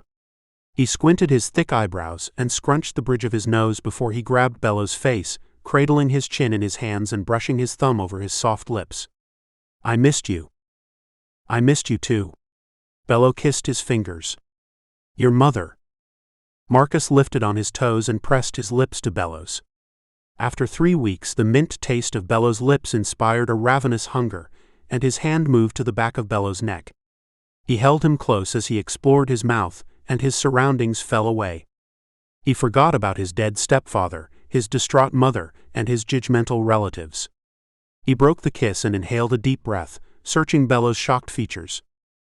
Love you. Bello nibbled his swollen bottom lip. Love you too. Marcus hugged him, burying his face in Bello's neck. I called. We'll talk about it later, Bello whispered, wrapping his arms around Marcus's torso. Are you okay? Marcus's tears welled in his eyes, and he exhaled quiet sobs into Bello's neck. His fingers dug into Bello's flesh, nails denting his soft skin. His emotions ran their course, racking his body and clenching his muscles. Your mom is going to see us. Marcus shook his head, wiping his face with the wool arm of his blazer. Let her. He kissed Bello again, drawing life from him. Bello groaned, sliding his hands from Marcus's waist to his chest. He ended the kiss and thumbed the buttons of his shirt, hooding his sapphire eyes. I don't think coming out at a funeral is. Duke. A shrill cry cut through Bello's soft words, and Marcus's mother stormed up to the pair. Shorter than them both, she stood on her toes as she directed her attention to her son. Marcus rolled his shoulders. Strained eyes looked down the length of his nose at his mother. Ma. The air was solid between them, and Marcus puffed out his chest, tightening the muscles in his strong jawline. He wet his lips. You've met Bello, haven't you? Marcus hooked his arm around Bello. The woman shook her head. Tears swam around coal-black eyes. Hi. Bello wiggled his fingers towards Goldie as their cousins encroached upon them. The back of Marcus's neck tingled. He cocked his head to the side and cut his eyes to a brawny cousin. His lips curled and his hands balled into fists at his side.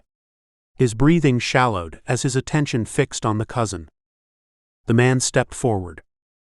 Bello touched Marcus's shoulder, squeezing his bicep through his blazer. We should go, he chided, sliding his fingers over Marcus's tight knuckles. Not yet, the cousin hissed. What? A fist met Marcus's face, shifting his jaw and sending fire through his nerves. Adrenaline fueled him as he threw a punch back.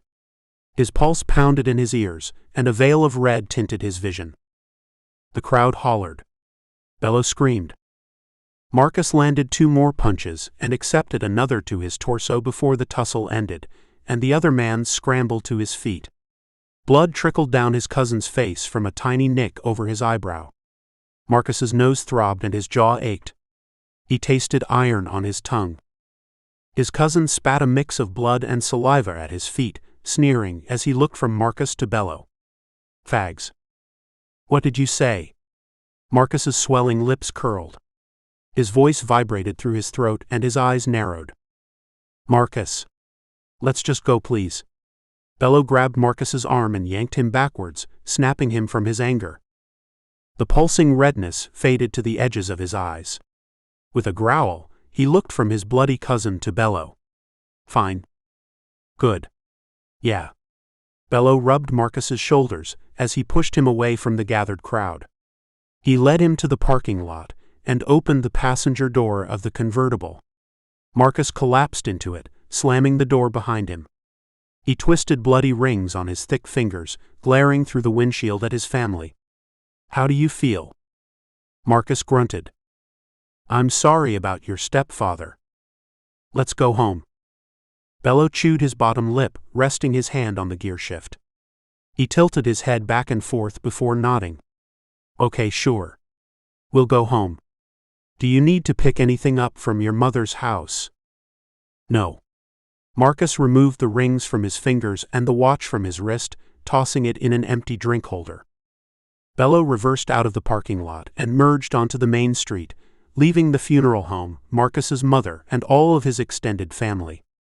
They shrank in the rearview mirror. Marcus rode in silence as the ache in his fingers replaced the ache in his face, and he rubbed sore knuckles with his other hand. Do you want to talk about it? Bello asked once they had left the town and traveled the highway for half an hour. Not particularly. I want to talk about it. About everything. Bello twisted his hands on the steering wheel. I'll start. You said you would call. I did, Marcus rumbled, opening the glove compartment and retrieving crumpled napkins. He blotted his knuckles. I never saw a call from you. Because your sister picked up the phone. I requested for her to relay the message, but I suppose she never did. Disdain dripped from Marcus's lips. Okay. Why didn't you call again? I did not want to pester you. Oh. Are you upset? Bello quirked his eyebrows up.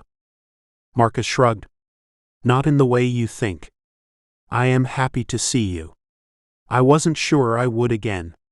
I missed you. I'm happy to see you. Yeah. Bello chewed his bottom lip. I'm sorry. I should have called. I was just waiting on you. Then Solomon called about, your stepfather. He called about my stepfather. Marcus frowned. No, I mean, He called about the coconuts, and it went from there. Marcus grunted. Were you and your stepfather close? No. Bello nodded. Okay. Well, I'm glad you came out to your mother. I think she has a right to know who her son really is. I suppose. Marcus blotted his face, pressing the napkins into his lip. I'm sorry about how it went down, though. Don't be. An event without a fistfight is boring. Okay. Yes. Did you enjoy your trip home? Bello blinked.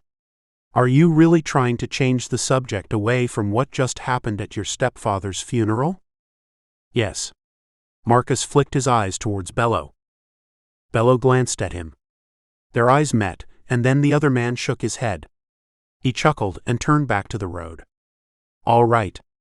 My trip to see my family was exactly what I expected. Ah. They were ungrateful and lazy and everything I remember. I spent the whole time cleaning and taking care of everything. And I missed you so much. I missed the way you take care of me, how you cook for me, and how you ask about my day. Bello paused, wetting his lips and stealing a glance at Marcus again.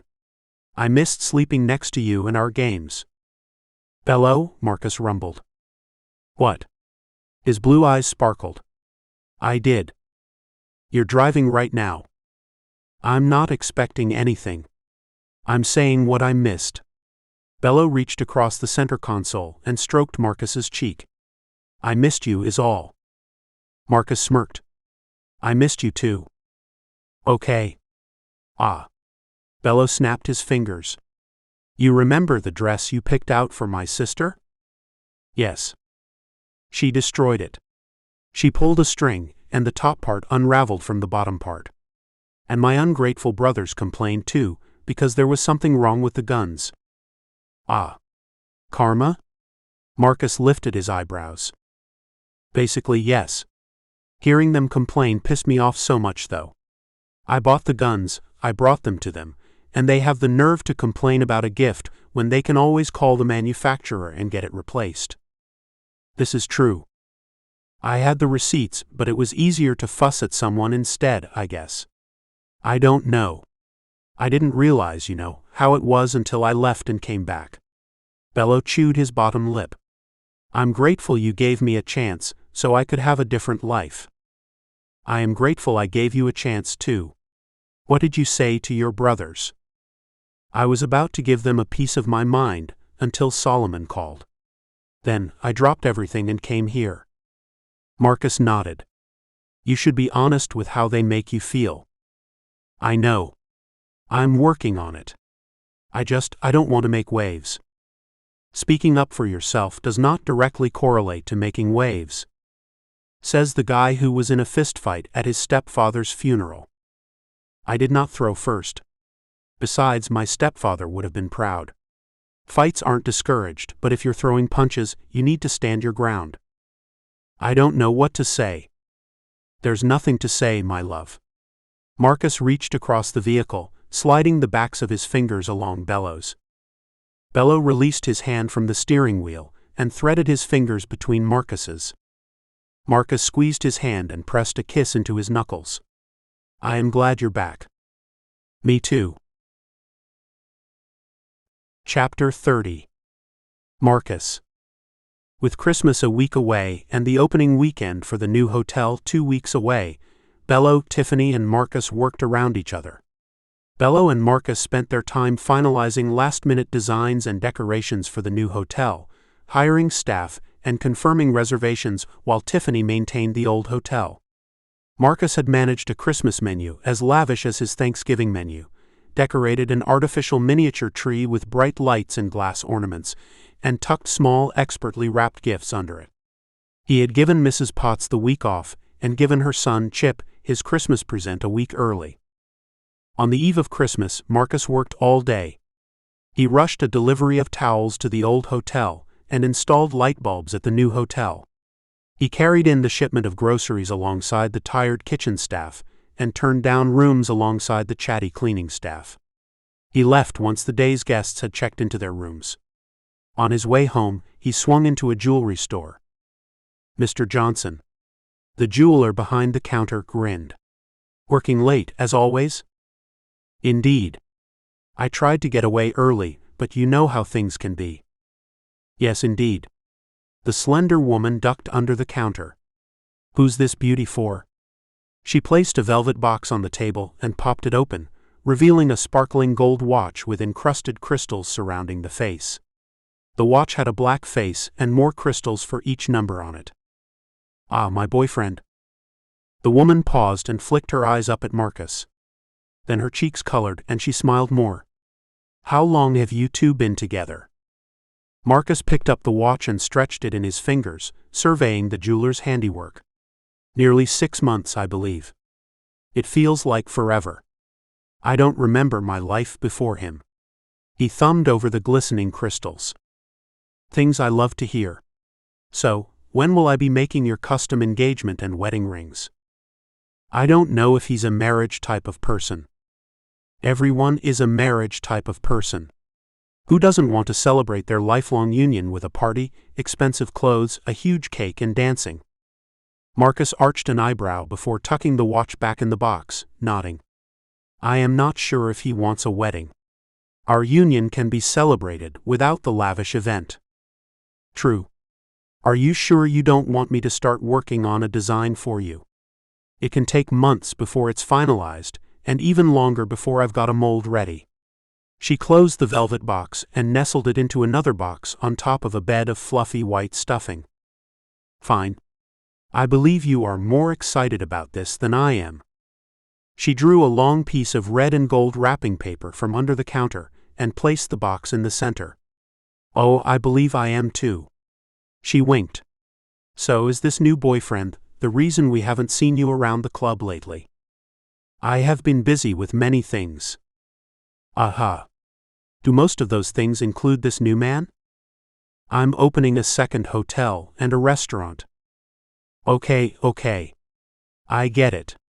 You can't find any time to play anymore. Her eyes glittered. We miss you. Is he vanilla? Marcus shook his head, chuckling. He's not, but he is possessive. Cute. We're having an event at the club on New Year's Day. She passed the wrapped present to Marcus and handed him a 5x7 flyer. You're both invited. I'll think about it. Sure thing. Tell Tiffany I said hey and congratulations. I will. Be safe, okay? You too. Marcus exited the jewelry shop and drove home, sneaking into the house before Bello arrived. He tucked the present under the tree, burying it under the decorative boxes and lighter gifts. He looked at the invitation, smoothing over the pressed letters. It had been addressed to him in scrawled text above the time, date, and location. After placing the invitation on the counter, he focused on dinner preparations. Bello arrived an hour later, dropping his messenger bag at the kitchen entrance and raking his fingers through his recently trimmed curls. I'm going to have to start going to the gym more often with the way you cook. Bello wandered over to the kitchen island and propped his elbows up. Hi sexy, how was your day? Wonderfully busy, but I managed to sneak away earlier than you did, huh? Apparently so. Bello plucked browning meat from the skillet and popped it into his mouth. I spent all day training the employees at the new hotel. Then, I had to do a few things for Tiffany. I'm happy she's pregnant, but her hormones are wild right now. He moved around the table, shrugging his blazer off his shoulders and laying it over the back of a chair. I have heard the first trimester can be rough. Marcus added vegetables to the sizzling meat. Pretty much. Hey, what's this? Bello snatched up the invitation. It has your name on it. Correct? I had to make a stop after work. A friend gave it to me. It's on New Year's. A party. Indeed. It's nothing. I figured after opening the hotel and assisting the staff all day, a quiet evening at home would be nice. We have quiet evenings at home all the time. What kind of party is it? Marcus cleared his throat, plucking the invitation from Bello's fingers. It's nothing, as I said. Bello snatched it back. No, you're being intentionally vague. The location says the dungeon. Sounds like a weird place to have a party. Bello blinked. Oh wait. Is it a sex party? Marcus groaned, snatching the invitation away from Bello and crumpling it. He dunked it in the trash and tossed vegetable scraps over it. Bello tilted his head. So yes, it's a sex party then? Do you want to go to it? Yes. It's a sex party. Do you want to go to it? Bello kicked off his shoes and moved behind the kitchen island with Marcus, kissing his cheek. I was not planning on going to it. Right, but do you want to go? We can go if you want to. It could be fun. Selena will be there. Okay, and? You're over her, right? I was never particularly into her. She was a play partner. Okay then, so Selena isn't even an issue anymore. Will you get upset if you see her there? I saw her at the picnic. Correct, but this isn't a picnic. Marcus sucked his teeth. This is a sex party. So you will be seeing her in very little clothing, and she may ask to play. It's an orgy? Oh my God, you're such a freak. Bello laughed. He sobered and wet his lips, blue eyes dancing as he looked at Marcus. Now, I definitely want to go. What do you wear to a sex party? It depends. Are you going as my submissive or my boyfriend? I didn't know there were options. What does it mean if I go as your submissive? Moment. Marcus held up a finger before focusing on the food in front of him. He spooned warm oil over the meat and vegetables before sliding them out of the pan and into a plate. He stuffed 2 tortillas full of the mixture, sprinkled them with cheese, and then wrapped them, tucking in the corners. Then he dropped them back in the warm pan, flattening them with a spatula. Bello stole translucent sweet peppers from the vegetable mixture. All right. As my boyfriend, we would have equal say in what happens at the event. If someone wishes to play with you, they would ask you if you want to play. Likewise for myself. It would be normal. Our normal relationship. If you went as my submissive, others would ask for my permission. And you would too. I am simplifying it. There are more nuances to being a submissive, but the main difference would be the power exchange. I would be in control of you for the event if you were my submissive. Could you be my submissive? Marcus rumbled. Would you want me to be? Bello shrugged and nodded. Then yes. Any time. I will be submissive for you. He turned the folded tacos over and browned the other side. What are your plans for tomorrow? It's Christmas Day. I thought I was spending the day with you. Ah well. I was thinking we could start our own tradition, perhaps. Like. What if we stayed up until midnight and opened presents together? And then you make me breakfast the next morning and we fuck. I feel like you excluded the 2 most important things. Marcus chuckled. I will make you breakfast, yes. And the other part? We will fuck too. Okay, then we can do your new tradition. You know, we really don't have to wait until Christmas to open presents anyway. Neither of us is religious. Tradition. I guess. Bello wrinkled the bridge of his nose. What's the plan until midnight? Well, I borrowed a book from Tiffany. Marcus tipped his head towards their little tree as he scooped the tacos out of the skillet. I wasn't sure if I wanted to wrap it or not. It's next to the rest of the gifts. I really hope all these aren't gifts, Marcus.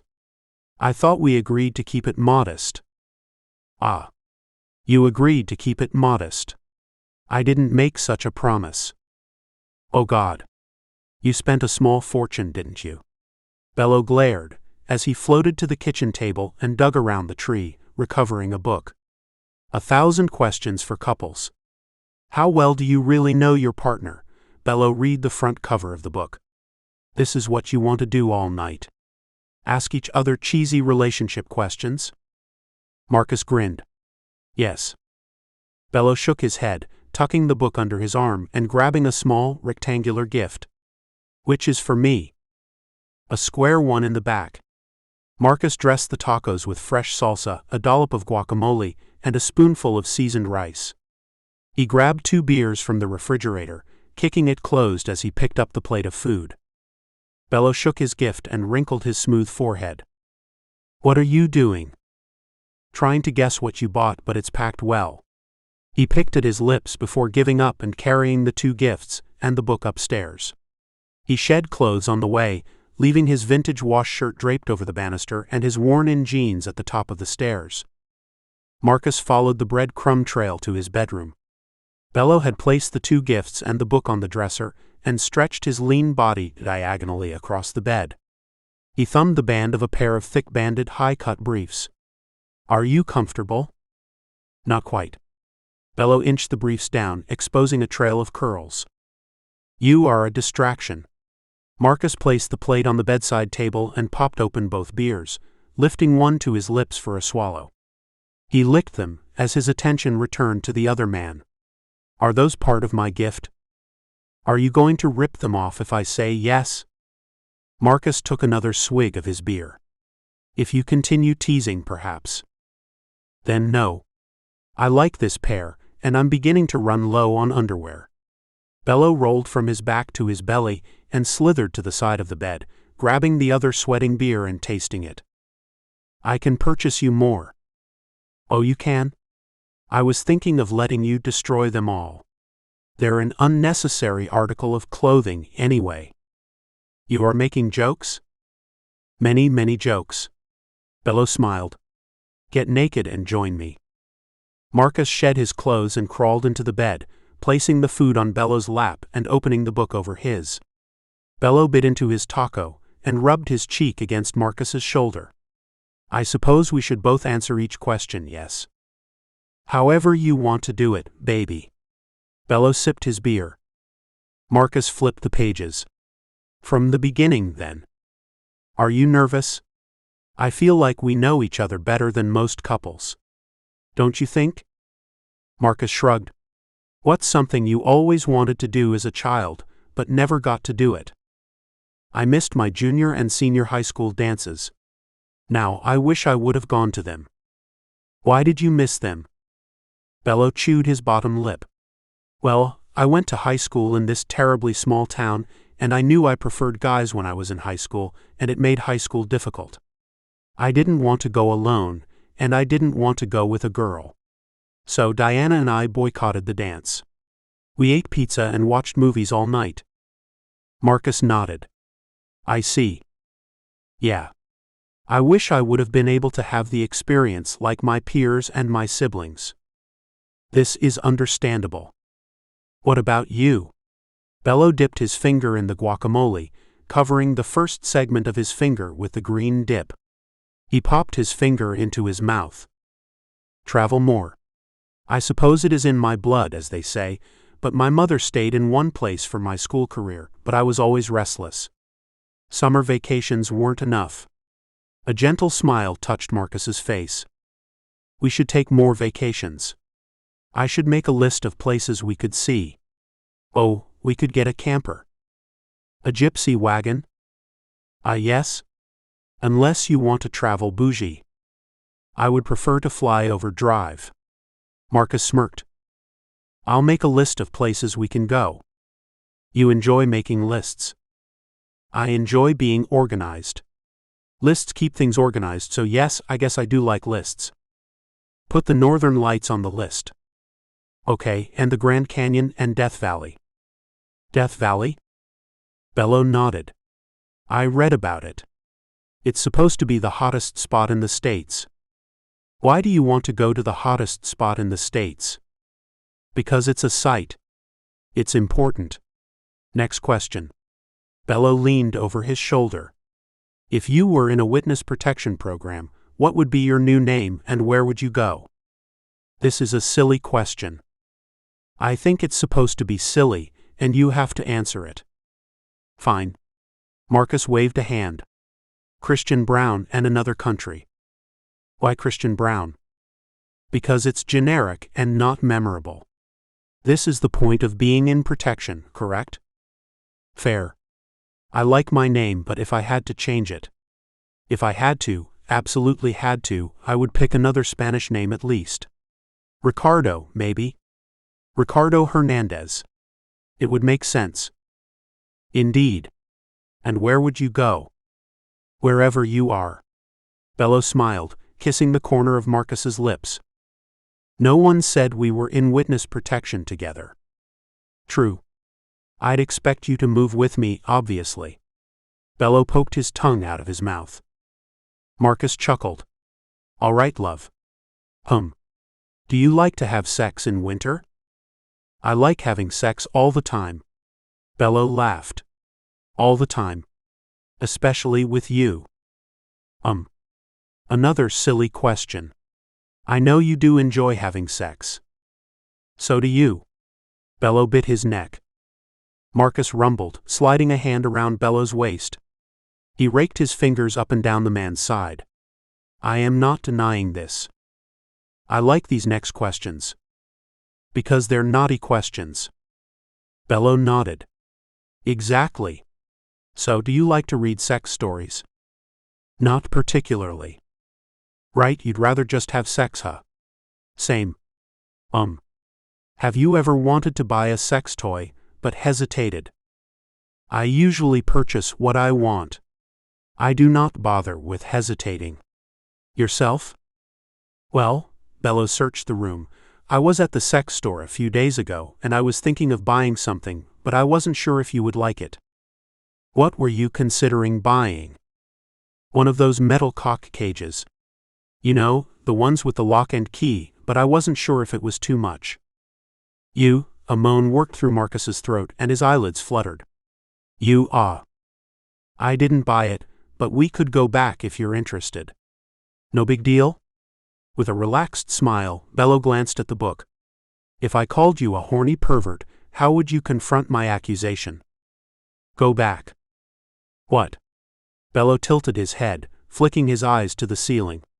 The whites of his eyes cradled his blue irises, and a mischievous smile dimpled his face. Go back to the cock cage. Talk about it more. There's not much else to say. They had a few different types. Silicone and flexible, metal rings, and a full cage with a little slit at the opening. Marcus groaned again, closing his eyes as Bello described the different options. His cock grew in the trap of his briefs. Which were you most interested in? I love how easy it is to excite you, by the way. Bello kissed Marcus's jawline, purring into his ear. I liked the metal rings the best. The silicone wasn't rigid enough. I see. Marcus swallowed, lifting the plate from between them and placing it on the counter.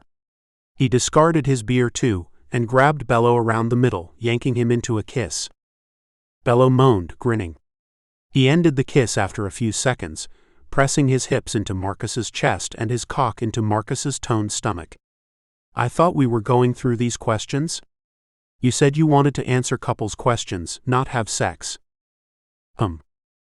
So again. If I called you a horny pervert, how would you confront my accusation? It depends. Marcus squeezed Bello's ass. Are you complaining or simply pointing out facts? Bello laughed. So basically, you don't care. Good, because you're kind of a horny pervert. Okay, a serious one. Why do you think some couples end up cheating on each other? Marcus pursed his lips, chewing the insides. I believe couples end up cheating because something is missing, be it an emotional connection or a physical connection. I believe every relationship is, of course, different, but I would say the root of cheating is one party not getting all of their needs met. You don't think sometimes people cheat because they're bored or they don't care?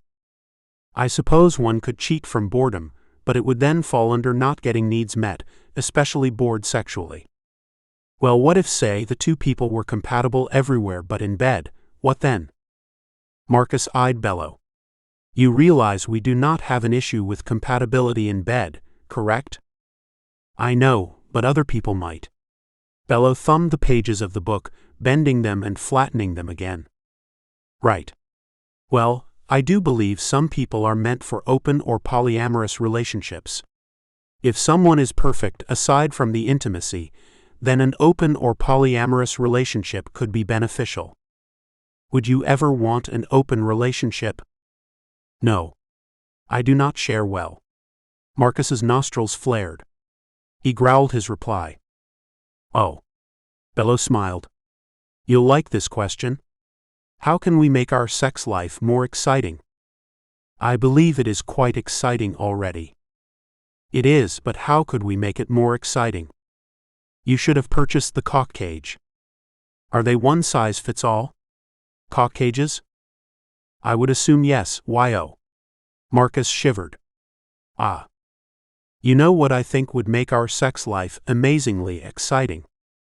What? Marcus sighed. If we went to this New Year's party and you were my submissive, and you wore a cock cage the whole night. You are asking for a lot. Bello's eyes sparkled. And? Marcus wet his lips, cock straining against his clothes. His stomach fluttered at the proposition. All right.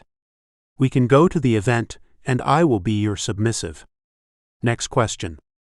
Bello ran his fingers along Marcus's pants, tracing the outline of his cock through the fabric.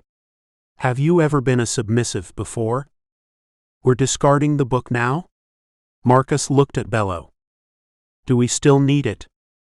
I suppose not. Marcus closed the book and set it on the corner of the side table. Yes, I've been a submissive before. Like how? For temporary situations such as demonstrations or events where the other party refuses to be anything besides dominant.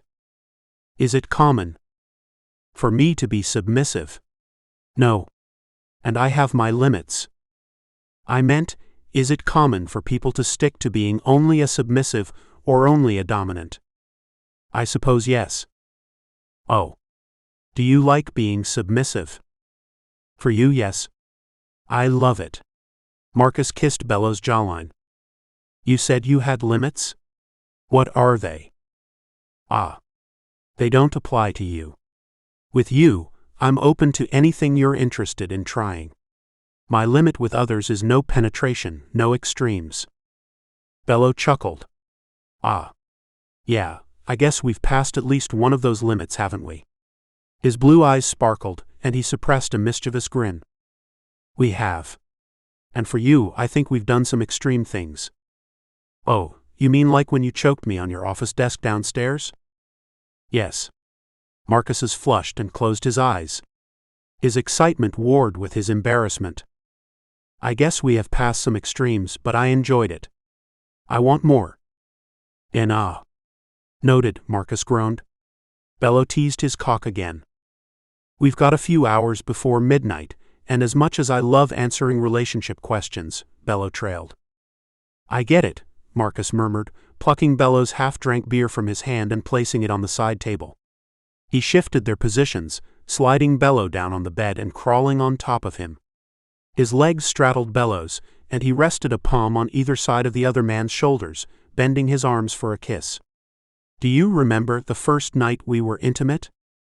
Bello tipped his chin up, exposing his long, creamy neck. I do. Marcus rumbled. How we did this until we were both shaking and panting. He ground his hips against Bello's firm cocks sliding against each other. A beat of anticipation worked out of Marcus's cock, staining his briefs. Bello's cock pushed his underwear away from his body as a wet spot formed on the fabric. Yeah, Bello shivered, I do. Good, Marcus rocked his hips because tonight will be an encore. He slid his hands up Bello's body, along his torso and lean arms, latticing their fingers together and pinning his hands over his head. Fuck okay. Bello's eyes fluttered closed as Marcus moved against him. Expert hips rolled over Bello's body as soft lips pressed into his neck and swept over his collarbone.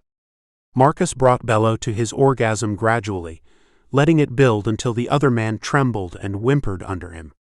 Then he licked the stain on Bello's briefs, tasting the salty cum through the fabric. Bello groaned, scraping his fingers over Marcus's scalp and closing his legs around the man's head. He rewarded Marcus with another drop of cum and a low groan. Ah. Okay. Please. Marcus peeled his briefs down, exposing damp skin to cool air, and tongued the head of his cock. Bello bucked. Stop. Okay, stop. He wrestled away from Marcus, and his sweaty skin glistened in the soft yellow light. It's midnight. Do you want your gift? No, I want you to open mine. Bello grabbed the wrapped boxes from the dresser and handed one to Marcus. We can open them at the same time. All right. Marcus removed the tacked-on bow as Bello untwisted the ribbon and set it aside, popping open the tape and unraveling the wrapping paper until a handmade booklet rested in his arms. Marcus crunched his eyebrows. Bello unwrapped a box and opened it. The hinge creaked and Bello gasped. Oh my God. Nimble fingers eased the watch out of the box, and he brought it closer to his face, inspecting the minute details. The crystals gleamed. It's amazing. This must have been so expensive. It was. You didn't have to spend a lot of money on me. You know this. I do, but I wanted to. I like seeing you in expensive things. Clothes or accessories? Both, but accessories more. They're more intimate. Bello cocked his head to the side and bit his bottom lip. So, you want me to start wearing jewelry while we fuck? I didn't realize it was an option. Marcus's eyes widened. If you like seeing me in expensive accessories so much, then a watch and a few rings accenting my naked body should do it for you, right? The immediate rush of emotions inside Marcus was indescribable. His softening cock hardened all over again. His face warmed, and the moisture in his throat evaporated. Yeah, he croaked. I believe it would do it for me, yes.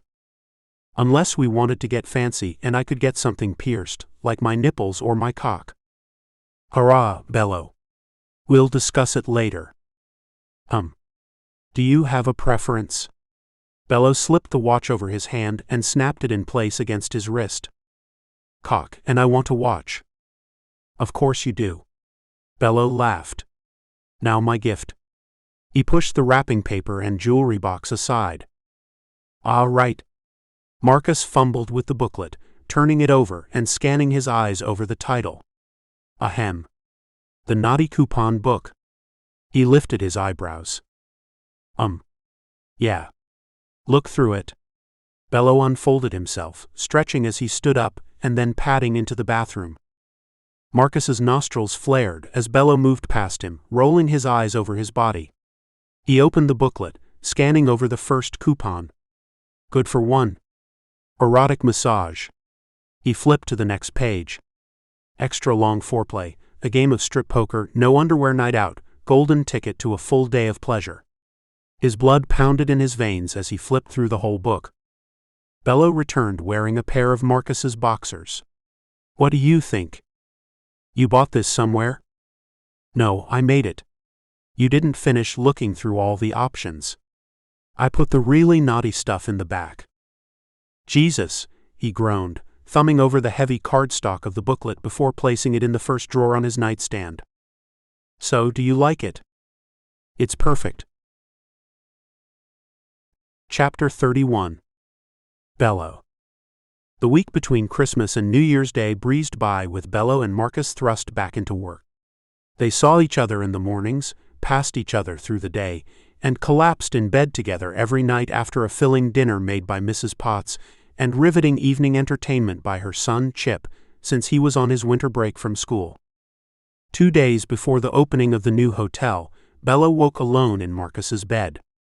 Welts from the previous night's festivities burned his skin. A handwritten note rested under a plate of warm food, and Bello smiled as his eyes scanned over Marcus's scrawled handwriting. He tossed the comforter back and crossed his legs, picking at the seasoned scrambled eggs and nibbling a sliced piece of sausage as his mind replayed the previous night. Marcus had been savage, and Bello had enjoyed every second of it. He proudly bore the marks of Marcus's wild nature and his masochistic enjoyment of it. He raked his fingers through his curls as he finished his breakfast and wandered into the bathroom, stepping into the shower. He rinsed dried cum from his body and checked his bruises in the full-length mirror before wrapping himself in a plush cotton towel.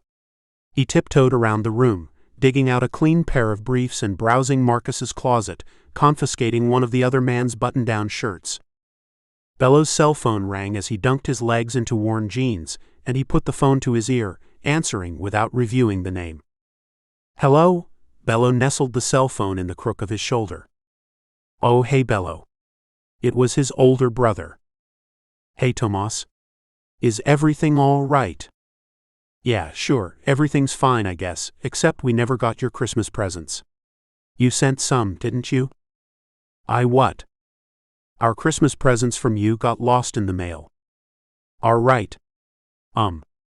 So, I didn't send you guys anything." "What? We're your family." "What do you mean you didn't send us anything?"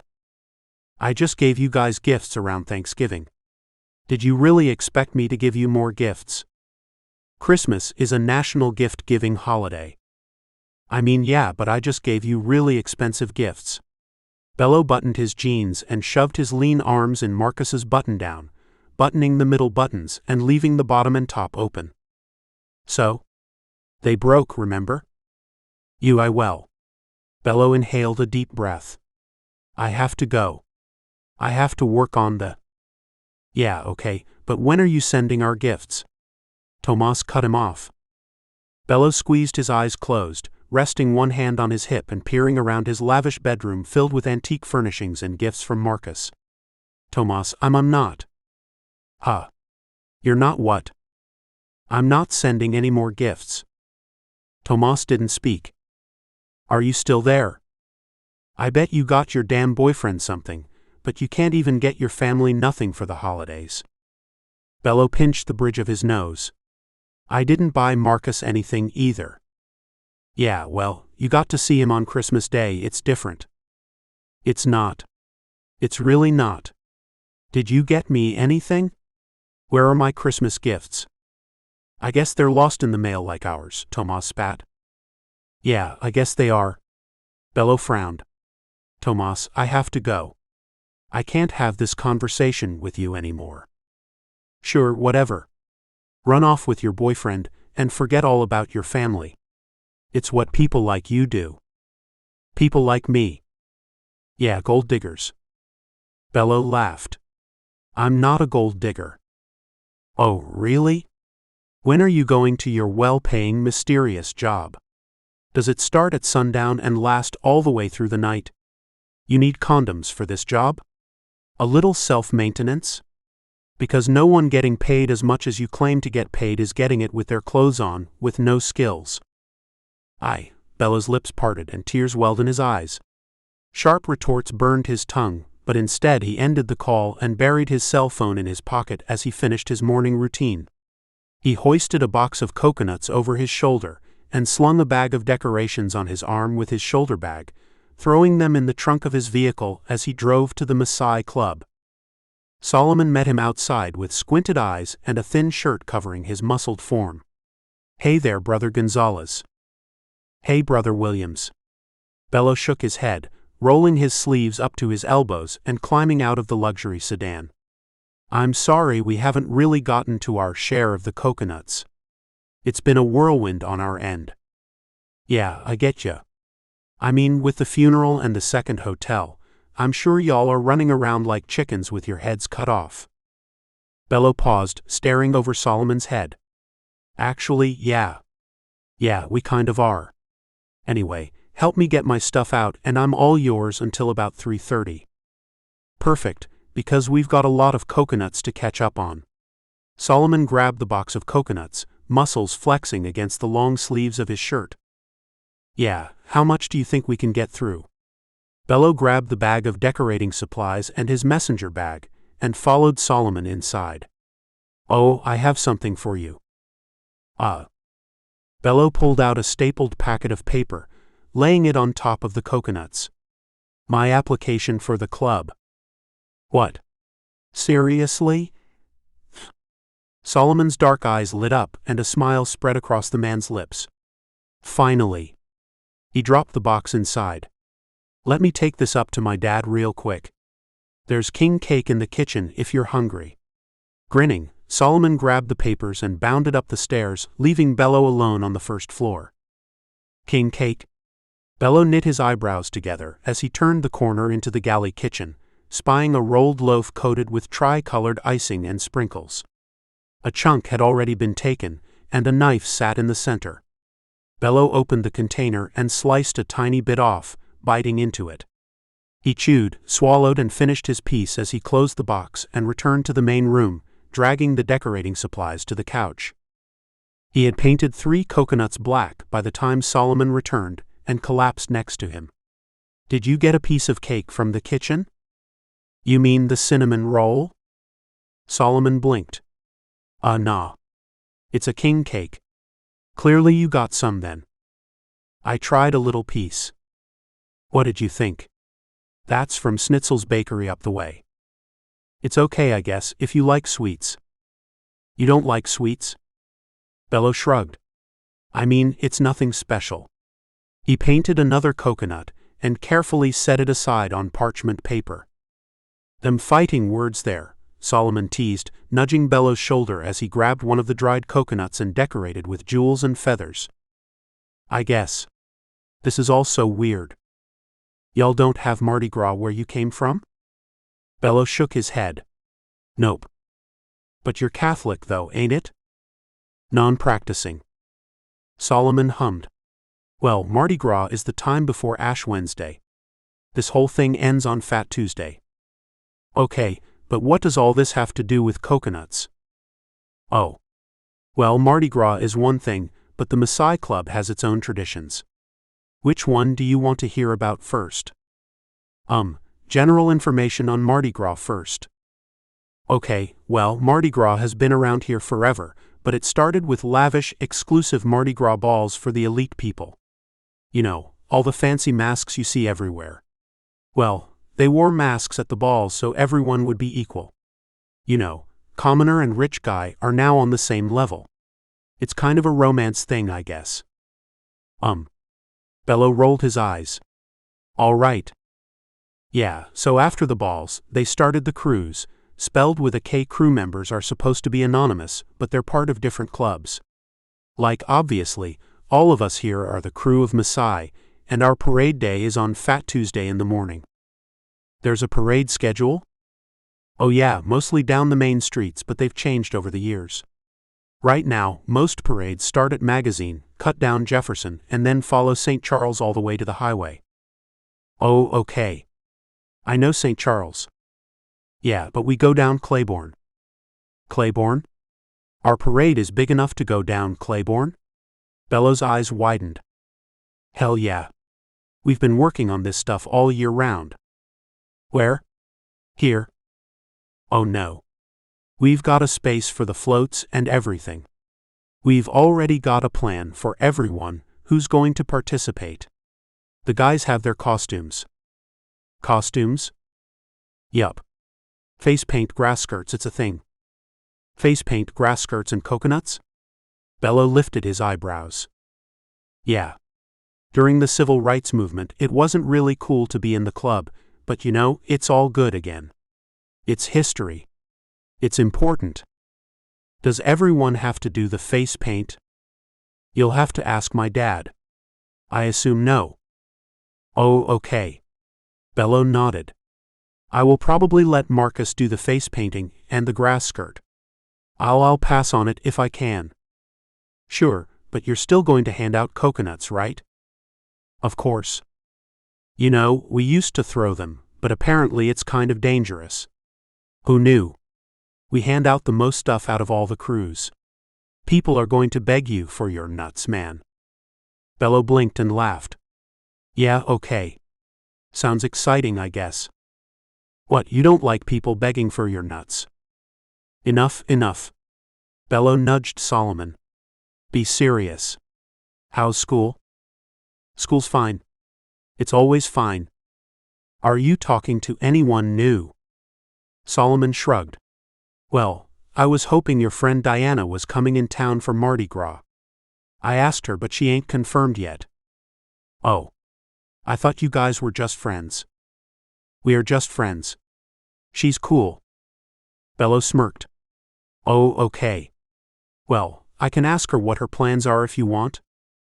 Solomon flicked his dark eyes up to Bello. "Would you? I mean?" Nothing embarrassing. Just, check and see what's up. I won't even mention your name, dork. He laughed. So you two talk. We text, back and forth. Nothing serious. Ah. Does our club have a Mardi Gras ball? We do, but ours is on Lundi Gras and open to the public, so basically everyone comes. It's kind of one of the greatest parties of the year. A sly smile spread across Solomon's face and he tipped his head back. It's where we honor the Maasai king and queen. Right. Well, I was thinking, everyone loves an excuse to get dressed up, so why don't you invite Diana to the party? Huh. I could. I guess I could. You should. If you guys have been texting all this time, I'm sure she'll say yes. And she can stay at my place like she did last time. It'll be fine, just ask her. Solomon wrinkled his nose. All right. I will. Good. Bello sat back, fixing his attention on the unpainted stack of coconuts. Yeah, we're going to be doing this forever, he sighed. Probably. I'll play some music. Solomon dug his cell phone from his pocket, checked his messages with a smile, and then turned on some upbeat local music, placing his cell phone on the counter in front of them. They worked diligently, forming an assembly line where Bello painted the first coat, and Solomon painted a second coat. When all the coconuts had been painted, they decorated them with plastic jewels and feathers. They finished half the box before Bello's cell phone rang. He glimpsed the time as he pulled it out of his pocket. Oh shit. It's past 3. I'm supposed to be at the new hotel. Shit. Bello jumped to his feet, scattering supplies over the ground, and raked his fingers through his auburn curls. Hey, it's all good. We made some serious progress here. Solomon set his paints aside and stood up as well. Yeah. Frowning, Bello answered the call. Hey, Poppy. Hey. Where are you? I'm still at the club. Solomon and I lost track of time working on the coconuts. I'm sorry. It's fine. I received a call from the new hotel saying Tiffany couldn't stay and wait because she had some sort of emergency, so I wanted to make sure everything was okay here. Yeah, everything is fine. What sort of emergency? Bello squeezed Solomon's shoulder and rushed to the door, grabbing his messenger bag on his way out. Ah, they didn't say. Oh. I hope everything is fine. Will you call her? I'm leaving the club now. I should be at the hotel in about 15 minutes. Bello tossed his bag in his vehicle and fit his keys in the ignition, holding the phone against his shoulder. I will call her. How is Solomon? He's good. I think he and Diana are into each other, even though she said she wasn't interested. They've been texting. Yeah. I told him to invite her to the Lundi Gras party. Ah yes. I assume you are attending this party with me, correct? Oh, you assume? That's not the way you ask. It isn't. My apologies. Yeah, your apologies. I will ask again. Right now. No, Marcus rumbled. Later. Also, there is something else. What? There is a hotel management conference happening in a few weeks, and I think you should attend. It counsels on running hotels' marketing budgets. Okay, but should I really be going out of town during Mardi Gras? Isn't it going to be crazy busy with tourists and preparing for the parade? The event is only for a weekend, and it's towards the end of the season. It should not affect anything. Bello chewed his bottom lip. How end of the season is it? It is the weekend before Lundi Gras. I already purchased a ticket for you, and you will be returning the Monday. You already bought my ticket? Well, yes. I figured an educational experience is worth the money. I didn't expect you to turn it down for a holiday season. Wow, way to guilt trip me. Ah. I do what I can. Love you. I'll see you at home later. Yeah. Shit. One more thing. Yeah. Can you stop by the grocery and get a king cake for the employees? Make sure you put the baby inside the cake before you put it in the lounge room. Baby? Cake. What? Ah, all right. When you purchase the cake, you will get a plastic baby too. You need to insert the plastic baby in the bottom, and whoever cuts a slice with the baby inside has to buy the next cake. Ha, Bello sighed, this Mardi Gras thing is strange. It's culture, baby, Marcus drawled, laying on a thick and uncharacteristic southern accent. Right. Well, I'll get your cake, and I'll stick your baby in it, and I'll see you tonight. All right. Bello ended the call, tossing his cell phone in the passenger seat as he reversed out of the parking lot. He purchased a plain cinnamon king cake from the grocery, carefully inserted the baby, and deposited the cake into the break room beside paper plates and plastic utensils. He worked through the evening, putting out small fires as they finalized the details of their grand opening. He assisted the new front desk employee in taking reservations, and he surveyed the cleaning crew on turning down rooms. Bello left the hotel a quarter after 8 o'clock and returned 12 hours later for another full day of final touches. The first trail of guests trickled into the hotel lobby in the evening, and Bello greeted them with a smile, leading them up the elevator and down the hall to their rooms. He provided them with information on car rental services, public transportation, and an event guide for the New Year's weekend celebrations. Chapter 32. Marcus.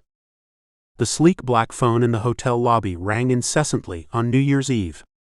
Bello had done his job, and the new hotel had more than enough people desperate for reservations. The new hotel was booked solid for the weekend with a waiting list full of tourists praying for cancellations. The original hotel, much to Marcus and Tiffany's surprise, had also been booked solid, with the runoffs from the new hotel still eager for the New Orleans experience. Impressed with how well the opening was going, Marcus lingered around the hotel, wasting time until the BDSM party later in the night. The BDSM party started an hour before the new year, and if previous years were any indication, the party would extend well into the witching hours of the morning.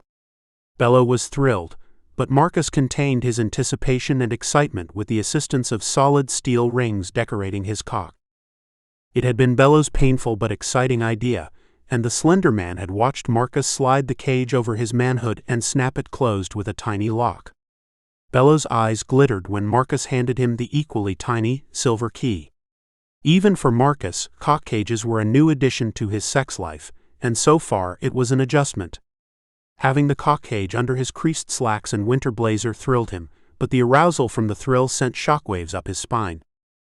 Bello utilized every spare second they had, brushing his fingers along Marcus's crotch, teasing the steel ridges and soft flesh until Marcus's thighs quaked, his heart pounded against his ribcage, and he found himself begging Bello for mercy.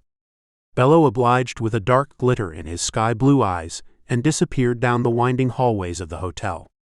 Marcus rubbed his sweaty palms down his thighs, adjusted the cage in his slacks, and went the opposite direction, burying himself in his work. The evening passed without incident, but as the night dragged on, the newly hired staff grew overwhelmed with the amount of work involved in a full hotel. The cleaning staff hurried with turning down rooms as guests vacated for evening festivities, traveling to the heart of downtown for a New Year's Eve bar crawl. After the third reportedly trashed room, Marcus went from filing paperwork to stripping soiled sheets and tucking new ones under the luxury foam mattresses they had purchased wholesale in the fall. Marcus yanked at bedsheets, pulling them taut, and laying abstract patterned comforters over them. He wiped the counters down in the main room and in the bathroom, and set the thermostat to a chilled 69 degrees before flicking the light off in the room and stepping out of it. When he cleaned the last room, he peeled latex gloves off his thick fingers and tossed them in the wastebasket attached to the cleaning service's rolling cart, glancing at his wristwatch in the process. Marcus. It had passed 11 o'clock. Marcus's heart sank to his toes, and he flicked his attention up to Bello's frowning face. Hello. I've been looking everywhere for you. What's going on? The frown cleared to a look of concern as his blue eyes glimpsed the cleaning cart. The crew needed assistance, so I helped them. I didn't think it would take so long.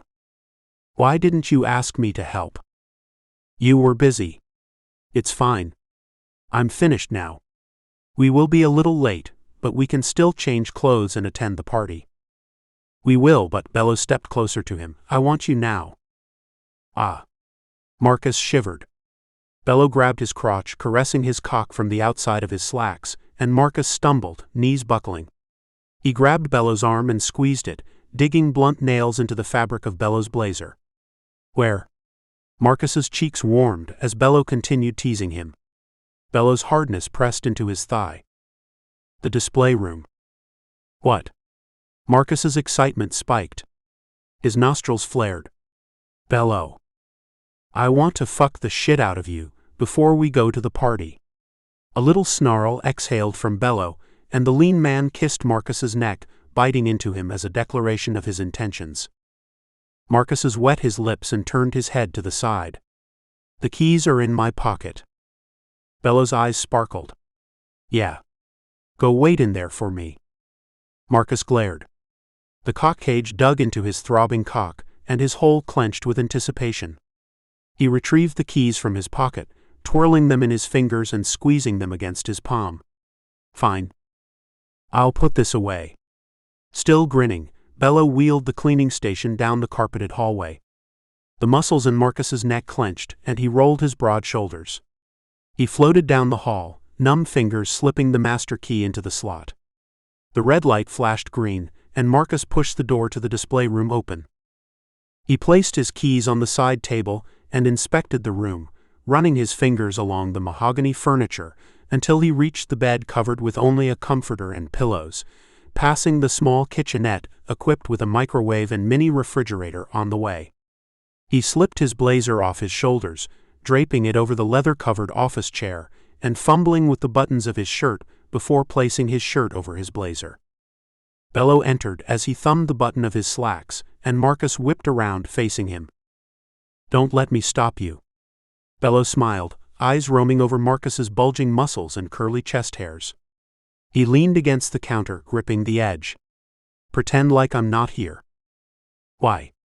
Marcus rumbled, gathering confidence as Bello's slacks tented with his own arousal. Marcus unzipped his pants and eased them down his slim hips, letting them pool over his feet. His briefs fell with them, and he stood naked in front of Bello. His cock filled the cage, and he rolled his eyes to the ceiling as a bead of precum dripped from him. Because I want to watch you. I like knowing you're here more than pretending you're not. Marcus winced as his arousal fought against the cage, and Bello purred. I can tell. So you're my submissive? Clearly, Marcus whispered. Do we need a safe word? Is it important? Marcus shrugged. Bricks. Bricks. Oh, okay. As he stood in front of Bello, another bead of excitement snaked through him, dripping from the abused head of his cock to the ground in a slow descent. Marcus curled his toes in the plush carpet of the display room, and his eyelids fluttered. Can I suck your cock? Marcus whispered. Frozen with the possibilities, Bello nodded, unfastening his slacks. Marcus's mouth watered as his cock sprang from his pants, pointing to the sky with a shining pink head and a thick, veiny shaft. He rolled his eyes again as he got to his knees and closed the distance between them. He rested his hands on the counter as he trailed his lips along Bello's length and took him into his mouth. His thick eyebrows knit together, and he worked his mouth and tongue around Bello's cock. Bello groaned, opening his legs more and combing his hand over Marcus's head. So good.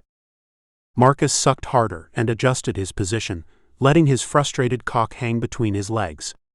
The fluffy carpet tickled the head of his cock, and the thrill of sucking Bello in the display room of his hotel tickled the rest of him. Precum dribbled out of his cock, streaking the carpet in front of him, as he sucked Bello eagerly, desperately. He retreated, sucking in a sharp breath and melting into the ground. He rubbed flaming cheeks against Bello's thigh. Fuck, Marcus panted. He jumped back on Bello's cock after his break, sucking him and rolling his hips against air. He mashed his cock into the ground, and his thick thighs clenched as pleasure zinged up his spine. Ooh damn, Bello crooned, sliding his hand from the back of Marcus's head to along his broad, meaty shoulders. His nails kissed Marcus's tough skin, clawing him as he swallowed around Bello's cock. Bello painted 4 stripes of fire along Marcus's skin, and Marcus groaned around him. His hips bucked into the air, and his torso twisted as his cock hardened. The sparks of pain from the metal rings of the cage and Bello's rough treatment excited him more, and he trembled between Bello's thighs. He sat back on his heels after another drop of salty pre-cum touched his tongue, and he sobbed, flicking dark eyes up to Bello. Close, he confessed, burying his face in between Bello's thighs. His muscles danced, and his hips squirmed, grinding into the floor and lifting as he struggled with his excitement. Oh fuck. Bello's long eyelashes fluttered. You'd come just from sucking me off. Marcus shuddered. Circumstances. He licked his lips. Can I? Ah. No. No, you can't. Marcus's thighs opened wider, and he lifted his ass off his heels, arching his back. Good God, please. His face burned. No. Bello stroked his warm cheek. Now, I want to fuck you. Then, we'll shower and get ready for our night. Damn, Marcus cursed as Bello pulled him to his feet and flipped their positions. Head spinning, he found himself bent forward and pressing into the side of the table. The dark wood cooled his blazing skin as Bello tossed an empty condom wrapper beside him. Marcus's hips danced as Bello invaded him, and his body melted into the table. He surrendered himself to Bello as he focused on holding his orgasm. Bello pounded his tight hole until he grunted in his own climax and dragged Marcus to the next surface for a round 2 and a round 3. By the time Bello had sated himself, Marcus trembled and sobbed under him, sticky from sweat and pre-cum. Ah fuck. Marcus jerked as Bello pulled away. He tracked the other man from his position sprawled across the starched comforter. Bello tied and tossed a condom in the wastebasket, and Marcus groaned again. They showered and dressed in silence.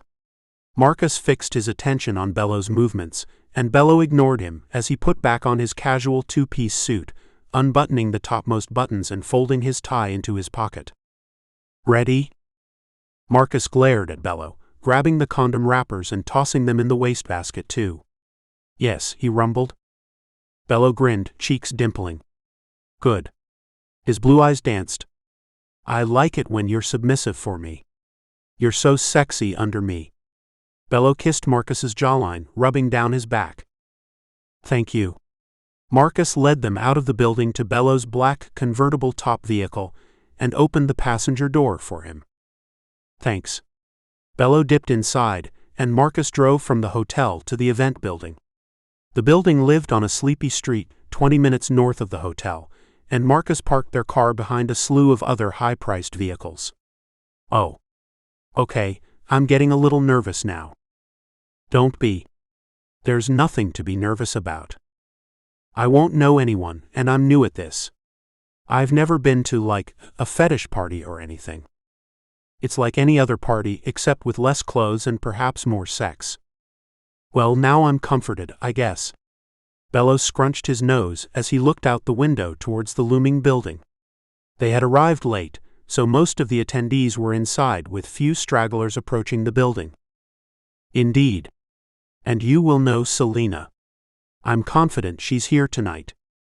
Perfect, because she and I are such good friends, Bello murmured. You'll be fine.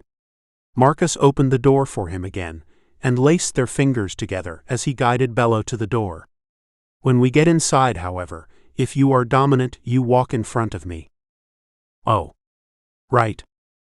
Marcus opened the door for Bello, and they stepped into a foyer with a host to the side, and a long closet filled with coats and other articles of clothing. The host cleared his throat, flicking his eyes to Bello and then to Marcus. Are you on the guest list? Marcus Johnson. And this is my +1, Marcus rumbled. The man scanned a printed piece of paper, before highlighting through Marcus's name and nodding. Mr. Johnson, the man's voice warmed considerably, it's nice to have you back. Thank you. Marcus nodded, passing through the foyer and opening the door to the main room. Bello stepped inside first, and the man's eyes widened as he looked around. The main room had been decorated with stations, tables, and a long minibar. The guests mingled around. Women and men in various states of undress ogled Marcus and Bello as they entered.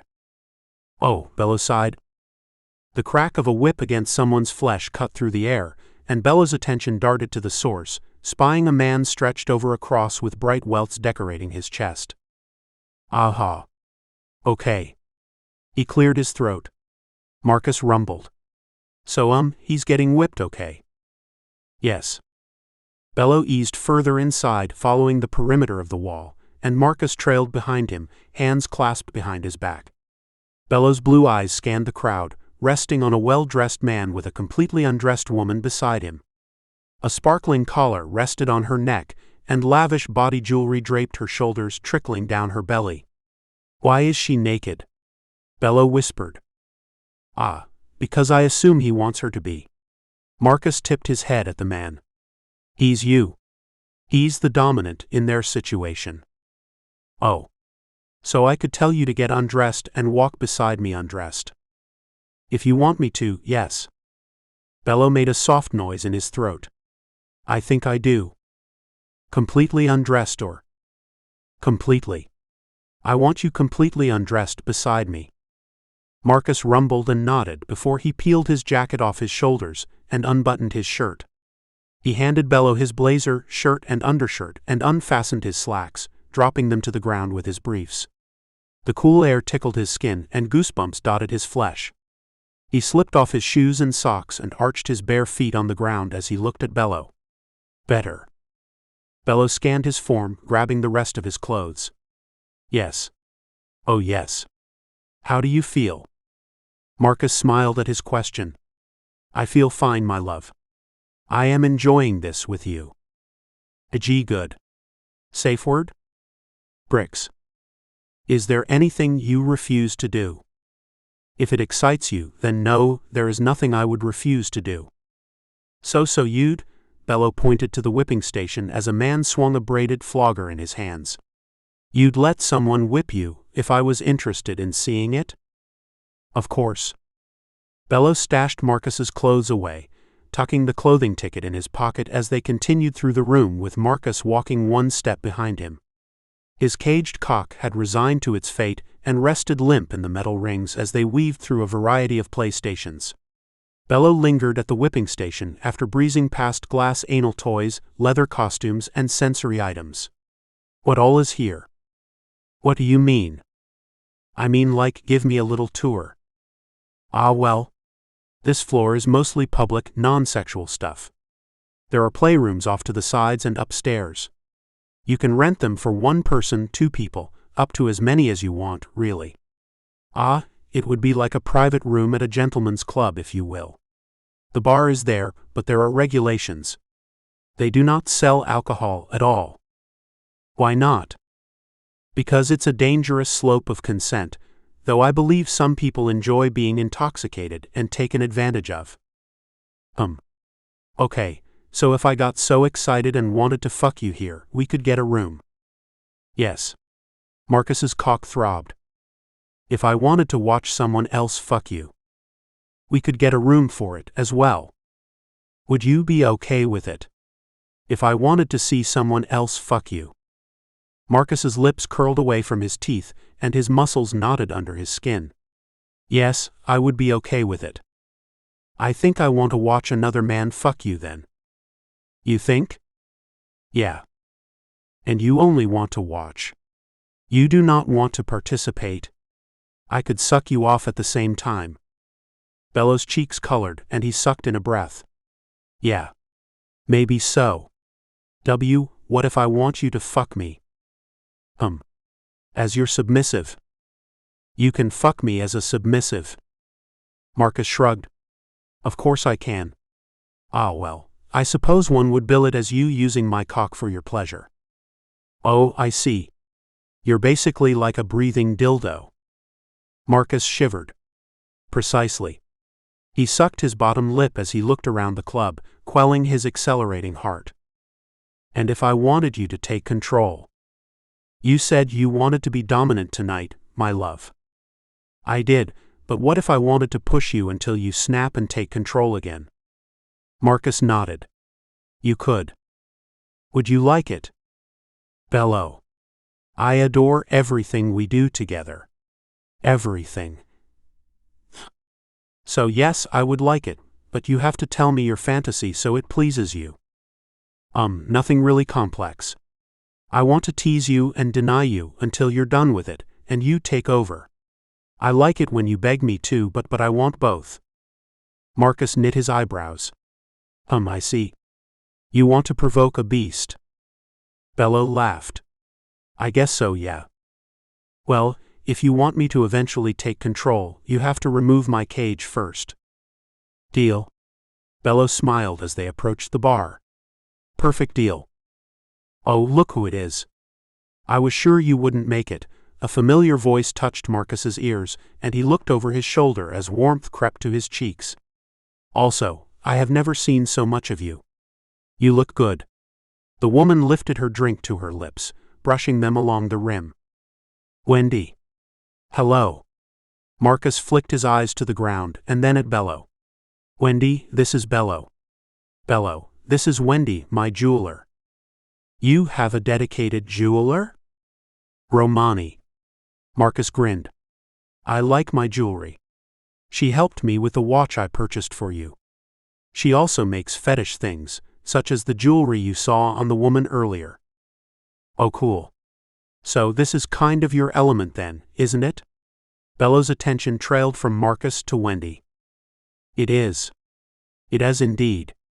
I make a lot of custom pieces for the members of the club, from collars to body jewelry to more intimate pieces too. She nodded. Collars? Bello lifted his eyebrows. Oh, you really are new, aren't you? Marcus hasn't told you about collars yet? Wendy slapped Marcus's chest. What kind of kink education are you even giving him? Maybe not enough. Should he be punished for it? Bello winked. Marcus cleared his throat, cutting his eyes to Bello with a soft rumble. I definitely think he should be punished for it. Adam has wanted to flog Marcus's ass since the first time he came here. Adam? Bello followed Wendy's gaze to the man still wielding a flogger. Has he really? How could you not want to put your hands on Marcus's ass? It looks nice with clothes, but so much better without them. Wendy sighed. Can I touch? With a grin, she looked at Bello. Marcus looked at Bello too. Sure. He ran a hand down Marcus's spine, guiding him between them. Marcus's excitement spiked, and he squeezed Bello's hand before he clasped his own behind his back. Wendy looked him over, lingering on his trapped cock before back up to his face. I didn't know you were submissive. For my partner, I am. Marcus's lips moved on soft words as Wendy's fingers brushed along his exposed muscles, traveling up the sides of his body and flicking his dark nipples. She pinched and squeezed them, and Marcus groaned, dropping his head back on his shoulders. His cock woke up despite the cage, and hardened against it as his breathing accelerated. His chest rose and fell with desperate pants as Wendy's nails kissed his skin, clawing over his firm abdominals and following the sharp V of his cut lines. Your pet is so sexy, Bello. Wendy swiped a bead of precum from the head of Marcus's cock. Marcus jerked. Thank you. Bello kissed Marcus's shoulder. She turned Marcus around, and he released his clasped arms as her fingers raked over his ass. Did you see the anal plug table? Because I'm confident your sub is eager for something to fill his ass. Marcus glared at Wendy but shivered as her slender fingers slipped between the firm globes of his ass and stroked his hole. He arched on his toes and parted his lips on a sigh. Dazed eyes fixed on Bello. Always. Bello's eyes sparkled. He's always eager for something in his ass. Are you here alone? My partner is around somewhere, but we're open. Are you guys like dominant and submissive? Wendy shook her head. Not so much. Sometimes I get a little urge to be in control, but mostly we like voyeurism and swinging. Swinging? Foursomes and moresomes. Oh, okay. I'm sorry, I'm really new to all of this. I didn't know anything until Marcus and I started talking. I probably still wouldn't if I hadn't found his stash of toys. Wendy tipped her head, cupping Marcus's balls from behind, slipping her hand through his thighs. Did he hide his little chest in the closet? It's always the worst and most obvious hiding spot. Basically. I found his knives. It started the conversation, and we kind of went from there. Oh yeah. What kind of things do you like? Marcus and I usually stick to pain stuff, but I also like the dominant and submissive. I think I'm also starting to like the voyeur thing, too. I like seeing Marcus touched by others. Yeah. Well, if you ever want to see Marcus more than touched by others, if it's okay with both of you, my partner and I would love to play. Huh? Bello's cheeks colored, and he looked at Marcus. Do you want to? It is your choice, remember? I know, but oh my God. I want to, but maybe not tonight. Wendy chuckled. There's no rush, Marcus knows where to find me. Hopefully, I'll be making some custom jewelry for you too soon. She slapped Marcus's ass and retracted her hand, turning back to her colorful, non-alcoholic beverage. Do you have any more BDSM-type questions? Millions, honestly, but I'm drawing a complete blank right now. Bello scrubbed the back of his neck. It's all super overwhelming but fun. He looked at Marcus's, drinking in his naked form. Understandable. Well, Marcus is an excellent teacher. He's been in the lifestyle forever. Oh, it looks like Adam's in need of a new flogging buddy. Huh. He is. Bello lifted his chin to Marcus and motioned to the stranger. It was nice meeting you, Wendy. It was nice meeting you too, Bello. I'm really hoping to make you two something special soon. Marcus rumbled at the woman's blatant hint and shook his head. Enjoy your submissive tonight, Wendy added. Marcus worked his jaws, grinding his teeth before his lips parted, and he exhaled a little sigh. Bello guided him to Adam and introduced them. The older gentleman nodded and smiled at Bello. A soft expression touched his lips and his eyes wrinkled at the corners. After regarding Bello, the man's hazel eyes landed on Marcus, and he stretched a hand to him. Your dominant says you want to play. His eyes sparkled, hiding a predatory fire. Marcus's lips trembled, and he cut his eyes to Bello before back to the other man. He searched the man's older features before flicking his eyes to the ground. Yes. The man led Marcus to the post and cuffed his wrists and ankles, kissing his thick shoulder before retreating. Safe word? Bricks. Adam nodded and combed the tails of his flogger before he whipped it through the air and landed the first hit on Marcus's stretched chest. The tails licked his skin, thrashing over sensitive nipples and warming him up. Marcus grunted, gripping the cuffs.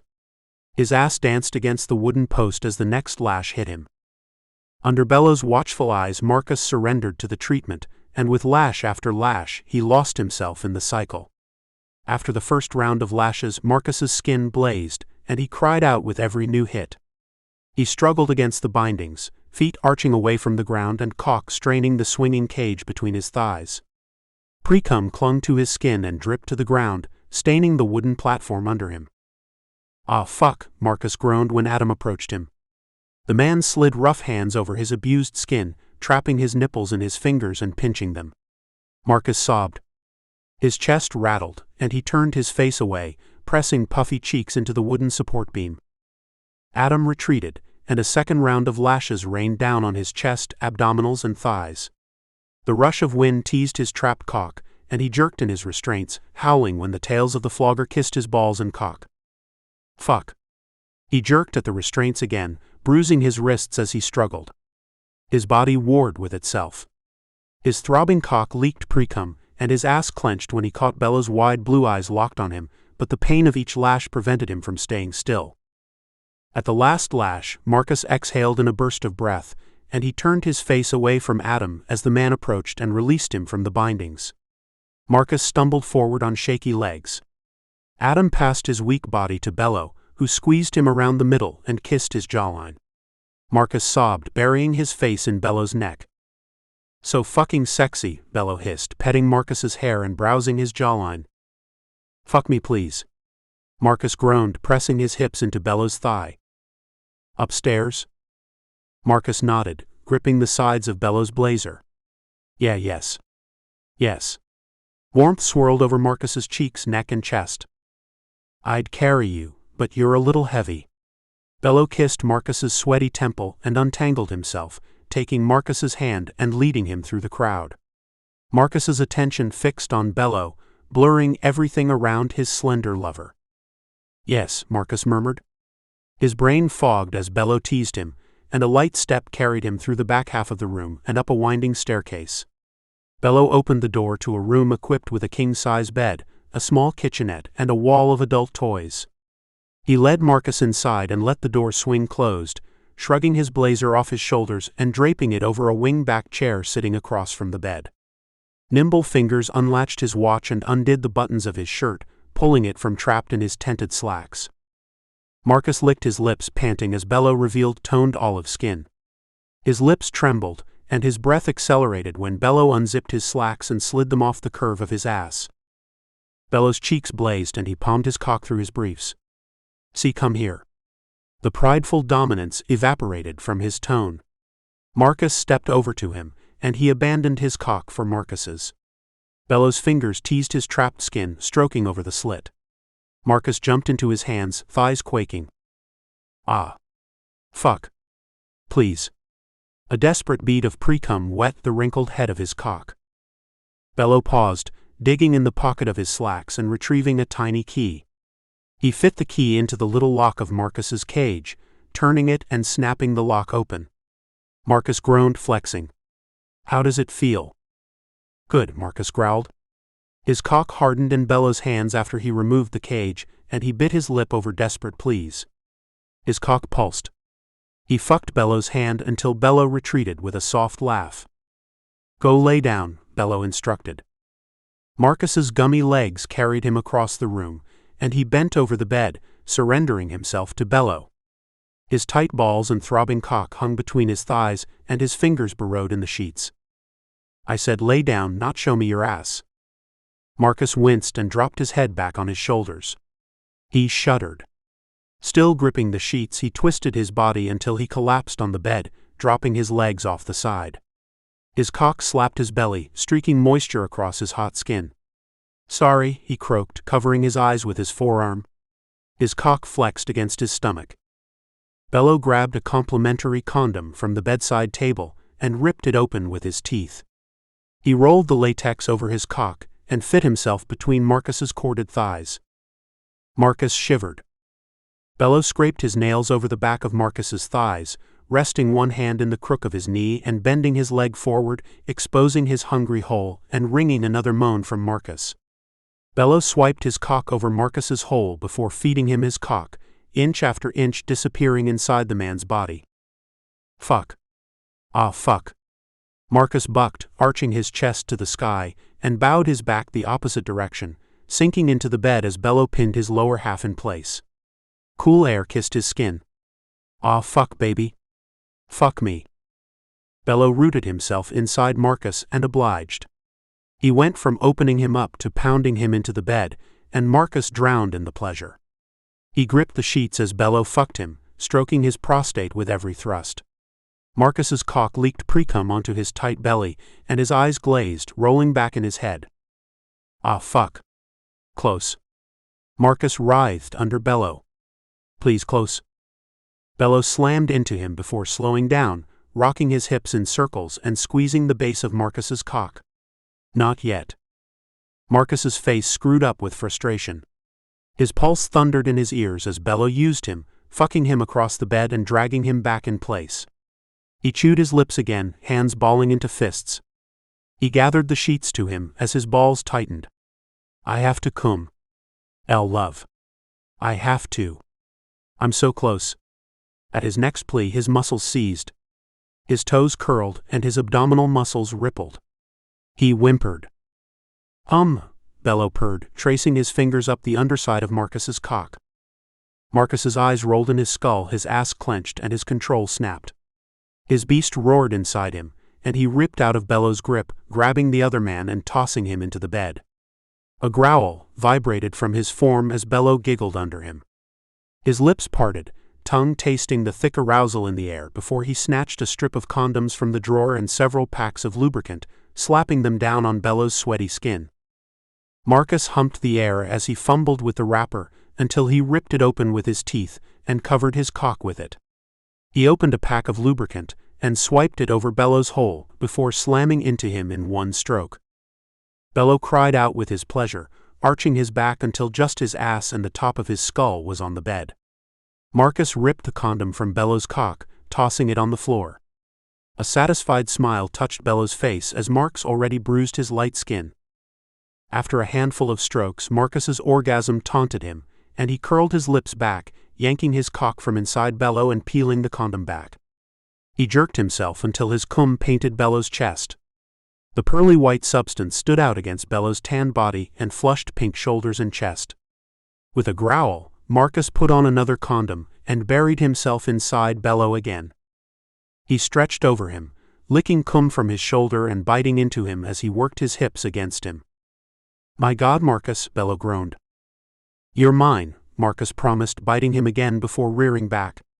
He fucked Bello on his back until Bello was shaking with arousal, then he flipped him over.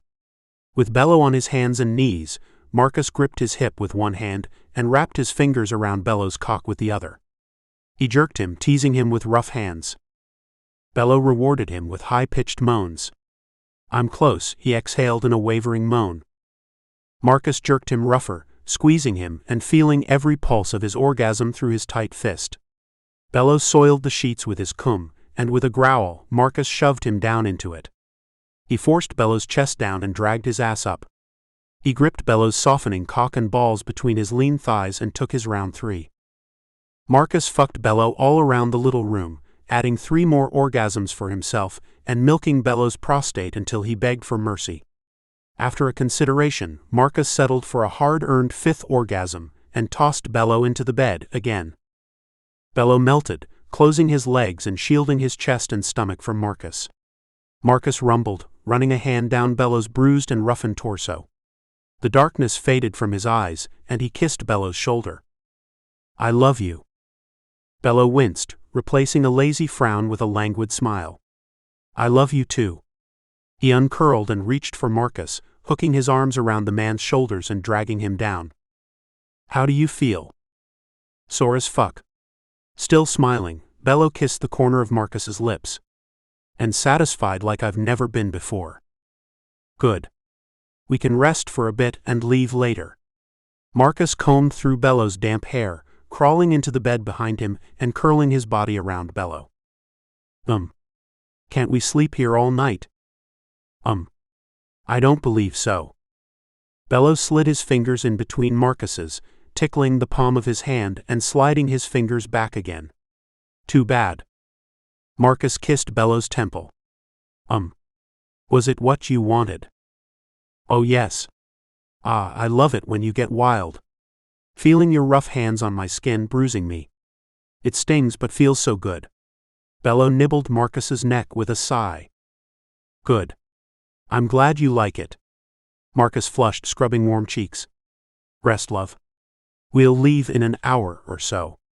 Marcus kissed Bello's cheek and nestled his head over Bello's shoulder. He wrapped both arms around Bello's torso, trapping Bello against him. Chapter 33. Bello. The weeks between New Year's Day and the weekend before Fat Tuesday flew by. Bello and Marcus focused on managing both hotels and working on the restaurant. They breezed by each other in the mornings, catching each other up on the goings-on with Mrs. Potts throwing food in both of their directions. At night they collapsed into bed next to each other, exchanged a few words and drowned in a deep sleep. They worked through weekends and during parades, giving their hardworking employees time off for the events. As Tiffany moved into her 2nd trimester, the men got excited about the upcoming baby, assisting Tiffany with a registry and planning a lavish baby shower. They squeezed in, sending custom invitations to all of the Maasai Club families. The Friday before Fat Tuesday, Bello dragged his suitcase to the front door and looked at Marcus. "I really have to go to this marketing business thing or whatever? I thought we could at least relax this weekend," Finally, with all the Maasai Club stuff finished, Tiffany settled and the hotel's basically running themselves. He grabbed the sides of Marcus's shirt. Marcus smirked. We will relax next week. He cupped Bello's cheek, tipping his head up and kissing him. Where is this event again? Miami. Bello poked his bottom lip out and raked his fingers through his feathery curls. At least it's hot there, and you said there would be plenty of time for me to enjoy the weekend? Ah yes. The conference is only in the mornings, so you will have your evenings to yourself. Marcus nodded. However, we'll be late if you continue stalling. He kissed Bello again. I'm stalling because I'd be much happier spending the weekend here with you. It's been so long since we've had a good session. I want you to work me over until I can't stand, chase me down and fuck me with all your strength. Bello teased the buttons of Marcus's shirt. I want these things too, but I already booked the flight. You're rich. Cancel it. Marcus smiled, kissing Bello's temple. No. Let's get you to the airport then. Bello swayed on his heels. If you insist. I do. The man dazzled Bello with another wide-lipped smile, eyes glittering as he grabbed Bello's suitcase and went to the car. Light business chatter filled the last-minute conversation on the way to the airport, and Bello chewed his lip and picked at his nails the closer they got to the airport. When Marcus parked the vehicle in temporary parking, Bello's heart jumped into his throat. I wish you would come with me. You can buy a ticket. Of course I can, but I need to stay here. We've got the restaurant opening in less than a year now, and the hotels are fully booked for the entire weekend. I'm needed here. Marcus took Bello's hand and wheeled his suitcase across the parking lot and into the airport lobby. You have your tickets? Yeah. Bello squeezed Marcus's hand. I'm not going to be able to go much further with you. I know how airports work, Bello murmured, idly picking at his nail beds as an influx of tourists rushed around the hotel. It seems weird for me to be leaving when everyone else is arriving. Most other states don't celebrate Mardi Gras. It was an ill-timed conference, but I still think you should be there. Bello sighed. I'm not getting out of this, am I? No indeed. Okay, fine. He took his suitcase and kissed Marcus's stubbled cheek. I love you. I'll see you in a few days. I'll miss you. Marcus returned the affection, sliding one hand down Bello's spine and squeezing his hip. Same. Bello smirked. With a last wave, he checked in with a self-service kiosk and navigated his way through the airport, settling in the waiting area closest to his boarding location. The wait was brief and the flight was even shorter. Greeted with similar spring warmth and mugginess, Bello stepped off of the airplane and into Miami in the early afternoon. He lingered at the baggage claim, letting others go before him, until his lone suitcase traveled the conveyor belt in solitude. He lifted it off and dug around the pockets for hotel and rental car information as someone approached him, casting a shadow over him. Frowning, he retrieved his information and flicked his eyes up. Can I? He started, but then paused as his eyes widened, the white surrounding his pupils. Diana? Hi there. She chirped, eyes sparkling and a smile splitting her face in half. What are you doing here? You didn't tell me you were taking a vacation. Especially to Miami, we could have set something up. Surprise. Laughing, she grappled him in a hug. What? Surprise.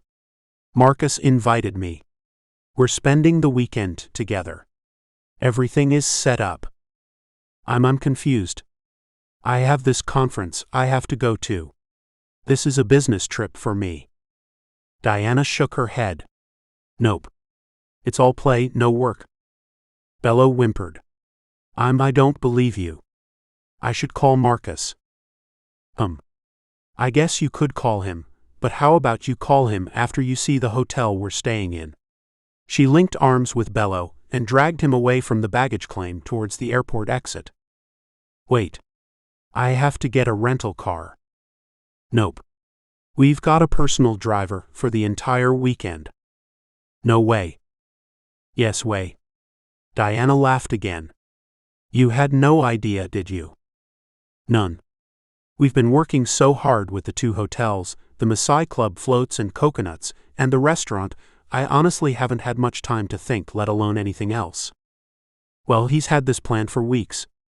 He called me up weeks ago and told me to take the weekend and the first few days of next week off. Did he say why?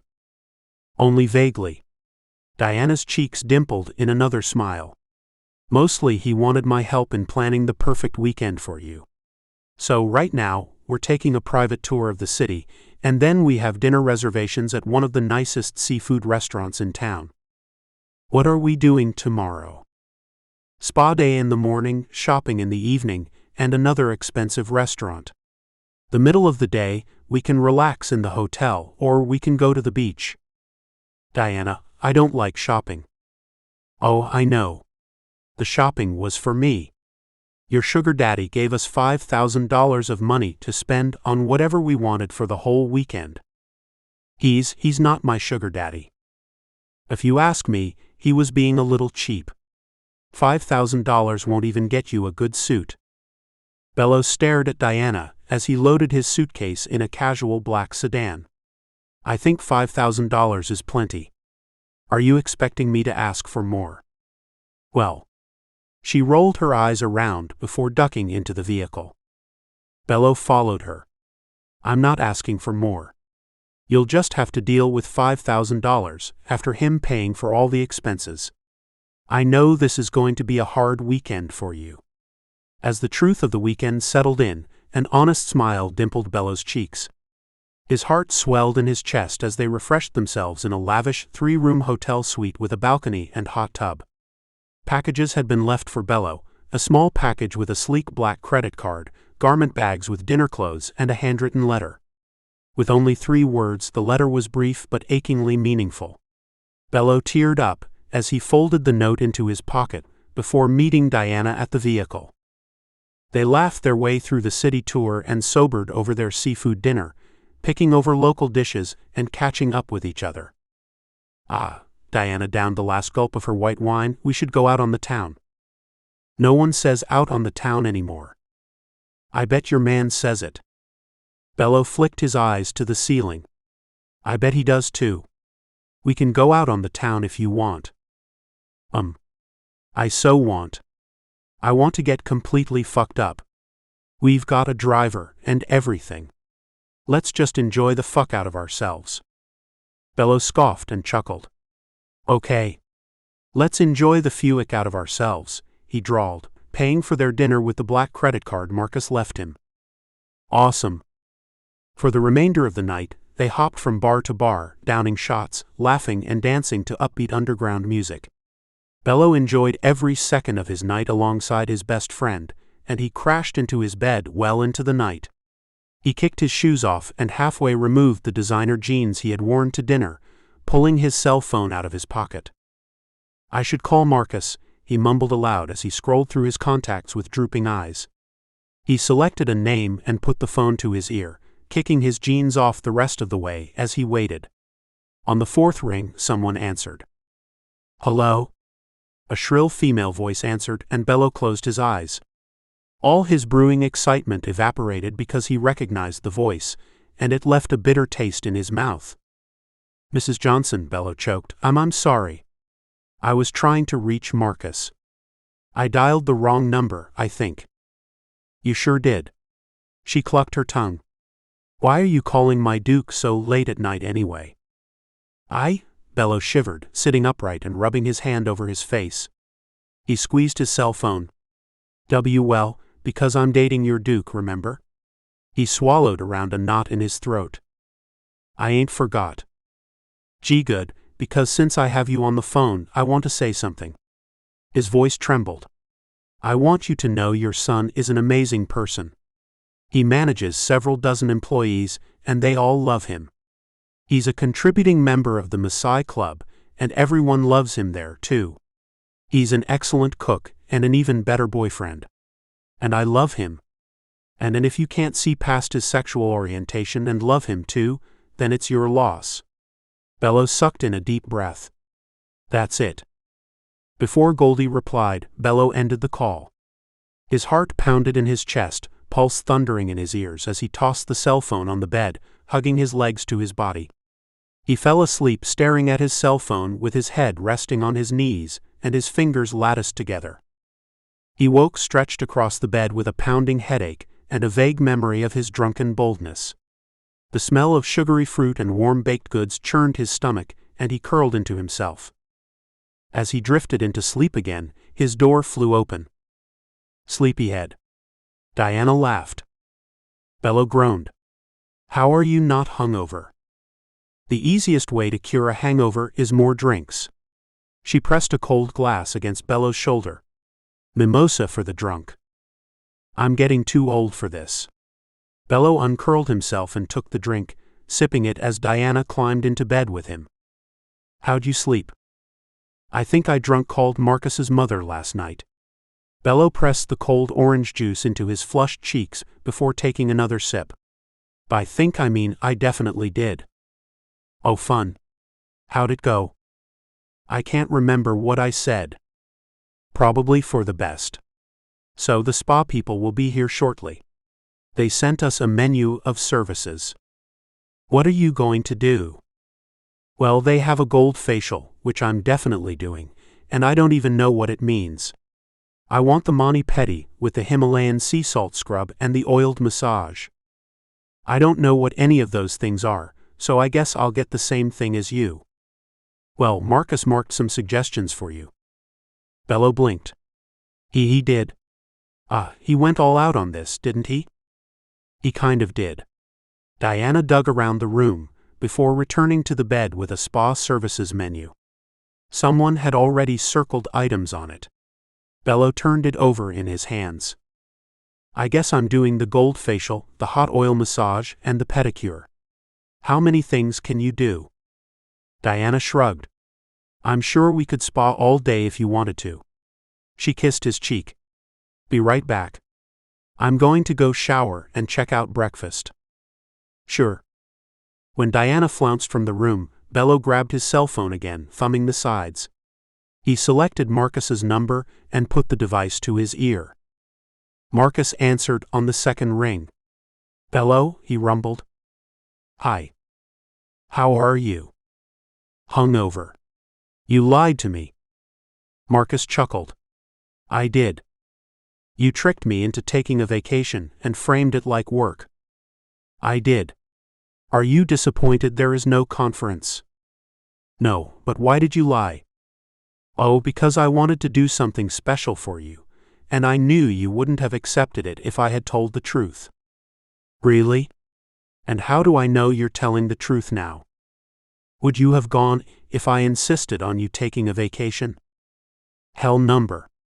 We're entirely too busy right now for me to be getting gold facials and hot oil massages.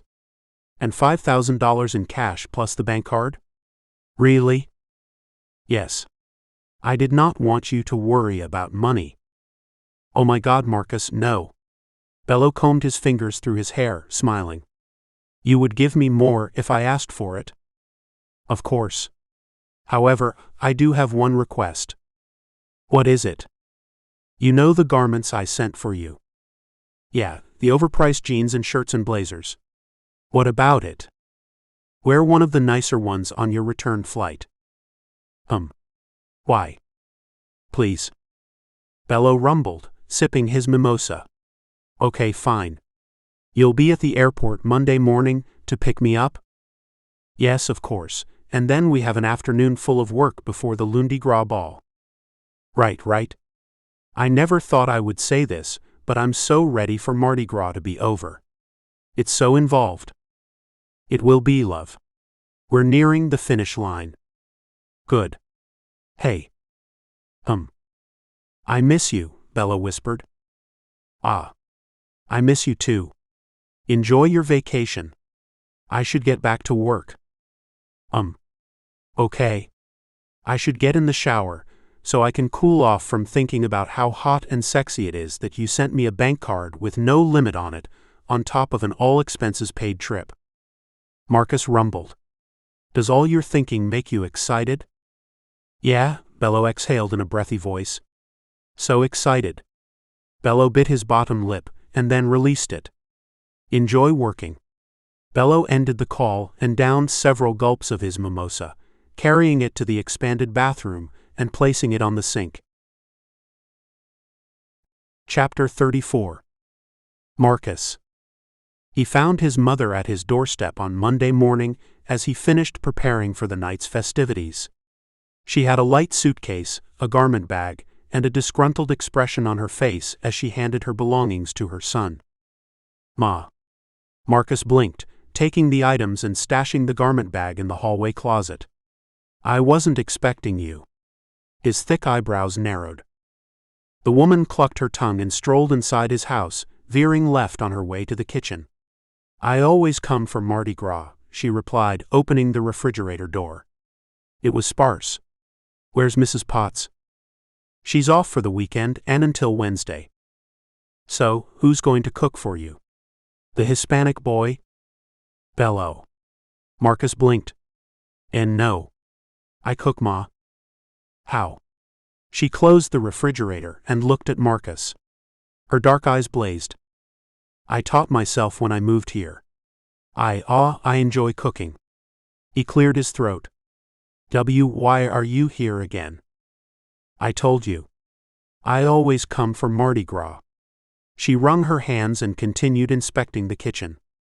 Marcus adjusted his wristwatch and the tie looped around his neck before he approached his mother, towering over her and touching her shoulder. "Ma."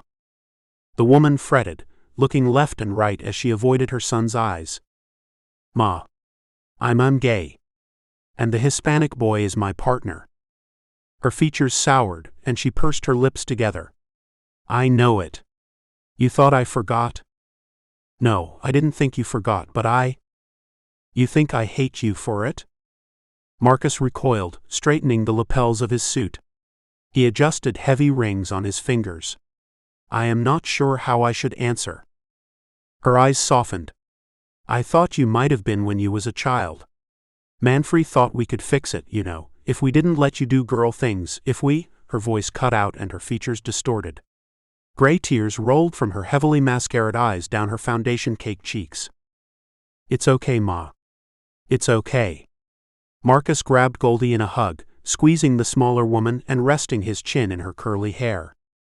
She sobbed into his chest, adding muffled, unintelligible words as she released years of worry. Marcus rubbed her back as her tears slowed. "I want to see your hotel." "What?" "I want to see it. This thing you've been working so hard on." Marcus bit his lip. "I've been working hard on the restaurant, but I can show you both. However, right now, I have to pick Bello up from the airport." "Have a taxicab get him, we gotta go shopping too." "Ma." Marcus smirked. "I can't let a taxicab get him. He's the Maasai King alongside me. The band is there and the club members are there. If I'm not there to escort my king, well, I believe the local news will enjoy every second of the scandal." "Two Maasai Kings?" "Yeah, because we're a couple, and usually, the Maasai King and Queen are couples." She nodded once. I see. Well, then let me get changed. I brought something for the day, and something for the ball tonight too." "Perfect." Marcus kissed his mother's cheek and mulled around the kitchen as she dashed upstairs, changing from a pair of jeans and a cashmere shirt to a flowing pantsuit. After a quiet drive to the airport, Goldie and Marcus parted ways.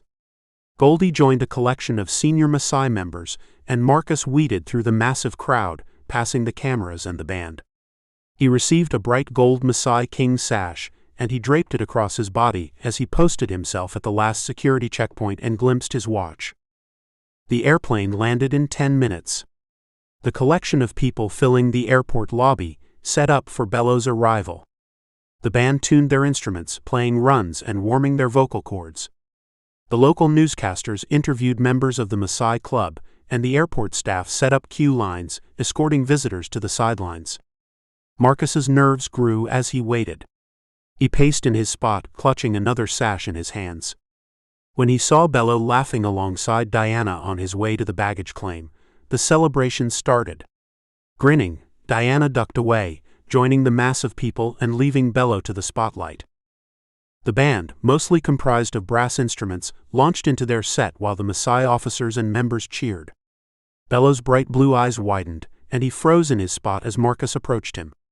The other man's cheeks flamed when Marcus slipped the sash on his shoulders and adjusted it over his blazer and button-down shirt. "Marcus," Bello whispered, "my God. For the record, we're the first same-sex couple to be the Maasai Kings." Marcus kissed Bello's cheek and then stepped aside, presenting them as a pair to the gawking crowd. Bello buried his face in Marcus's shoulder before straightening up and smiling to the group. Marcus offered Bello his arm, and Bello stared at him before entwining his arm around Marcus's. "I know. Solomon and I had talked about it, but I didn't know you had agreed." Bello's breathy voice was light against the noise around them. Marcus led him through the crowd, parting the people with ease. They filed into an order behind them. The officers first, then members, and then the band. They paraded through the airport, and as cameras and camcorders recorded the event, Bello's face flushed deeper. Marcus smiled. When they rounded back to the main part of the airport, news reporters approached the pair. "It is an honor to be in the presence of the Maasai Kings." The reporter winked. "Do you mind if we get an interview from you?" The reporter extended the microphone to Bello. "Oh no, not at all." Bello slipped away from Marcus and followed the news reporter to a secluded space. Marcus nodded, watching Bello and the news reporter for a few minutes before turning back to the celebration. The paraders had dispersed, migrating from in the small lobby to the parking lot, still flashing gold, black, and rich violet colors. The band marched out of the lobby and lifted their horns to the sky, trumpeting to the heavens. Solomon had found Diana, and after a quick embrace, Solomon introduced her to the rest of the club members. Bello returned to Marcus's side after the interview, kissing the man's cheek. Joy replaced his initial embarrassment, and he walked into the parking lot with Marcus. "What sort of questions did they ask?" Marcus tilted his head at Bello. "The typical questions, of course. How do I feel about being the Maasai prince? How does it feel to be the first same-sex couple up there? You know, whatever." Bello shrugged. "Oh, and they asked about my weekend, which was amazing, by the way." "Good. I am glad you enjoyed yourself." "Yeah. Now, what's the plan for the rest of the day?" "My mother is here," Marcus blurted out. "What? Really? Fuck. What?" "Well, Bello scratched the back of his head. "I called her. Diana and I got drunk the first day of our weekend vacation, and I thought I was calling you, but I accidentally called her. And I don't remember what all I said because I was drunk. I mean, sober me would have told her she was missing out by rejecting her son because of his sexual orientation, something he can't change." Marcus nodded. "Well, she hasn't been pleasant, but she is trying. She's over there," he tipped his head, "if you want to talk to her." "Oh, I don't think I should talk to her." "Come on." Bello grabbed the hem of Marcus's blazer and stalked to Marcus's vehicle. Chuckling, Marcus followed. "All right." He opened Bello's door for him. "My mother traveled here with me, so we have to wait on her." Regretfully. "What's the rest of the day like?" "The Lundi Gras ball is tonight, so we have a few hours to kill before we will be picked up for the ball." "A few hours?" Bello wiggled his eyebrows. "With my mother at the house, Bello?" "What?" "She's our guest, after all. If she has a problem with us, then she can go somewhere else." "Ah, I wish it were so simple." Bello rolled his eyes. "I could keep my voice down, but I need something. It's been a long weekend, and, I don't know, it feels good to be public with our relationship. I'm proud of you, you know, for being open about it. I know when I first arrived, you were half in and half out of the closet." "Yes. Now you're fully out, and I like it.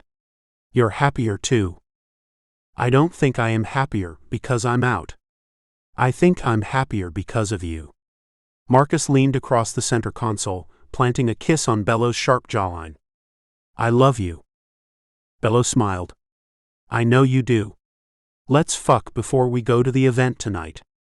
He ran his hand along Marcus's thigh. Marcus wet his lips, covering Bello's hand with his own. I give in to you too easily. Do you? Yes. I would deny you, but I enjoy being on top of you entirely too much. Oh, I know. I love it. Tell me more about the event tonight. Bello's hand reached Marcus's crotch, and he outlined the man's cock from outside his slacks. Marcus's excitement grew at Bello's touch, and he rumbled, glancing around the area as Bello continued. He rolled his hips into Bello. Well, it's a ball. I don't know how else to describe it. Describe it like you haven't been going for years. All right. Well, everything the Maasai Club does, we do it in excess. It's part of Mardi Gras, so there's exorbitant decorations, food, drinks. There's a live band and dancing. What kind of dancing? Ah, a mix of contemporary and classic. What if I can't dance? Bello's cheeks swirled with color again. If you can't now, you will by the end of the night. Don't worry about the dancing. Marcus cupped Bello's cheek. Just enjoy the celebration. Enjoy all of it. Bello nodded, yanking his hand out of Marcus's lap as the back door opened. Oh, he flushed tomato red as Goldie climbed into the vehicle. Ms. Johnson. It's good to see you again. Marcus adjusted his slacks, shifting his thick cock and hiding the bulge with the tails of his blazer. Ma. She puckered her lips, looking between the pair. Marcus ducked his head when she fixed her gaze on him. I want a new dress for tonight, she announced. Ma, didn't you bring a lovely dress? I don't want to wear it. I want a new dress, and I need new jewelry and a new hairstyle too. Marcus sighed, rolling his eyes in his skull. Fine, Ma, fine. We'll get you everything you need. He mouthed an apology to Bello as he turned his key in the ignition and veered out of the airport parking lot. Goldie shopped for 3 hours while the two men trailed behind her. She picked out a dress several times more lavish than the one she brought with her, and purchased necklaces, rings, and hairpieces as accessories for the already sparkling dress. Marcus contented himself with a new pair of earrings and a quick haircut. Bello, at Marcus's prodding, purchased a modest pair of cufflinks and a matching tie bar. The trio arrived back at Marcus's place, with only 45 minutes before the driver's scheduled arrival. Goldie rushed upstairs, disappearing in Marcus's guest room. Bello wandered into the kitchen, and Marcus followed him. So much for personal time. Bello laughed. Ah yes. Never personal time with family around. Marcus took Bello's hand, tickling his palm with his fingers. Never. Really never. I'm glad she's here and everything, but I spent all weekend away from you, and I really wanted to enjoy some personal daddy time when I got back. Daddy time? Marcus lifted his eyebrows. I'm not, his cheeks burned, and he cut his eyes to the ground. Oh, sorry. It's what Diana calls you. She calls you my sugar daddy, because you paid for the whole trip and gave me the spending money too. Marcus cleared his throat. Ah. I see. Well, you aren't trading sex for the money, are you? Bello smiled. No, definitely not, but you do like giving me things. I can't help it. I have all this money and no one else to spend it on. He kissed Bello's cheek. The real question is if sugar daddies have to be old. I don't think that's the real question, Marcus rumbled. The real question is, do you need a higher limit on the card I issued you or not? Bello laughed. Touché. Then the real question is, how often is the card paid off and my full limit restored? Monthly? Bello hummed, tilting his head and teasing Marcus with unblemished skin. Every 2 weeks? Marcus's mouth watered, and a twinge of excitement rippled down his spine. I can make the limit 10,000. Why do you need so much money? I don't, but I think you like giving it to me. Fair assessment. Marcus squeezed Bello's hips. All right. We should get dressed. The limousine will be here shortly. With another quick kiss, Marcus moved away, guiding Bello upstairs where they parted ways. Bello went into his side of the upstairs, and Marcus disappeared into his bedroom. He freshened up with a quick shower, replacing his earlier button-down shirt with a clean pressed one and his earlier suit with a sharp black three-piece suit. He rubbed gel in his short-cropped hair, trimmed the stubble lining his jaw, and applied unscented moisturizer to his lips, patting it on with his fingers. When he emerged from his bedroom, Bello greeted him from the base of the stairs, peering up at him with sparkling blue eyes. The man's smile grew as he studied Marcus. "You look good." Bello grinned. "Thank you, so do you." Marcus hurried down the stairs, grabbing Bello into a chaste kiss before his mother joined them, and he shielded himself behind the taller man, resting his chin on Bello's shoulder. "Ready?" Goldie approached Bello, brushing faint pieces of lint from his shoulders and adjusting his tie and lapels. She nodded. "Ready. Oh, this one cleans up real nice." She patted Bello's jawline. "A good-looking chap." "Thanks." Bello flicked his eyes to Marcus as his cheeks dimpled in a smile. "You're welcome." Goldie's tense shoulders relaxed, and Marcus drifted from his lover to his mother, embracing her and issuing a kiss to her cheek. "I'm glad you are here, Ma." She patted his arm. "I'm glad I'm here too." They filed into the limousine when it arrived, Marcus opening the door for both Bello and his mother. They cruised down the main streets of the city, spying Mardi Gras partiers draped in beads and clutching sweaty drinks out of their tinted limousine windows. Bello marveled at the bead-coated trees with his mother and snapped dark, grainy photographs with his cell phone. Marcus smiled as he watched the pair chatting and laughing as if what had transpired between them had never happened. It warmed him on the inside, and his adoration for Bello filled every part of his body. His heart ached against his rib cage, and his blood swirled through him, pulse thundering against his veins. When they reached their destination, the limousine cruised to a stop in front of a modern-day castle. Windows several stories up glowed with orange light, and ball attendees spilled from the front door down the outdoor staircase. Marcus stepped out of the limousine and hung the door open for his mother and Bello, linking arms with the latter after closing the limousine door. His mother flitted away after quick kisses to Bello and Marcus, leaving the pair alone. "What happens next?" Bello asked as they ascended the staircase. The crowd parted for them as they walked, nodding their heads to the pair. The body of the ballroom had high ceilings, bow-tied servers, and a stretched dance floor. The live band posted in the corner played upbeat jazz music over the subtle roar of voices, and Emmanuel Williams, the Maasai president, approached them first. He grabbed them both in a hug, grinning from ear to ear. "Congratulations, making history over here." He clapped Marcus's shoulder. "Thank you," Marcus rumbled. "It's an honor to be recognized by an organization I care and support so deeply." Yeah. Emmanuel laughed. "Drop the formalities for a night, would you, Brother Johnson? Tonight's your night and tomorrow's your day. Enjoy every second of it." Bello grinned. "We plan to. Thanks for accepting me into your organization. It means a lot. You're an asset to our club. We should thank you for joining." Emmanuel squeezed Bello's shoulder. "You've done more work for our club than some of our older members have done in the last 10 years.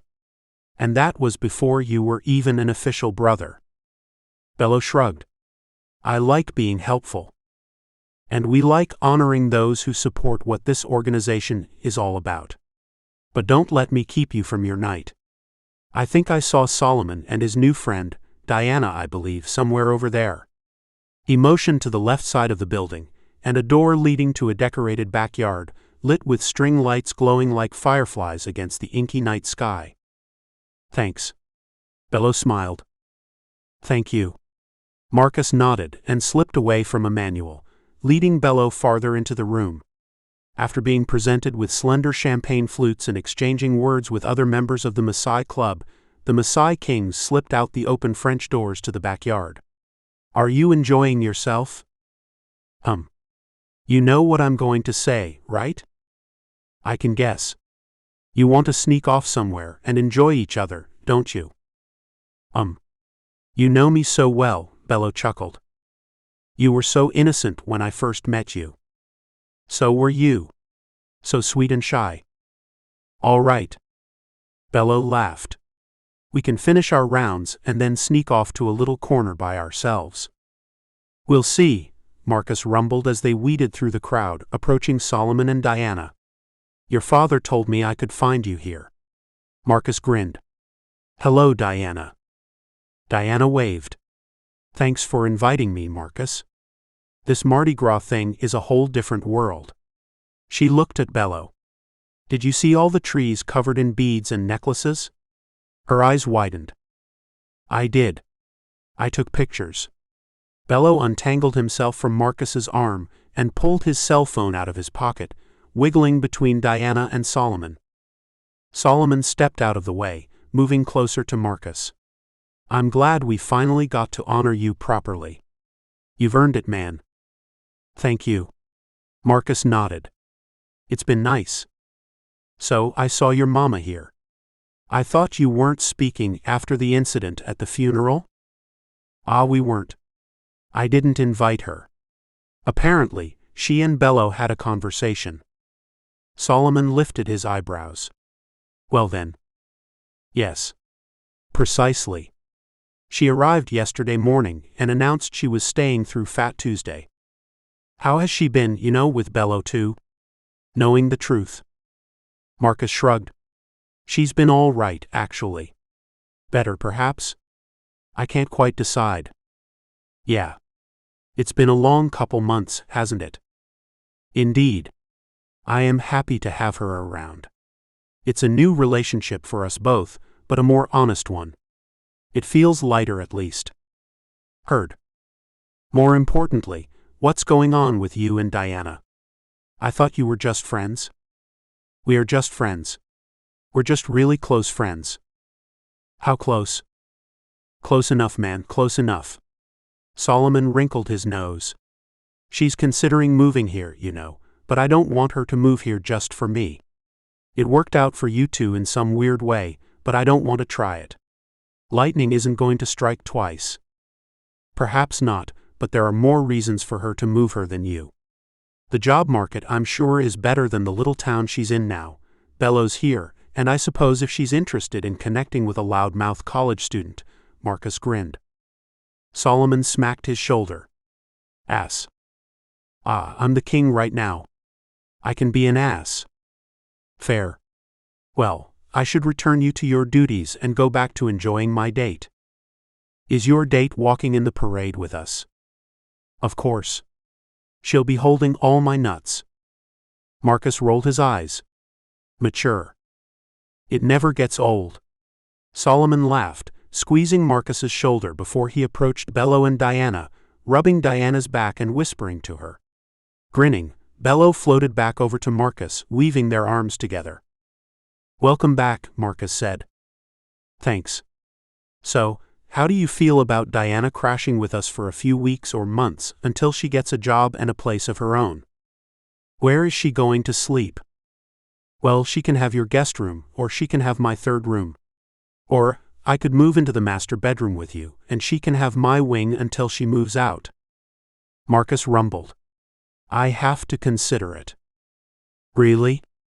I sleep in your room most days of the week, and I have far fewer clothes than you do. True. Marcus continued their tour of the area. It's fine wherever she stays. Perfect. Bello nodded. They continued around the ballroom until they had greeted and spoke with every present member of the Maasai Club and given a short toast to the evening's festivities and tomorrow's parade. They worked their way back to the door as the night turned into morning and collapsed into their limousine 3 hours past midnight. After an hour of sleep, they jumped awake before the sun peeked over the horizon. They drove to the Maasai clubhouse and dressed for the day, donning 2 custom-made jewel-encrusted suits with huge attached wings on the back. Emmanuel painted Marcus's dark skin with a layer of black foundation and a white circle over one eye and white outlining his lips. Solomon painted Bello's tan skin in a similar fashion. With vast feathered wings bumping into each other, they boarded the largest float and sat down, riding through the still quiet city to the parade route. The air hummed around them. The parade in front of them, awake and thriving, assembling last-minute items and filtering their excitement through the Maasai members as they roused their bands and started their route. The collection of Maasai members grew as they stepped up to the starting point. Men in dry grass skirts tucked trash bags full of coconuts on each painted float. Local bands warmed their lips and their instruments. Dancers stretched. This is a lot. Bello sucked in his breath. It is. I wish I would have gone to other parades, so I know what's different about this one versus the others. Well, we're the best. Marcus grinned. And we have the most throws. These coconuts. They're what everyone wants. It sounds so wrong when you say it. Solomon said we can't throw them. We have to hand them to people. Correct? Can we still do it even though we're up here? I don't see why not. We're breaking traditions left and right as it is. Bello nodded. I'm proud of my coconuts. As you should be. We're one of the few crews who decorate each and every one of our throws. No candy and plastic beads here. Only coconuts. It's pride. Solomon said it was because the club couldn't afford anything more than coconuts before. Ah. It's that too. Marcus winked. Now it's pride. The time raced by, and their motorized float roused awake as their scrunched collection of floats and people stretched. With the dancers and musicians in their formations, and with the multitude of grass-skirted men floating on either side of the procession, the Maasai crew was show-stopping, and it crept forward without delay. The parade viewers cheered from the blocked-off sidelines, and the roar of voices grew louder as Bello and Marcus reached the crowd, drowning any attempts at conversation. Marcus waved, cupping his hand as he looked upon a crowd full of rainbow flags and attire. He quirked his eyebrows but then looked at Bello, who was also waving to the crowd. The morning sunlight haloed his sharp features, and the feathery wisps of his curls were white against the orangey glow. Bello smiled and his mouth moved on silent words. Marcus's eyebrows quirked at first, but then his mind dismissed the task of reading lips, and he pulled Bello closer to him. Cotton filled Marcus's ears, hushing the noise around them. I love you, Marcus yelled and pulled his king into a kiss. Epilogue. 9 months later. He untied his apron and peeled it over his head. It had been white at the start of his shift, but now it was decorated with all manner of colors, and the scent of hot grease clung to the fibers. With the soup of the day simmering and a collection of sauces brewing alongside them, Marcus was done at the restaurant for the day, and, hopefully, for the rest of the weekend. After a quick conversation with the restaurant managers, and a few encouraging words to his line cooks and servers, he dipped out the back of the establishment, sinking into his vehicle and checking the time again. 4:19. He had roughly 3 hours before his date with Bello, 3 hours before the rest of his evening was spent lost in the other man. As he fit his key in the ignition, his cell phone buzzed.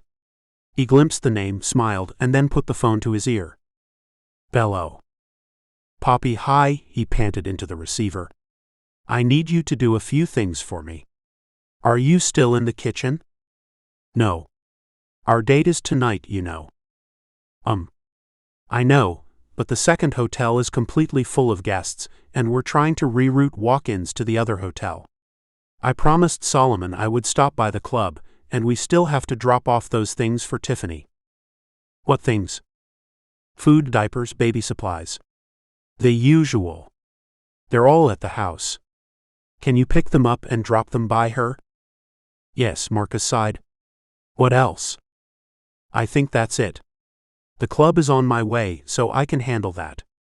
Diana's coming into town, but I think Solomon's picking her up.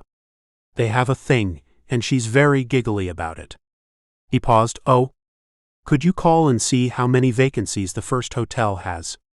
Then call the front desk here and let her know. I don't want to end up overbooked in both hotels. I can. Marcus drummed his fingers on the steering wheel. Bello. Marcus, Bello responded, caressing both syllables of his name. Your phone goes off in 3 hours. You're all mine tonight, and I have no intentions of sharing you with the hotel staff, the Maasai Club, or even Tiffany. Bello sucked in a breath. Off. Off, Marcus echoed. I will see you shortly. Before Bello replied, he ended the call. As he drove, he called the hotels, transferring the requested information, and though it cut into his evening preparations, he stopped by his place first, loaded baby supplies into his trunk, and swung by his best friend's place. She greeted him with a messy bun and a sleeping baby on her hip. Happiness and exhaustion painted her features. Marcus. She smiled. Hey. I thought you had your date with Bello tonight. I do, but he insisted I bring you supplies. She exhaled in a tired laugh. Supplies? Oh, he shouldn't have. Oh, but he did. I'll unload everything. He touched the baby's smooth cheeks. He looks more like Kenny every day. He does. Tiffany beamed. How are the businesses going? They're fine. Marcus retreated to his vehicle, lifting the bags from his trunk and carrying them inside. Thriving. Just fine? Are you and Bello handling everything okay? Do you need me to come back sooner? No. Take the time you need. Enjoy your baby. The businesses will be there. I know, but I feel guilty staying at home every day while you guys are working and picking up my slack. Marcus shrugged. Don't feel guilty. It's how family business works. She tugged her lips into a smile. And maybe one day, you two will be staying home for a while with kids of your own. Marcus scrubbed his cheek. Yeah. Maybe. His nostrils flared. Anyway. Tiffany bit her lip over a smile. You're nervous? Perhaps a little. Anyway, I should go. I still have to get to the jeweler's. Sure thing. Tiffany lifted on her toes and kissed Marcus's cheek. Thank Bello for the supplies for me. Of course. He returned the kiss and climbed back in his car. The stop at the jeweler was quick. He left with 2 velvet boxes, a ring-sized box and a larger one, and placed them both on the kitchen counter once he was home again. He prowled around downstairs, letting his nerves grow, planting seeds of doubt in the back of his mind, until he finally escaped to his bedroom, shedding his restaurant clothes and stepping into the shower. His worries trickled down the drain, accompanied by the scent of French fries and sweat from working in a kitchen. When he emerged from the bathroom, he toweled himself dry and slipped on a pair of lounge pants, descending the staircase again. He turned the corner into the kitchen, and Bello's lean form greeted him. Marcus's heart jumped into his throat. I got home early, the other man explained, blue eyes sparkling as he picked up the smaller box. What's this? Something you weren't supposed to see until later. Bello's smile grew. Poppy, what's this? He asked again, excitement bubbling from him. His features brightened and his eyes brimmed with tears. An engagement ring, Marcus surrendered. Bello's fingers trailed over the larger box, tapping its surface. And this? He inquired, tilting his head to the side. Open it. He moved into the kitchen, coming up behind Bello and roping his arms around his torso. Open it, he said again, softer this time and accented by a kiss to the back of Bello's neck. The other man complied, lifting the sides of the box. Oh, he blanched. Oh, wow. Marcus, he dropped the lid of the box, and the gold bands of a custom-made collar sparkled. You weren't supposed to see it yet, Marcus murmured as he lifted the piece of jewelry out of its bed. Bello's fingers stroked the 3 rigid bands, and he thumbed over the lightly jeweled lock in the center. The piece was polished, shined to perfection, and the tears wetting Bello's eyes finally dripped down his cheeks. It's amazing. It's one of a kind. I love it. He gently returned it to the box and twisted in Marcus's arms, pressing a sweet kiss to his lips. And I love you. I love you too. Will you marry me? With one hand at Bello's back, he grabbed the ring box and popped it open. The ring complemented the collar with gold bands and inset stones, but it was clean and understated where the collar was meant for attention. Bello nodded, chewing his bottom lip. His answer was in his eyes, but a new wave of tears cascaded down his cheeks. The question did it. Sorry? Yeah, he flushed, swiping the moisture from his face. Marcus kissed his blotchy cheeks and lifted the ring from the box, tickling Bello's palm as he lifted the other man's hand and slipped the ring on his finger. Bello's hand trembled. "Ah," he exhaled. "I love you." Marcus kissed him again, squeezing his hand. Bright eyes fixed on the ring, Bello gave another weak nod. Then he jumped into Marcus's arms, draping his over Marcus's shoulders and burying his face in his neck. "I love you too."